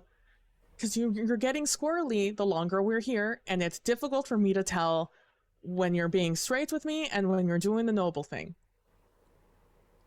Okay. Ask. Well, I would have asked, are you asking me for me? Are you asking me if I want to get married, or is this something you want to work through because you're having a lot of weird commitment issues with your paramours right now? I don't have any paramours. I have a person who claims he's in love with me and a person who couldn't give me the time of day. And a person I'm And the engaged to person's- who's missing, but you know, it's on the list. When it comes to marriage, the kind of person that I am, I only get married to produce an heir. Do you understand? Yes. Which means both Canir and Cadarn are kind of out in the cold. And But Cadarn wouldn't say yes. you're also a mage? I'm already a mage. That works against me and any child I may have. A child born of magic. Probably the least likely thing to be considered an heir, even up here, even up north when things are strange. Hell, they barely accept Anessa down in the south because her grandparents were hand-fasted, not wedded. That's stupid. Oh, it is. This whole situation is stupid. It's foolish. It's backward. It's close-minded. But it is the way it is. Why do they care about blood relation? You have a terrible bloodline. Wouldn't they want something better? No, the bloodline is part of it. Drakithson, remember? Dragon-blooded. Yes. Is that something that the elves value? The dragons? It's not the dragon, it's what our family was. We all have roles, Runa. Our role was to protect this place. Long before Radovid came to town.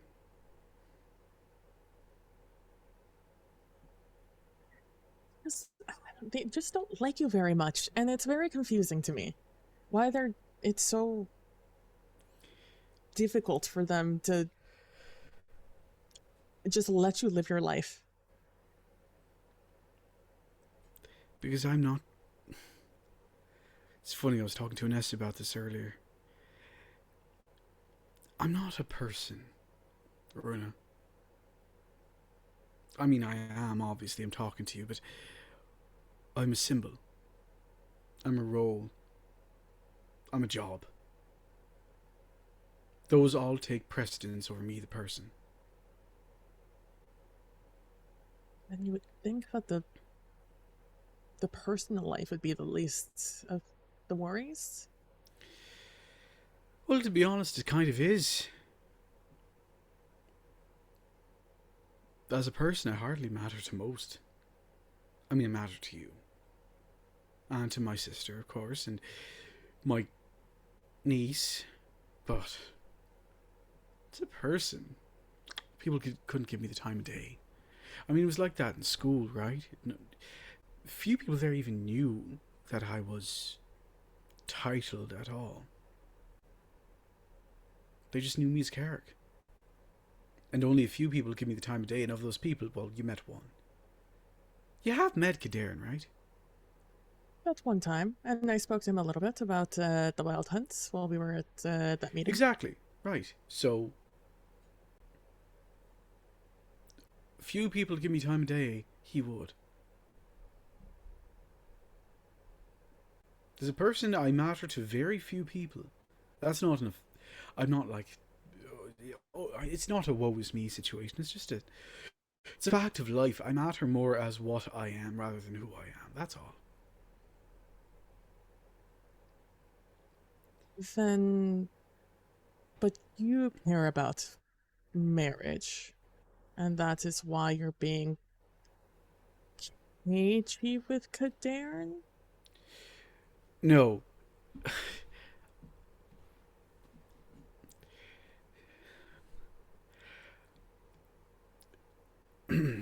I don't know how to respond, so just ask me a question about him so I'll have a direct... Do you know what I mean? Direct... I'll be honest, just... Want to marry Kadarin? I can't. But do you want to? What I want barely matters. It does to your heart, which is clearly conflicted in ways that has even confused me in a conversation about my own marriage. Time was. I would have moved heaven and earth to marry that man if I could. These days, I know him and I don't. And he's not talking to me. And he doesn't want me. Has he said that? Just acted like it. A lot of people act like they don't want things. Take me and Cleglis. I've acted like I didn't even want her. Clearly I do. Okay. It was obvious to some of us. Well, you're obviously my friend.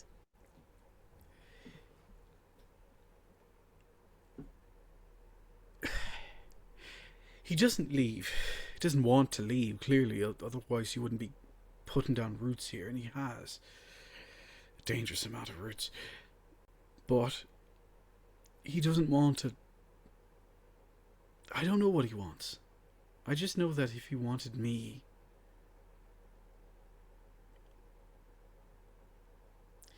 I think if he wanted me, he'd be able to say it.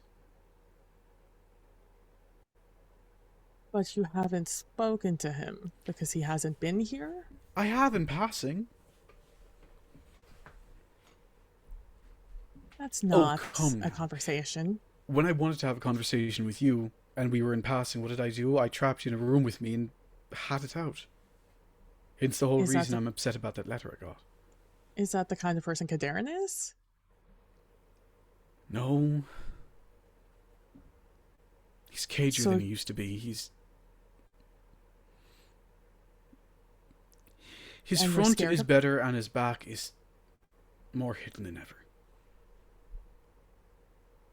So you've been trying to figure the man out before speaking to him, is what I'm gathering.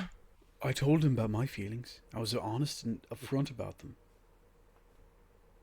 And they haven't changed. And you've given him time to process that? Precisely.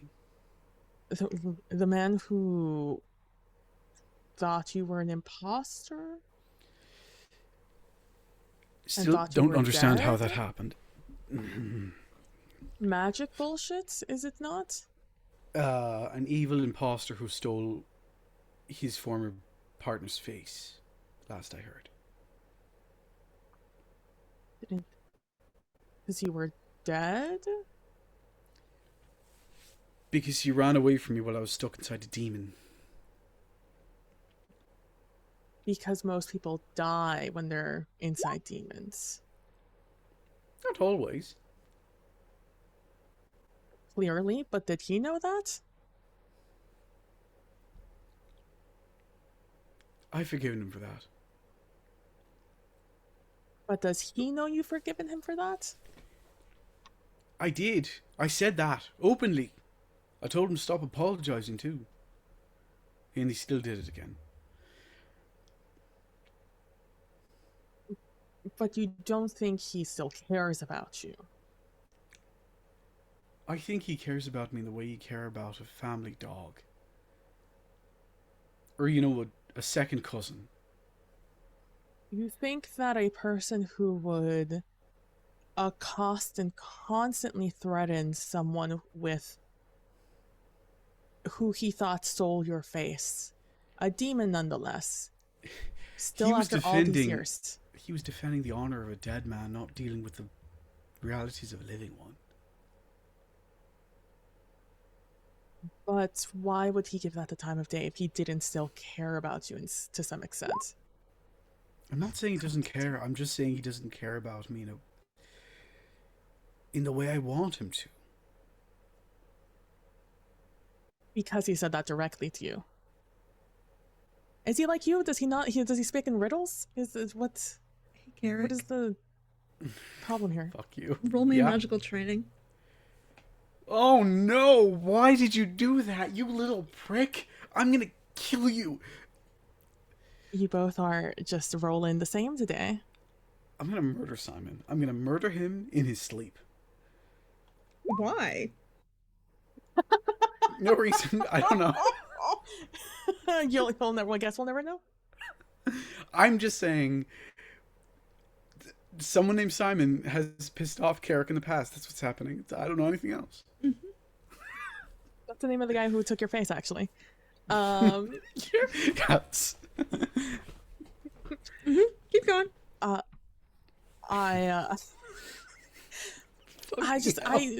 feel like you just need to speak to the man. Well, I don't About understand what it is with you and he's had time to think about it now. Has he I'm not? still in love with you. How do you feel? How would you respond to that? Pretty directly, actually. Well, you're you. It should be that easy. So he is like you and he speaks in riddles, and you think you need to figure out the riddle. That man was about to propose to my aunt before coming to me. Or at least, I'm pretty sure he would, considering he was given wedding rings to do so with. So you don't want to fight for it? Do you think I have a good history fighting my aunts here? With everything you know about me? I mean, I don't mean directly fight. I don't know who Brenna is. I've never met the woman. But you think if I could choose her happiness over mine, I wouldn't choose hers? So you don't want to fight for it, is what you're saying. Of course I do. I'm in love with the man. Then why aren't you fighting for him? It seems a lot like you are treating yourself like a dog and rolling over and showing your belly. That is offensive. I take offense to that. You said it. I'm just continuing your metaphor. The problem is I don't know how to... I don't want to scare him away again, because my heart couldn't handle it. But at the same time, I want to keep him... I mean, he's kind of stuck here until he figures out the Alienor thing. If anything, now would be the time. He could pick up all of this shite and go back to his little house, wherever he was, and his school, and do it there. He doesn't do that. Because he likes being around me, or maybe he just wants to be closer to Alienor. See, this is why I try not to think about this. It drives me mad. just feel like you can just speak to him. And maybe not directly, not just be like, are you in love with me? Yes or no? But rather I don't know how to speak around words. I've always been direct in my romances. It's worked out fairly well for me. Maybe you should choose someone who likes that, who's Runa, just more direct. What if he says he couldn't? Love you? Then at least you know. Right now, you are breaking your own heart. Maybe I deserve to have my heart broken. And then you can move on. To what, another person? To find your own happiness. What were you telling me earlier? Runa, I'm not like you. You still deserve happiness, Carrick. It doesn't matter that you are a noble who is a figurehead. Nobility has nothing to do with it. It has to do with marriage, but not love. I'm not like you. I've killed those I love over and over again. Runa. With your bare hands? Sometimes. All of them? Enough. And why? Because they were trying to kill you? What For does fun? that matter? For desire? Because you're a murderer? It matters because intent matters. You know I this, feel you're like a a magician. murderer.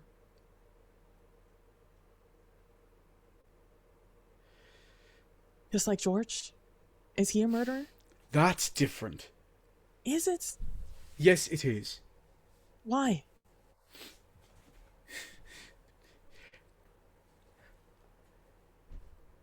If all the people you loved turned out to want to kill you and you took their lives, or the vast majority, or even just enough, what would that say about you?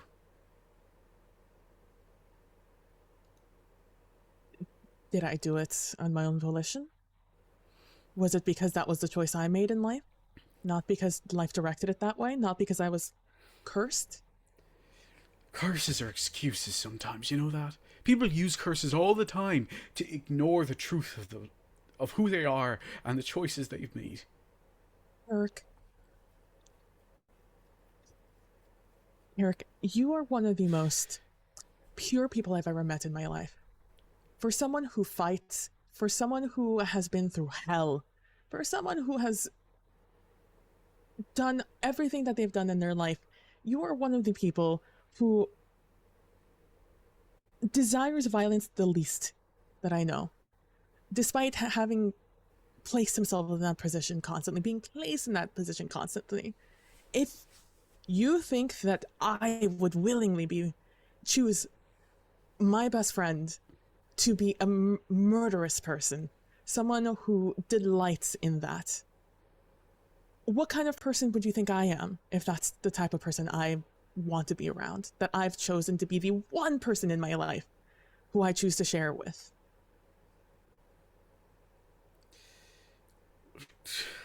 I'd say then you'd probably have to watch out because Cleglis might be a killer.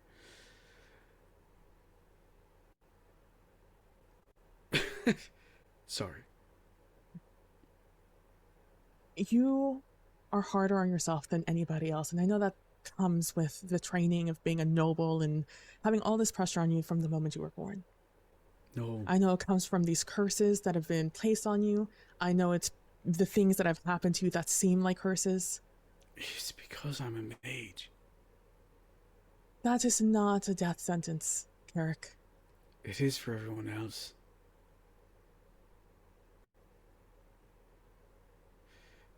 It was.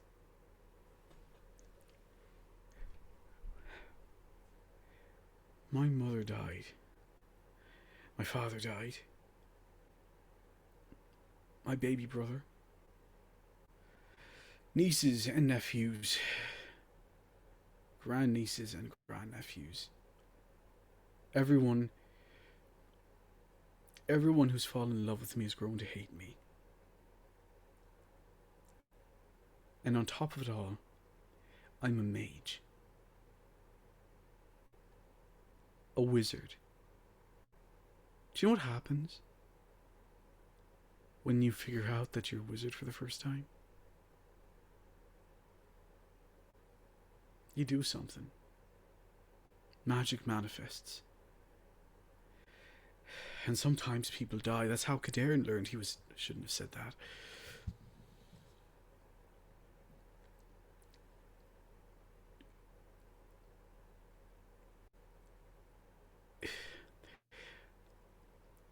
It's a good thing that I'm in a cage, Runa, because to be honest, I'm a dangerous person outside of it.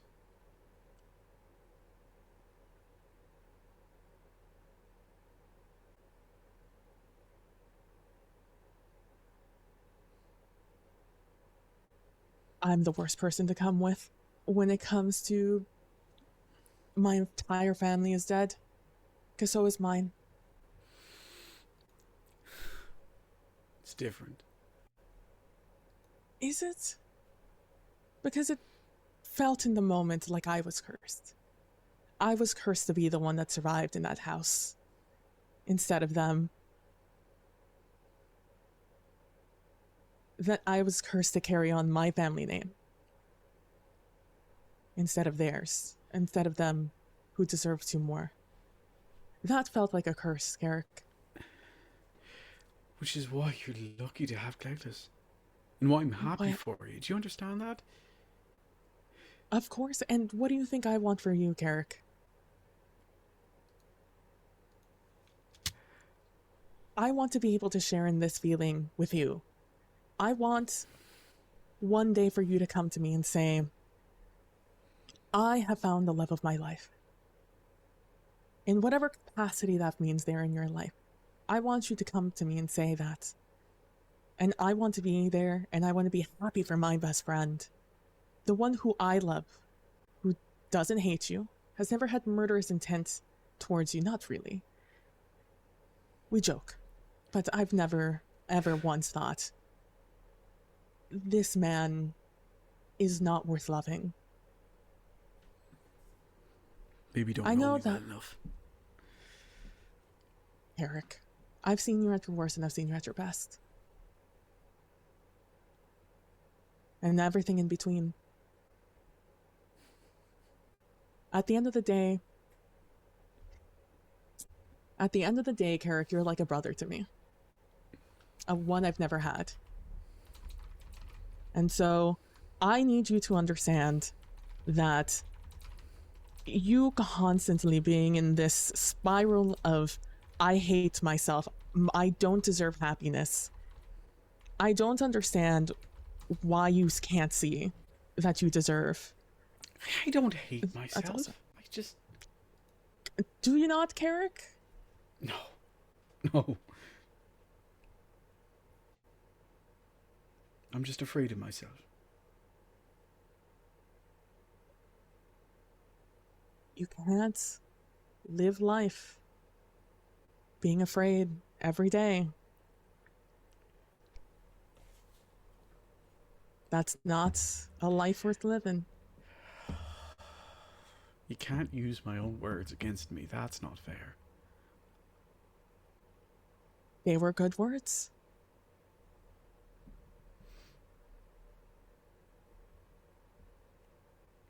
Would you happen to have a frog skull? A frog skull? Or any other kind of small mammal? Or reptile? Anything but a bird. Oh no, you're gonna cheat on Eric, aren't you? I'm not gonna cheat on Eric, I'm just gonna make a gift for a friend. I think I saw like a dead rat in here earlier. A rat? And I'm going to... You've given me no time at all for... And I'm like on the ground checking behind like a box. And I'm just like, you've given me no time at all. I don't know what... Oh, here you go. It's not a rat. It's a snake. You have a rat problem.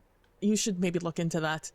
And I'm gonna pull out a mostly desiccated body of what is a sizable rat snake.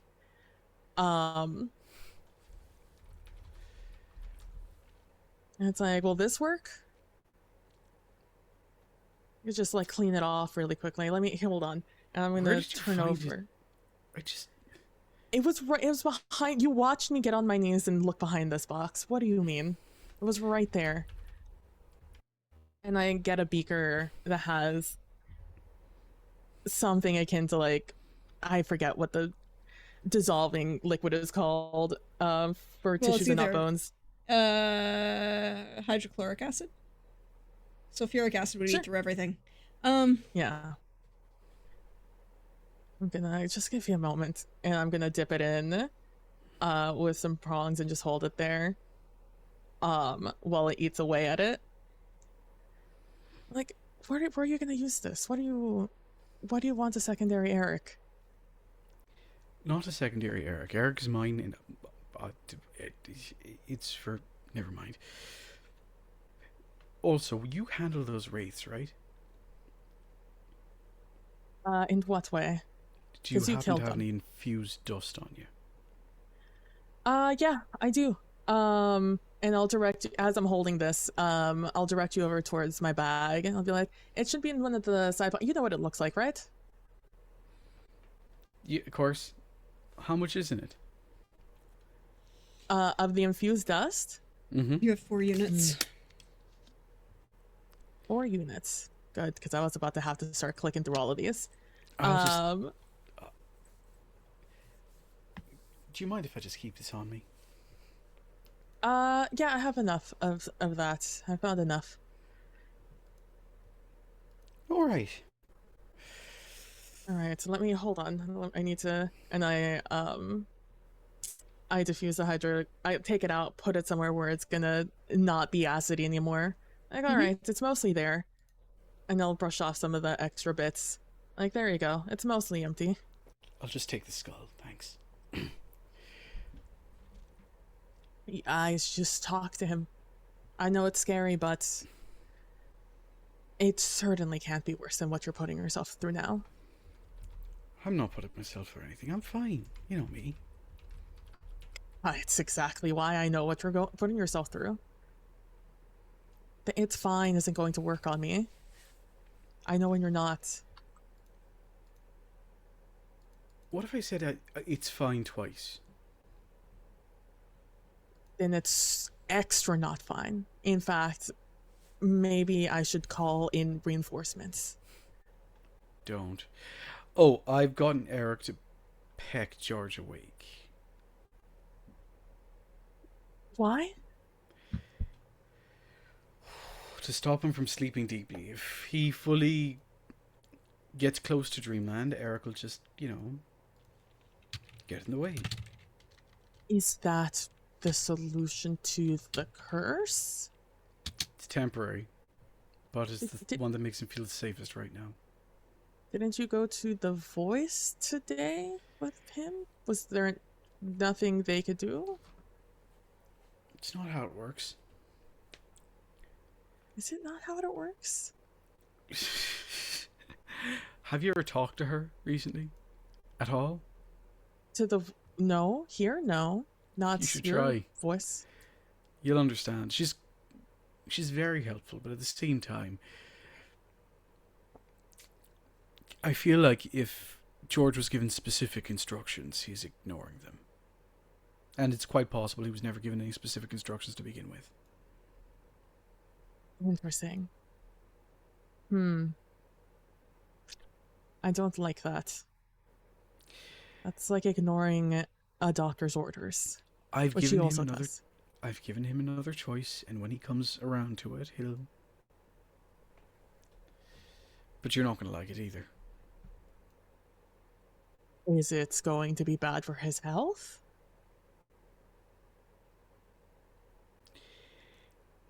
Let's just say when it comes down to it, I'll sit you down and explain everything. For now, mage-patient confidentiality.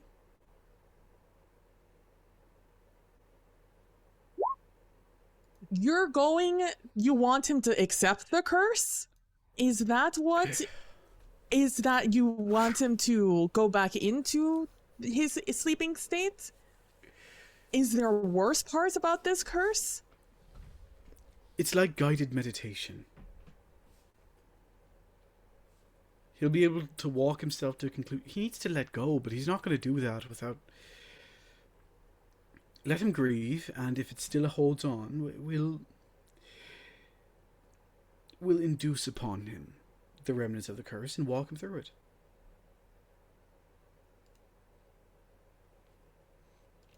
You'll walk him through it, is what you mean. While you keep him alive. Yes.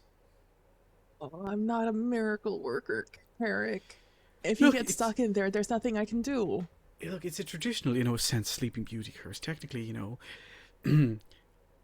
kiss of true love and all that, but to be honest, I don't think it's going to work in this case because he cursed himself. He's not really looking for love. He's looking for acceptance. Where did you get that from? True Love's Kiss also?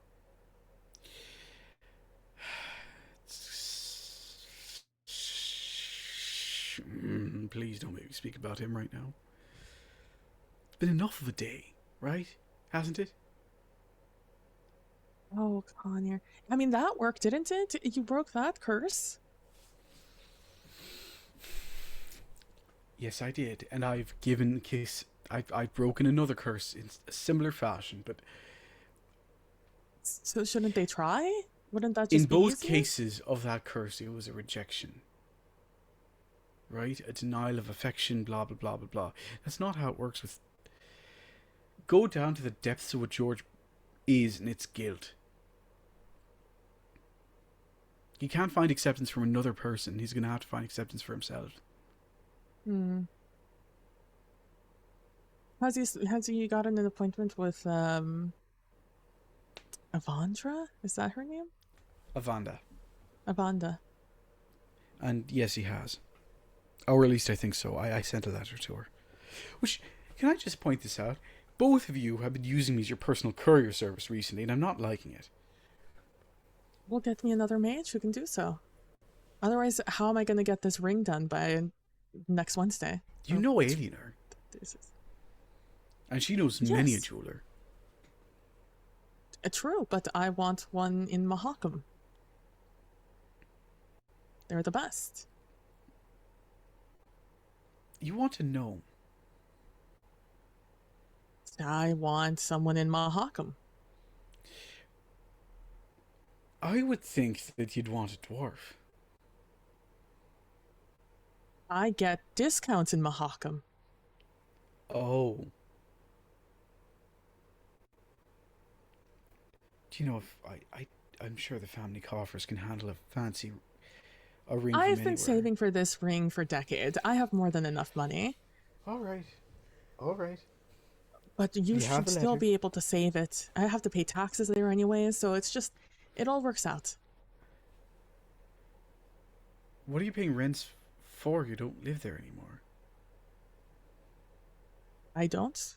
That doesn't mean there's not a home there. You still have a home in That's nice. Yeah. Okay, I'm going to do some really risky rituals right now. I'll see you. Excuse me? What do you mean? Wait, no, you were taking your blood. Why are you taking your blood? I'm walking after you. Why are you taking your blood? I'm taking it to Alienor. And to do what? So she can try and give me a loophole into all of this anti-magic shit going on right now. And as for this, I've got to first create some magic circles to decurse a house, and then I'll, You're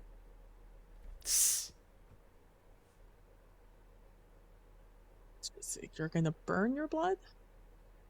No. Ericify the skull. Oh, of course.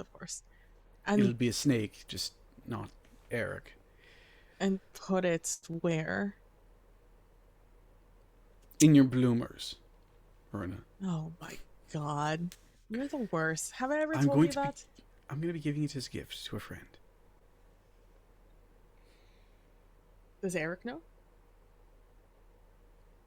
I just came up with the idea 15 minutes ago, so no, he doesn't read my mind. Are you And gonna also, tell he's Eric? watching George right now. Are you gonna tell him? I think Well, it's if better if I'm you tell him smart now, about rather this, than later. he'll literally never know, because by the time he figures it out, it'll already be handed off, out of sight, out of mind. One day, there'll be a spirit snake in someone else's possession, and no one will be the wiser. This is why you have problems in your love life. I'm starting to see connections. I'm not dating my bird. It's still a close relationship, though, so That's just disgusting, Erna. That's no. okay, please. Look, there Go have been necromancers who've done that kind of thing. I'm not one of them. I'm barely even a necromancer. good because they seem awful.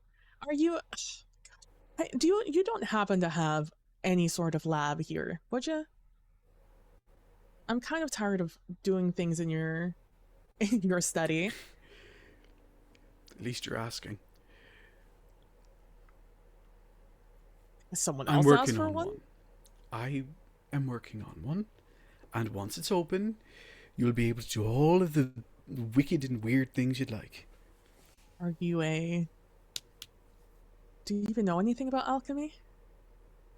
Yes, Rona, I'm a mage. I know a lot about science. I just don't practice. That doesn't mean you know about alchemy. I've never seen you mess around with it. You don't even have a lab in the house. You don't know anything about this. You're doing this for Kadarin. I should have known you're doing this for Kadarin. That's why you're being cagey about it. I'm not being cagey about it. I'm just... You're gifting this to him. Oh my god. Talk to him before you just give him things. What are we doing? What is this?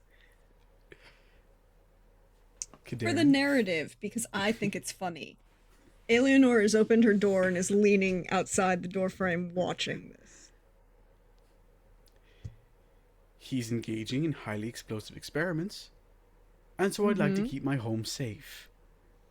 Instead of just letting him go back to, I don't know, his school where I'm sure he has a very nice lab. Oh, so you think the kind of explosive experiments that he's apparently interested in are a good idea to have around children?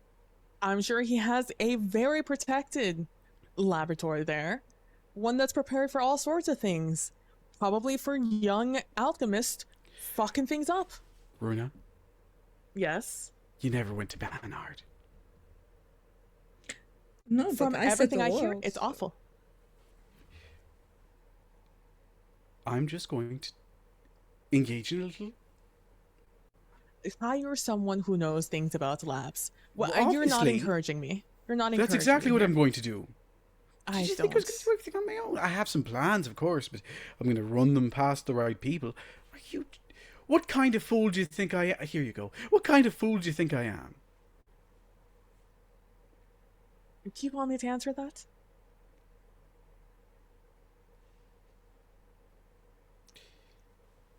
A lovesick one, Good a night. self-hated one, a sometimes almost gesture-like actually. Hey, Uh, I told you a lot of that stuff in private. We're not going to do it right now, please.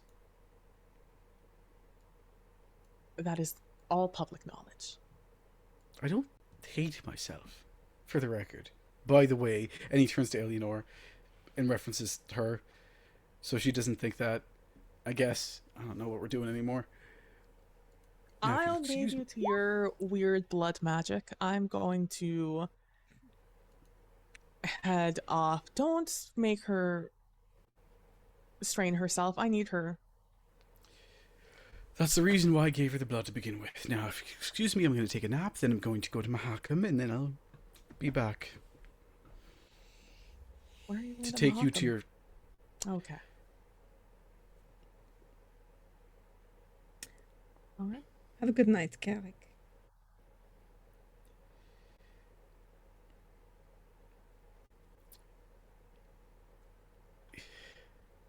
Good night. I know you don't approve, and I'm sorry. It has nothing to do with that. You don't know about my approval or not. You know what you think because you read something. It'd be a strange thing if you did approve. Good night. I think you are the second most undermining of yourself person that I have met. Maybe third, but definitely. I'm quite capable. No, but you like self-sabotage. On a I'm not level that sabotaging is... this. I am not doing this with you. I've had enough of this. 3 people in a row. Ugh. Mm-hmm.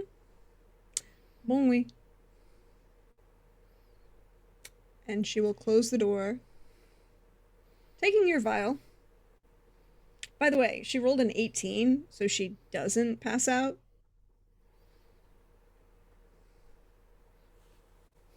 Yeah, I noticed. I didn't say anything, but I noticed. Mm-hmm. She's gonna do some stuff. It'll be fine. So you're gonna go take a nap. Yeah, I've got to travel to Mahakam, and then I got to do some boo. And I have enough stamina to do it, but, you know. A nap just seems better, right? Maybe you travel to Mahakam now. Maybe you travel to Mahakam now. It's fine. What do you want to It's do? fine. Travel to Mahakam. You go to Mahakam. Hey, George. Could you roll that resist magic at a -3? Oh, lovely. Yes, of course. Does pecking help? We'll Does find out in a spirit second. pecking help? The Does minus... it give bonus? That's a Oh. 7. No. Fucking George. Well, I mean, you took the 10, so. I did.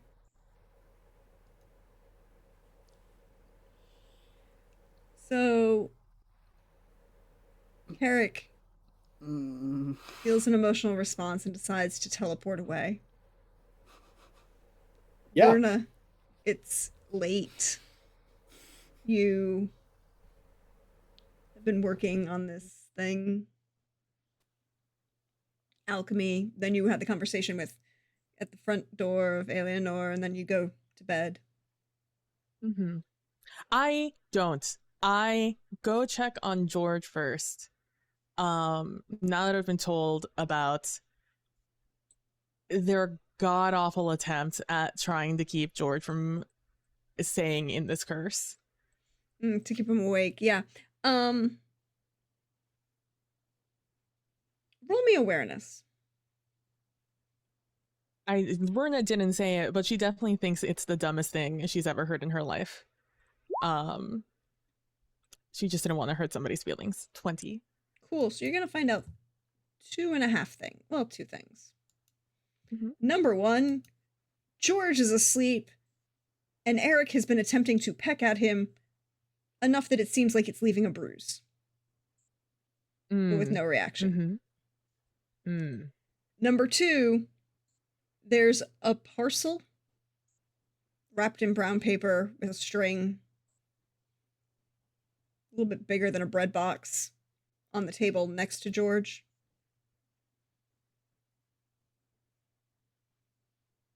Does it seem like it was recently delivered? Well, the mountain laurel that's tucked into it is still fresh.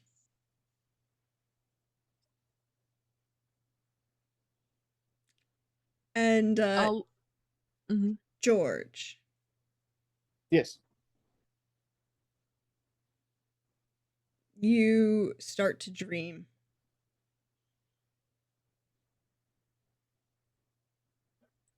It is a night under stars,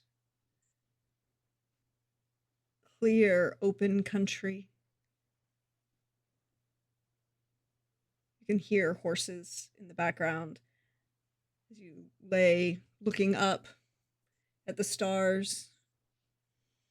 And Cerise is next to you.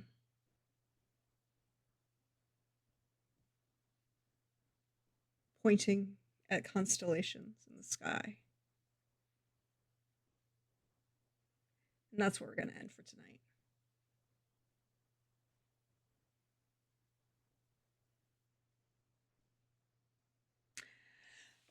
How we all doing? How we all feeling? Bad. I feel bad. This is bad. You made choices. Um, Someone's in I- Mahakam right now. Because I felt it was a trick. I don't know that that's true. Where is it? I don't know. But we're gonna go around, let everybody say where they are, who you can find, who they are, where you can find them, share some love, share some joy, and you can ask me a question. And then I have a bunch of announcements for the end. But we're gonna do the same order we started in. So, hey Pope, how are you? I'm doing great. Hey, everybody, Pope here, Pope World Build over at Blue Sky and start playing games.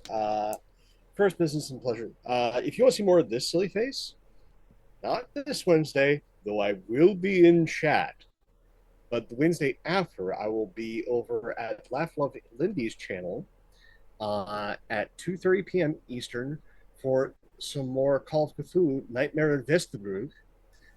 If you haven't seen what I have been privileged to be a part of, I implore you to go and watch it. No. You need to say the emotional bloodletting. No. This is emotional bludgeoning. I'm just going to tell you, Lindy is evil, all caps. I mean, only sometimes. Evil and thorough. Yes. Evil and thorough. And that Trooper and Lydia are conspirators of the highest order. That seems like a judgment. Conspiracy. And you need to see just how one Trooper hits Steve with an emotional bus, and two, if you ever need someone to be your narrative equivalent of Grima Wormtongue, Lydia is your gal. Because she will find the one argument to make someone do the worst thing. And just like perfect 3-point shot. So definitely keep up with that, and also with the tax collector crew. They're telling an entirely different story. But I have been given this one little note from Lindy is, unlike the crew that I'm a part of, their crew has problems. They're different problems. Mm-hmm. Entirely different problems, given that these two groups are supposed to meet up. And I asked, well, when they meet up, they're going to become the same problems. No. They have different problems. So definitely tune in for that. And then be back here on Sunday for more of this amazingness. As good heavens. Where to start? Norden. Just the entire thing of listing out how these druids have gone wrong.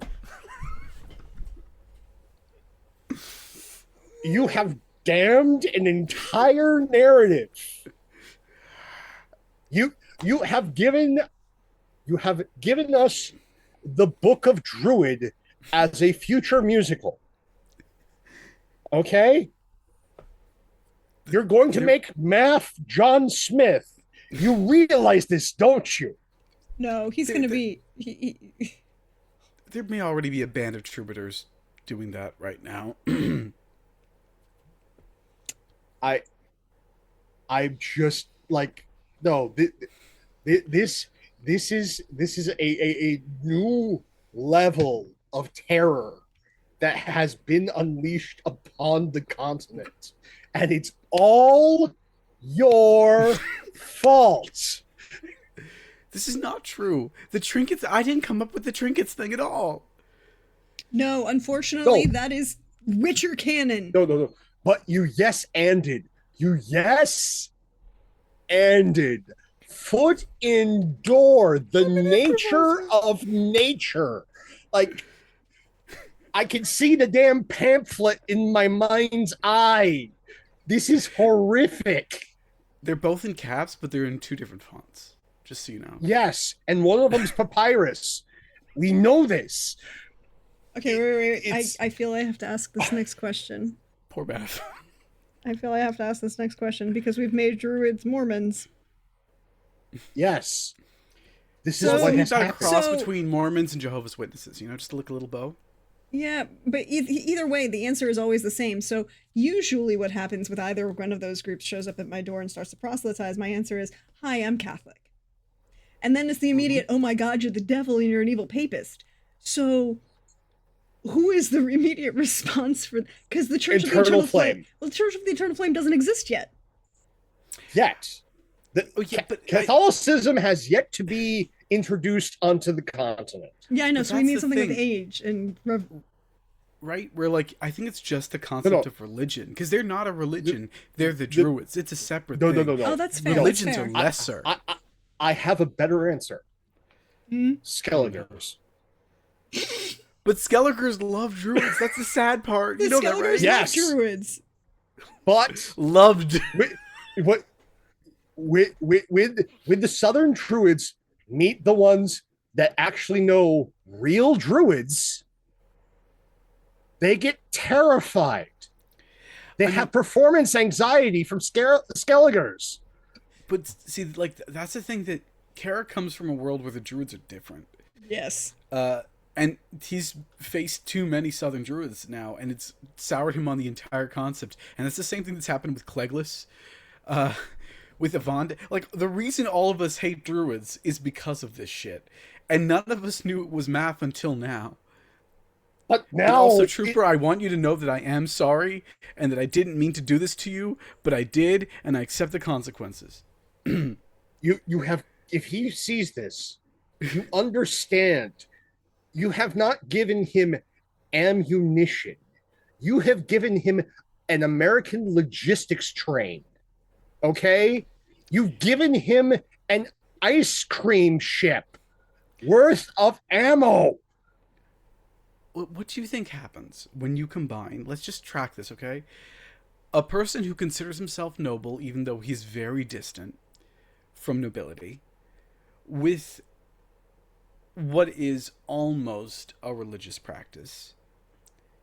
Add to that a dose of charisma and wackiness, and also a connection to one of the most prolific traders on the continent. What is the end result? You tell me if it's a better one. Honestly. See, here's the thing. It should be the Borgias, and it's not. That's the sad thing, is everything you get to the point. for that. Like, it's like, that's the whole point. No. Everything is If- building up, if- and it should be the Borgias, but it's not. If he leaned, if he was actually a true noble, yes. But this makes too much more sense. I actually have to give it to Norden again. John Smith. Yes, I can see Math establishing his own cult that then takes over an entire section of the continent. I believe this. It's terrifying. So Okay. thank you for that. You're welcome.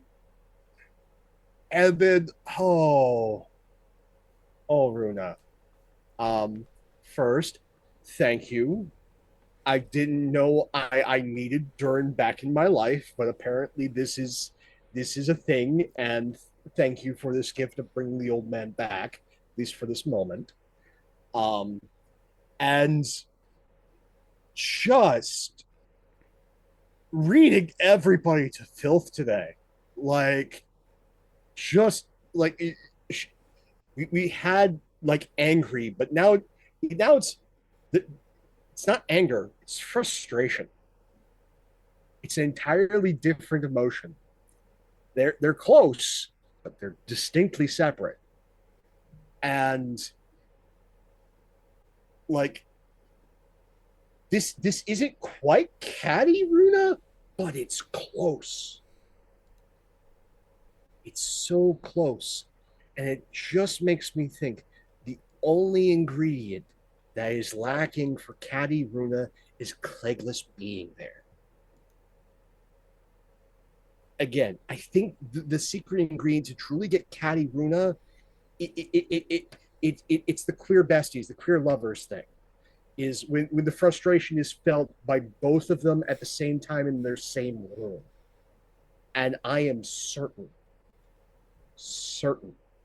that we'll get to see it with everything that's being set up, and I cannot wait for this. So thank you for all the gifts that you've given me personally, PB. I appreciate them so much. And Prax, just all of these dominoes have been set up magnificently, and they're just starting to fall. And it is great to see them. They're, and also, like, while we're like so deeply into the deep character reads, all these things are happening in the background. All these things are priming up, and I don't think it will be next Sunday, but I almost guarantee the Sunday after that, all hell is going to break loose, and I cannot wait. So thank you again, and thank all of you who are live VOD YouTube stories. Nothing without audience here. Much part of this as we are. Please be good to yourselves and one another. And if you want to do something special for yours truly, my birthday is coming up. It is technically the 16th. Guess what the 17th is? Sunday. Be back here next week to see how everything goes delightfully pear-shaped. See you later. So do you have a question for me? There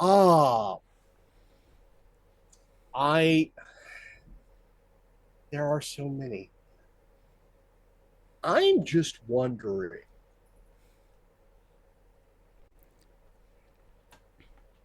what that entire Tumblr thing is about. I have a feeling we're going to find out, but that's the thing that's like, of all the experiments Kadarin has going, like, that's the one I'm the most curious about. I'm also curious about one other thing, but this is more a personal one. Where's Cerise's body? Because the last time we saw it, it was being gifted to Kadarin for study. Mm-hmm. But that was 4 days ago. I have an answer for that. Hold on. I need to scroll. Sorry. A loved one has claimed her and laid her to rest.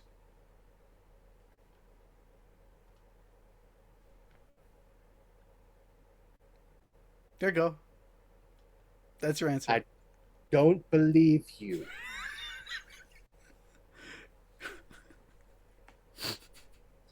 But yeah, those are my questions. They're just going to they're all wait and sees.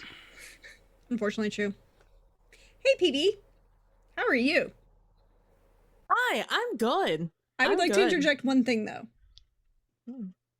Thank you for that beautiful prank that was beautifully set up and worked absolutely perfectly. Unintended though it was beautiful. Oh, wholeheartedly. So mean. You did it to yourself. I did not.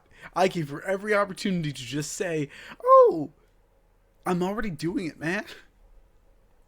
At a certain point, it just went a little too far, and I was like, "No, this is funnier." I was like, I wonder if, like, I went forward and I was like, I wonder if the letter is gonna arrive anytime while we're having this conversation, because that would also be really funny. But no, you just leaving was just like the cherry on top, I think. I completely unintentional. It was something that I was thinking about 2 weeks ago that I was like, oh, I should probably set something up to actually, like, get married to Cleglis. and I just forgot about it.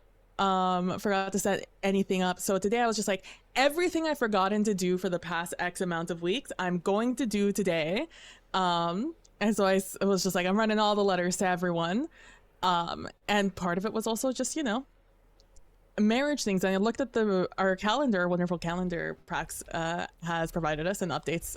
I saw that there was a full moon coming up, and I was like, that's as good a time as any. And I and I was like, all right, let's do this. And then you just like really set me up. So thank you so much, Norton, for just straight up setting that up. Because that was amazing. That was an amazing setup, and I appreciate it so much because I had all intentions. Well, no, I wasn't going to tell you because I thought sending it in letter was better. It felt more formal. It felt more like official to Runa than just straight up being like, hey, would you take me to like Mahakam so I could get like figure out how to get a ring for Cleglis? That felt lame. This feels a lot better. And I think it went better. And so it just, as always, it's just brilliant to play off of you in all the conversations. As emotionally charged as ever. I always appreciate it because it feels very natural. It feels like a very natural conversation and how it weaves in and out of different topics and different emotions. Even though Runa and Carrick barely make any headway in those conversations, I feel like it moves something, and I think that's better. That's better. What it moves, we all get to find out at some point. But thank you for always being a wonderful scene partner. I very much enjoyed it, and being a good sport about all the grief I give you. And I was so glad to see Durin back, Pope. Durin is part of my backstory, and so I was just like, he was right across from Gemma. Like, there's no way I'm not asking Durin. And I was like, yeah, obviously I will want something from the dwarves. I'm not getting something from the elves or the humans. It has to be something from a Mahakam. So who better to ask than our wonderful Durin? And we got to have some wonderful moments. I'm so glad I was able to see that and experience Durin vicariously through Carrick. And hopefully we see a little bit more of him as we get all this stuff figured out. And then, so yeah, thank you so much. And then George, as always, I love seeing just George move through the world. You're just such like a fish out of water, George. And it's just, I'm so fascinated with how any conversation is going to go with George, because I really don't know how it's going to go, what George's motivations are, except trying his best. And that's the best. I love it. I'm so happy to always see George just doing things. And finally talking with Anessa. My God, that was my wish. I just wanted you to talk to Anessa, and I'm so glad that you finally did. And I look forward to speaking to Anessa at some point as Runa, and yelling at you vicariously through your future wife, because she'll get you straight. And Prax, as always, thank you for playing such wonderful characters for us and indulging a very accidental hijink with his proposal setup. And I'm so glad that Alienor was as excited as I was hoping she would be about everything. And do I have any questions? My question is Connor mad at Verna? No. No. Okay. Connor is not mad at Runa. Not at Runa. Got it. He's not mad at anyone right now.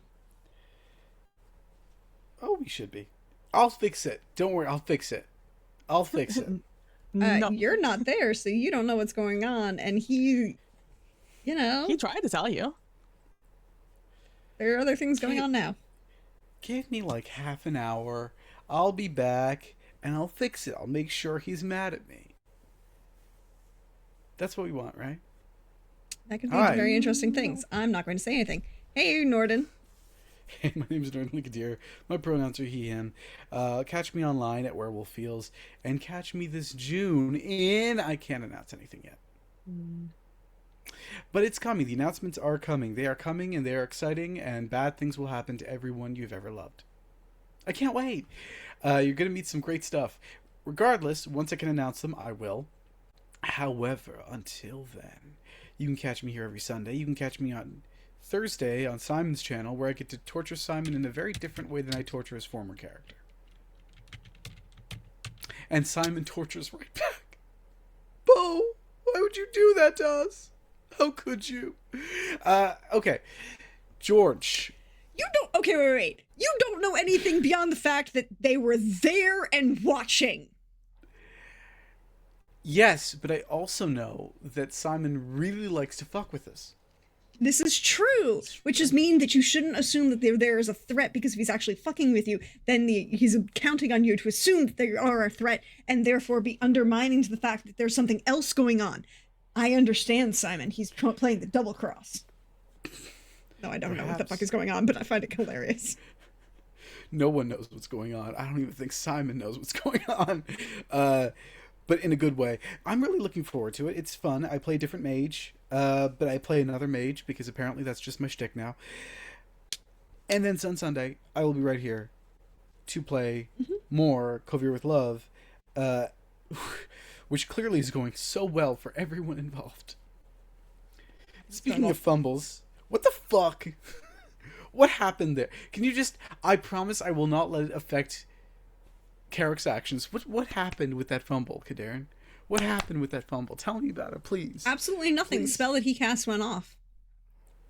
Then what did I not know from that magical training? You should be able to What figure spell that he answer cast? out really easily. I can't. I don't. I'm lost. Why would I promise ask you. for a magical training roll? Because something magically changed? Yes. So is the magic in the air less heavy? No, that's Eleanor. That's Eleanor controlling things. And until she can do what she's going to do with your blood, you'll feel it. No. Why would I ask a mage to roll magical training? What is magical training used for, Carrick? It's like a magical form of awareness. Yeah. Specifically for what?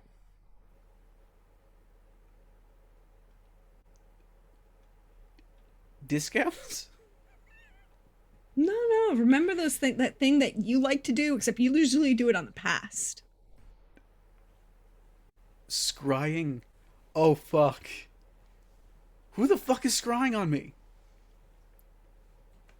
Whomst? Well, okay. I guess we're screwed now. Everyone's gonna die. George. I really like George this episode. I also kind of love the fact that George is growing the fastest out of all of us. It makes sense. George comes from the shortest lived species in this group. He's kind of fucked. But he's growing, and he's growing fast, and he's learning, okay, I gotta adapt. I gotta change. I've gotta... And there's still that stubbornness there. It's not like he's suddenly become a different person, but at the same time, there is that little bit of processing. We're actively seeing it happen. Whereas Runa's got like a plan, but is still kind of very much the same person we met her as. And Carrick, I don't have the ability to sense myself right now, so it's in the back. You can see George's growth in a fun way. It was also nice. It was nice to see Jurin back. Even if it was a lot of, you poor man. I didn't realize that Jurin had that many feelings at the same time. But apparently, what happened that day in Mahakam has scarred him for life. To be fair, it was 3 days. Or no, it was a week. And it involved math at a formal dinner, poisoning, and drop wraiths. Now, to be fair, I think the drop wraiths scared Pope. Scarred Pope, I should say. It's also one thing I kind of like about the fact that this is a sequel series in a sense is that you can watch this without watching the previous. You should watch the previous, but it's also nice to see the ties. And I know I'm part of that. I know that I'm actively. It's not like, oh, how is this happening? I went to Mahakam, and then I went to the place that was trapped. I know how this is happening. I'm partially responsible, but it is nice to see it. And Jurin's part of that because Jurin, for his short time there, mattered so much to this crew. So seeing the after effects, because they left, they've gone on, they had more adventures that we got to see, and we didn't see Jurin anymore. But seeing him be like, no, this is, I never want to think about Math again, and yet I'm forced to reckon with the fact that he exists and he wanders this earth and will continue to until such time as someone tells him to stop, is fascinating and fun. And the fact that Kadarin affected him so much, and the fact that Brenna affected him so much, and you can tell how much he adores Brenna, and the fact that he didn't mention Arzo more than once. All of these things show an effect that the previous crew had upon the world, and that's really nifty, and thank you for being a part of that. Also, thank you for understanding that sometimes you do have to listen to the mage. It's appreciated. I hope you do it more. It'd be nice. I don't know. Speaking of listening to the mage, the person who didn't, Runa, I hate you, PB. That was a cruel thing. That was very rude. That was very rude. I want you to know that. But I loved it. I loved the moment I opened up that letter, because I don't know if you could see it, but I opened up that letter and I was suddenly grinning from ear to ear, being like, oh, fuck. Yes, I said, because at the same time, that means Carrick was on the money, you know what I mean? It's all these things added together. Oh, it's so cool. But it's the way that you carry Runa, that Runa's not gonna, a very stubborn person at times, that I really appreciate, but it's really fun to play off of you, because these, in a way, they're giving advice for themselves because of their utter similarities. And it's so funny to just tell you the stuff that I should be saying to myself, while you say the stuff that you should be saying to yourself, while understanding that we're not going to grow as people. It's great. I love it. It's my favorite thing. And, I'm glad to have you on the Kadarin train. Even if it's only a quick stop. It's a quick stop, I can tell. You're on it for just the once. It's a 5-minute ride, and then you'll be done. Look, I just realized that I probably have heard of Kadarin, and we did cross paths at some point in our past, or we were in Mahakam at the same time. So now I get to think about what that means. Bad things. It's great. I love it. But what I really, really, really love is the fact that we could see Runa's affection for Cleglis without Cleglis being in the room again. Because that's the thing you've been very good at doing so far, but this was stronger than most. Because everything you're doing this episode is technically for Cleglis. So Cleglis has such an effect despite not being there, which is always a really powerful and cool thing. I'm talking too much. Prax, thank you for Anessa. Because Anessa, you can tell how Madras was there, and Madras and Carrick have relations. You can tell they've got similarities, but they're functionally different people. Anessa looks like and sounds like them both, and that's a magic trick. That's a magic trick, and I appreciate it. And it's strong, and it's nice to. It makes me feel cool, but also it makes Anessa a stronger character, because you can see the effect people have had upon her, and you can see that effect upon George. It's such a narrow line to walk. Also, big up to keeping a track of outsourced traps, because Lord knows that man had too many. There are still, for those of you counting at home and wish to know, there are currently, hold on,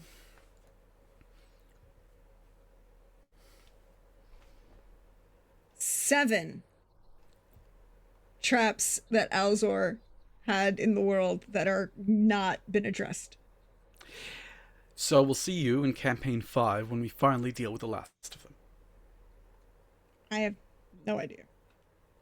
Look, I was honestly surprised I was like, wait, I need to make sure I pull up the map of this. And I was like, full disclosure, I did not automatically remember that there was a trap there, but the minute you started going to see Durin, I needed to pull up my notes from that campaign, which include the drawing of Gemma's, and I was like, oh wait, this is the one they haven't triggered yet. That's not gonna happen. I laughed at myself because I was like, oh, it'll be fine. It's not a problem. He's just gonna bamf in and bamf out. No, that didn't happen. I was like, well, have 60-10 lightning damage. Would you like that? I'm still healing. That would have taken me out of my... That would have just taken me for all of my HP. That would have done it twice over. Yeah, the problem is it wouldn't have mattered. It would get you to 0, and then you'd be in your dying state. You'd have to start making death saves, and then somebody would have to give you first aid. The two closest people to give you first aid would have either been Vinia or Durin. I feel like that would have ended up great. One of those two things would happen, and I don't know which would be better for me as a person. But we didn't have to worry about it because you did roll higher than his roll. So there you go. Hey, thank you for rolling well. Hey, thank you for that. I appreciate it. I also just love the fact that I'm rolling higher than Altsor. That makes me feel very good about myself. You don't want to know what his roll on the die was to get that, by the way. Yeah, I imagine that was a 1. I thought that was a fumble of some kind. It was a 2. Well, anyways, that's it for me. It's okay. Hi, everybody. I'm your friendly neighborhood Rex. Thank you for being here. Thank you to my wonderful players for being here. Thank you to my all the people who rated in. I appreciate you. Thank you to the to everybody else. I appreciate you. There are a couple things I need to kind of give you information about. Number 1, episode 2 of season 2 of Truly Madly Falkenstein drops Saturday, 8 p.m. Eastern. I will do the same premiere thing, and I'll be hanging out in chat and be chatting away on the YouTube. If you've missed out, hi, there is a YouTube. You should go check it out. And you should maybe, when the premiere announcement goes live, save it for click the button. Like, share, subscribe, do all of the things. Leave comments. It really does help. Leave comments on these videos, VODs. They really do help. I have new merch up. Because, so the beautiful art that you currently see on the overlay, absolutely gorgeous, fabulous character art, that was done by the absolutely wonderful Gremlin Art on Twitter.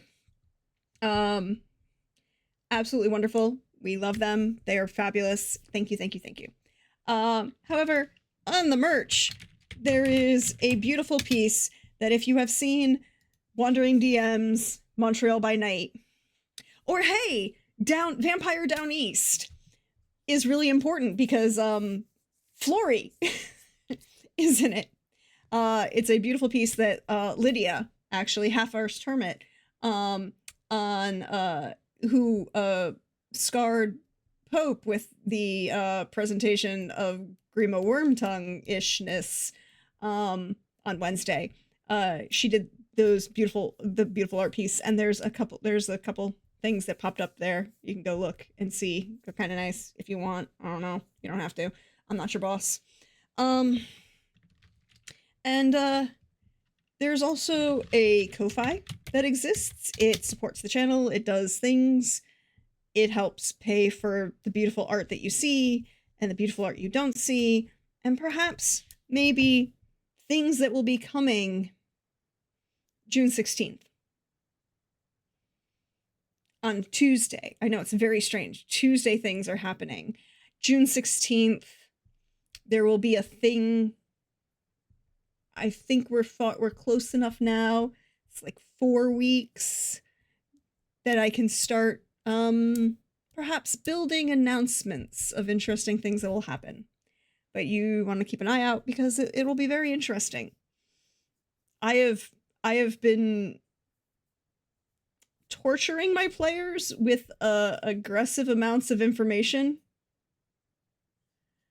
and research, and as someone said, homework in a very unironic way. But that's a thing that you might find out about next week when I can give you more information about it. But thank you all for being here. Thank you all for sharing. Thank you for enjoying and like engaging with this kind of art. And I hope that, well, the rest of the world is a little shittier and that we at least bring you some joy and enlightenment. Well, not the enlightenment, but at least some fun.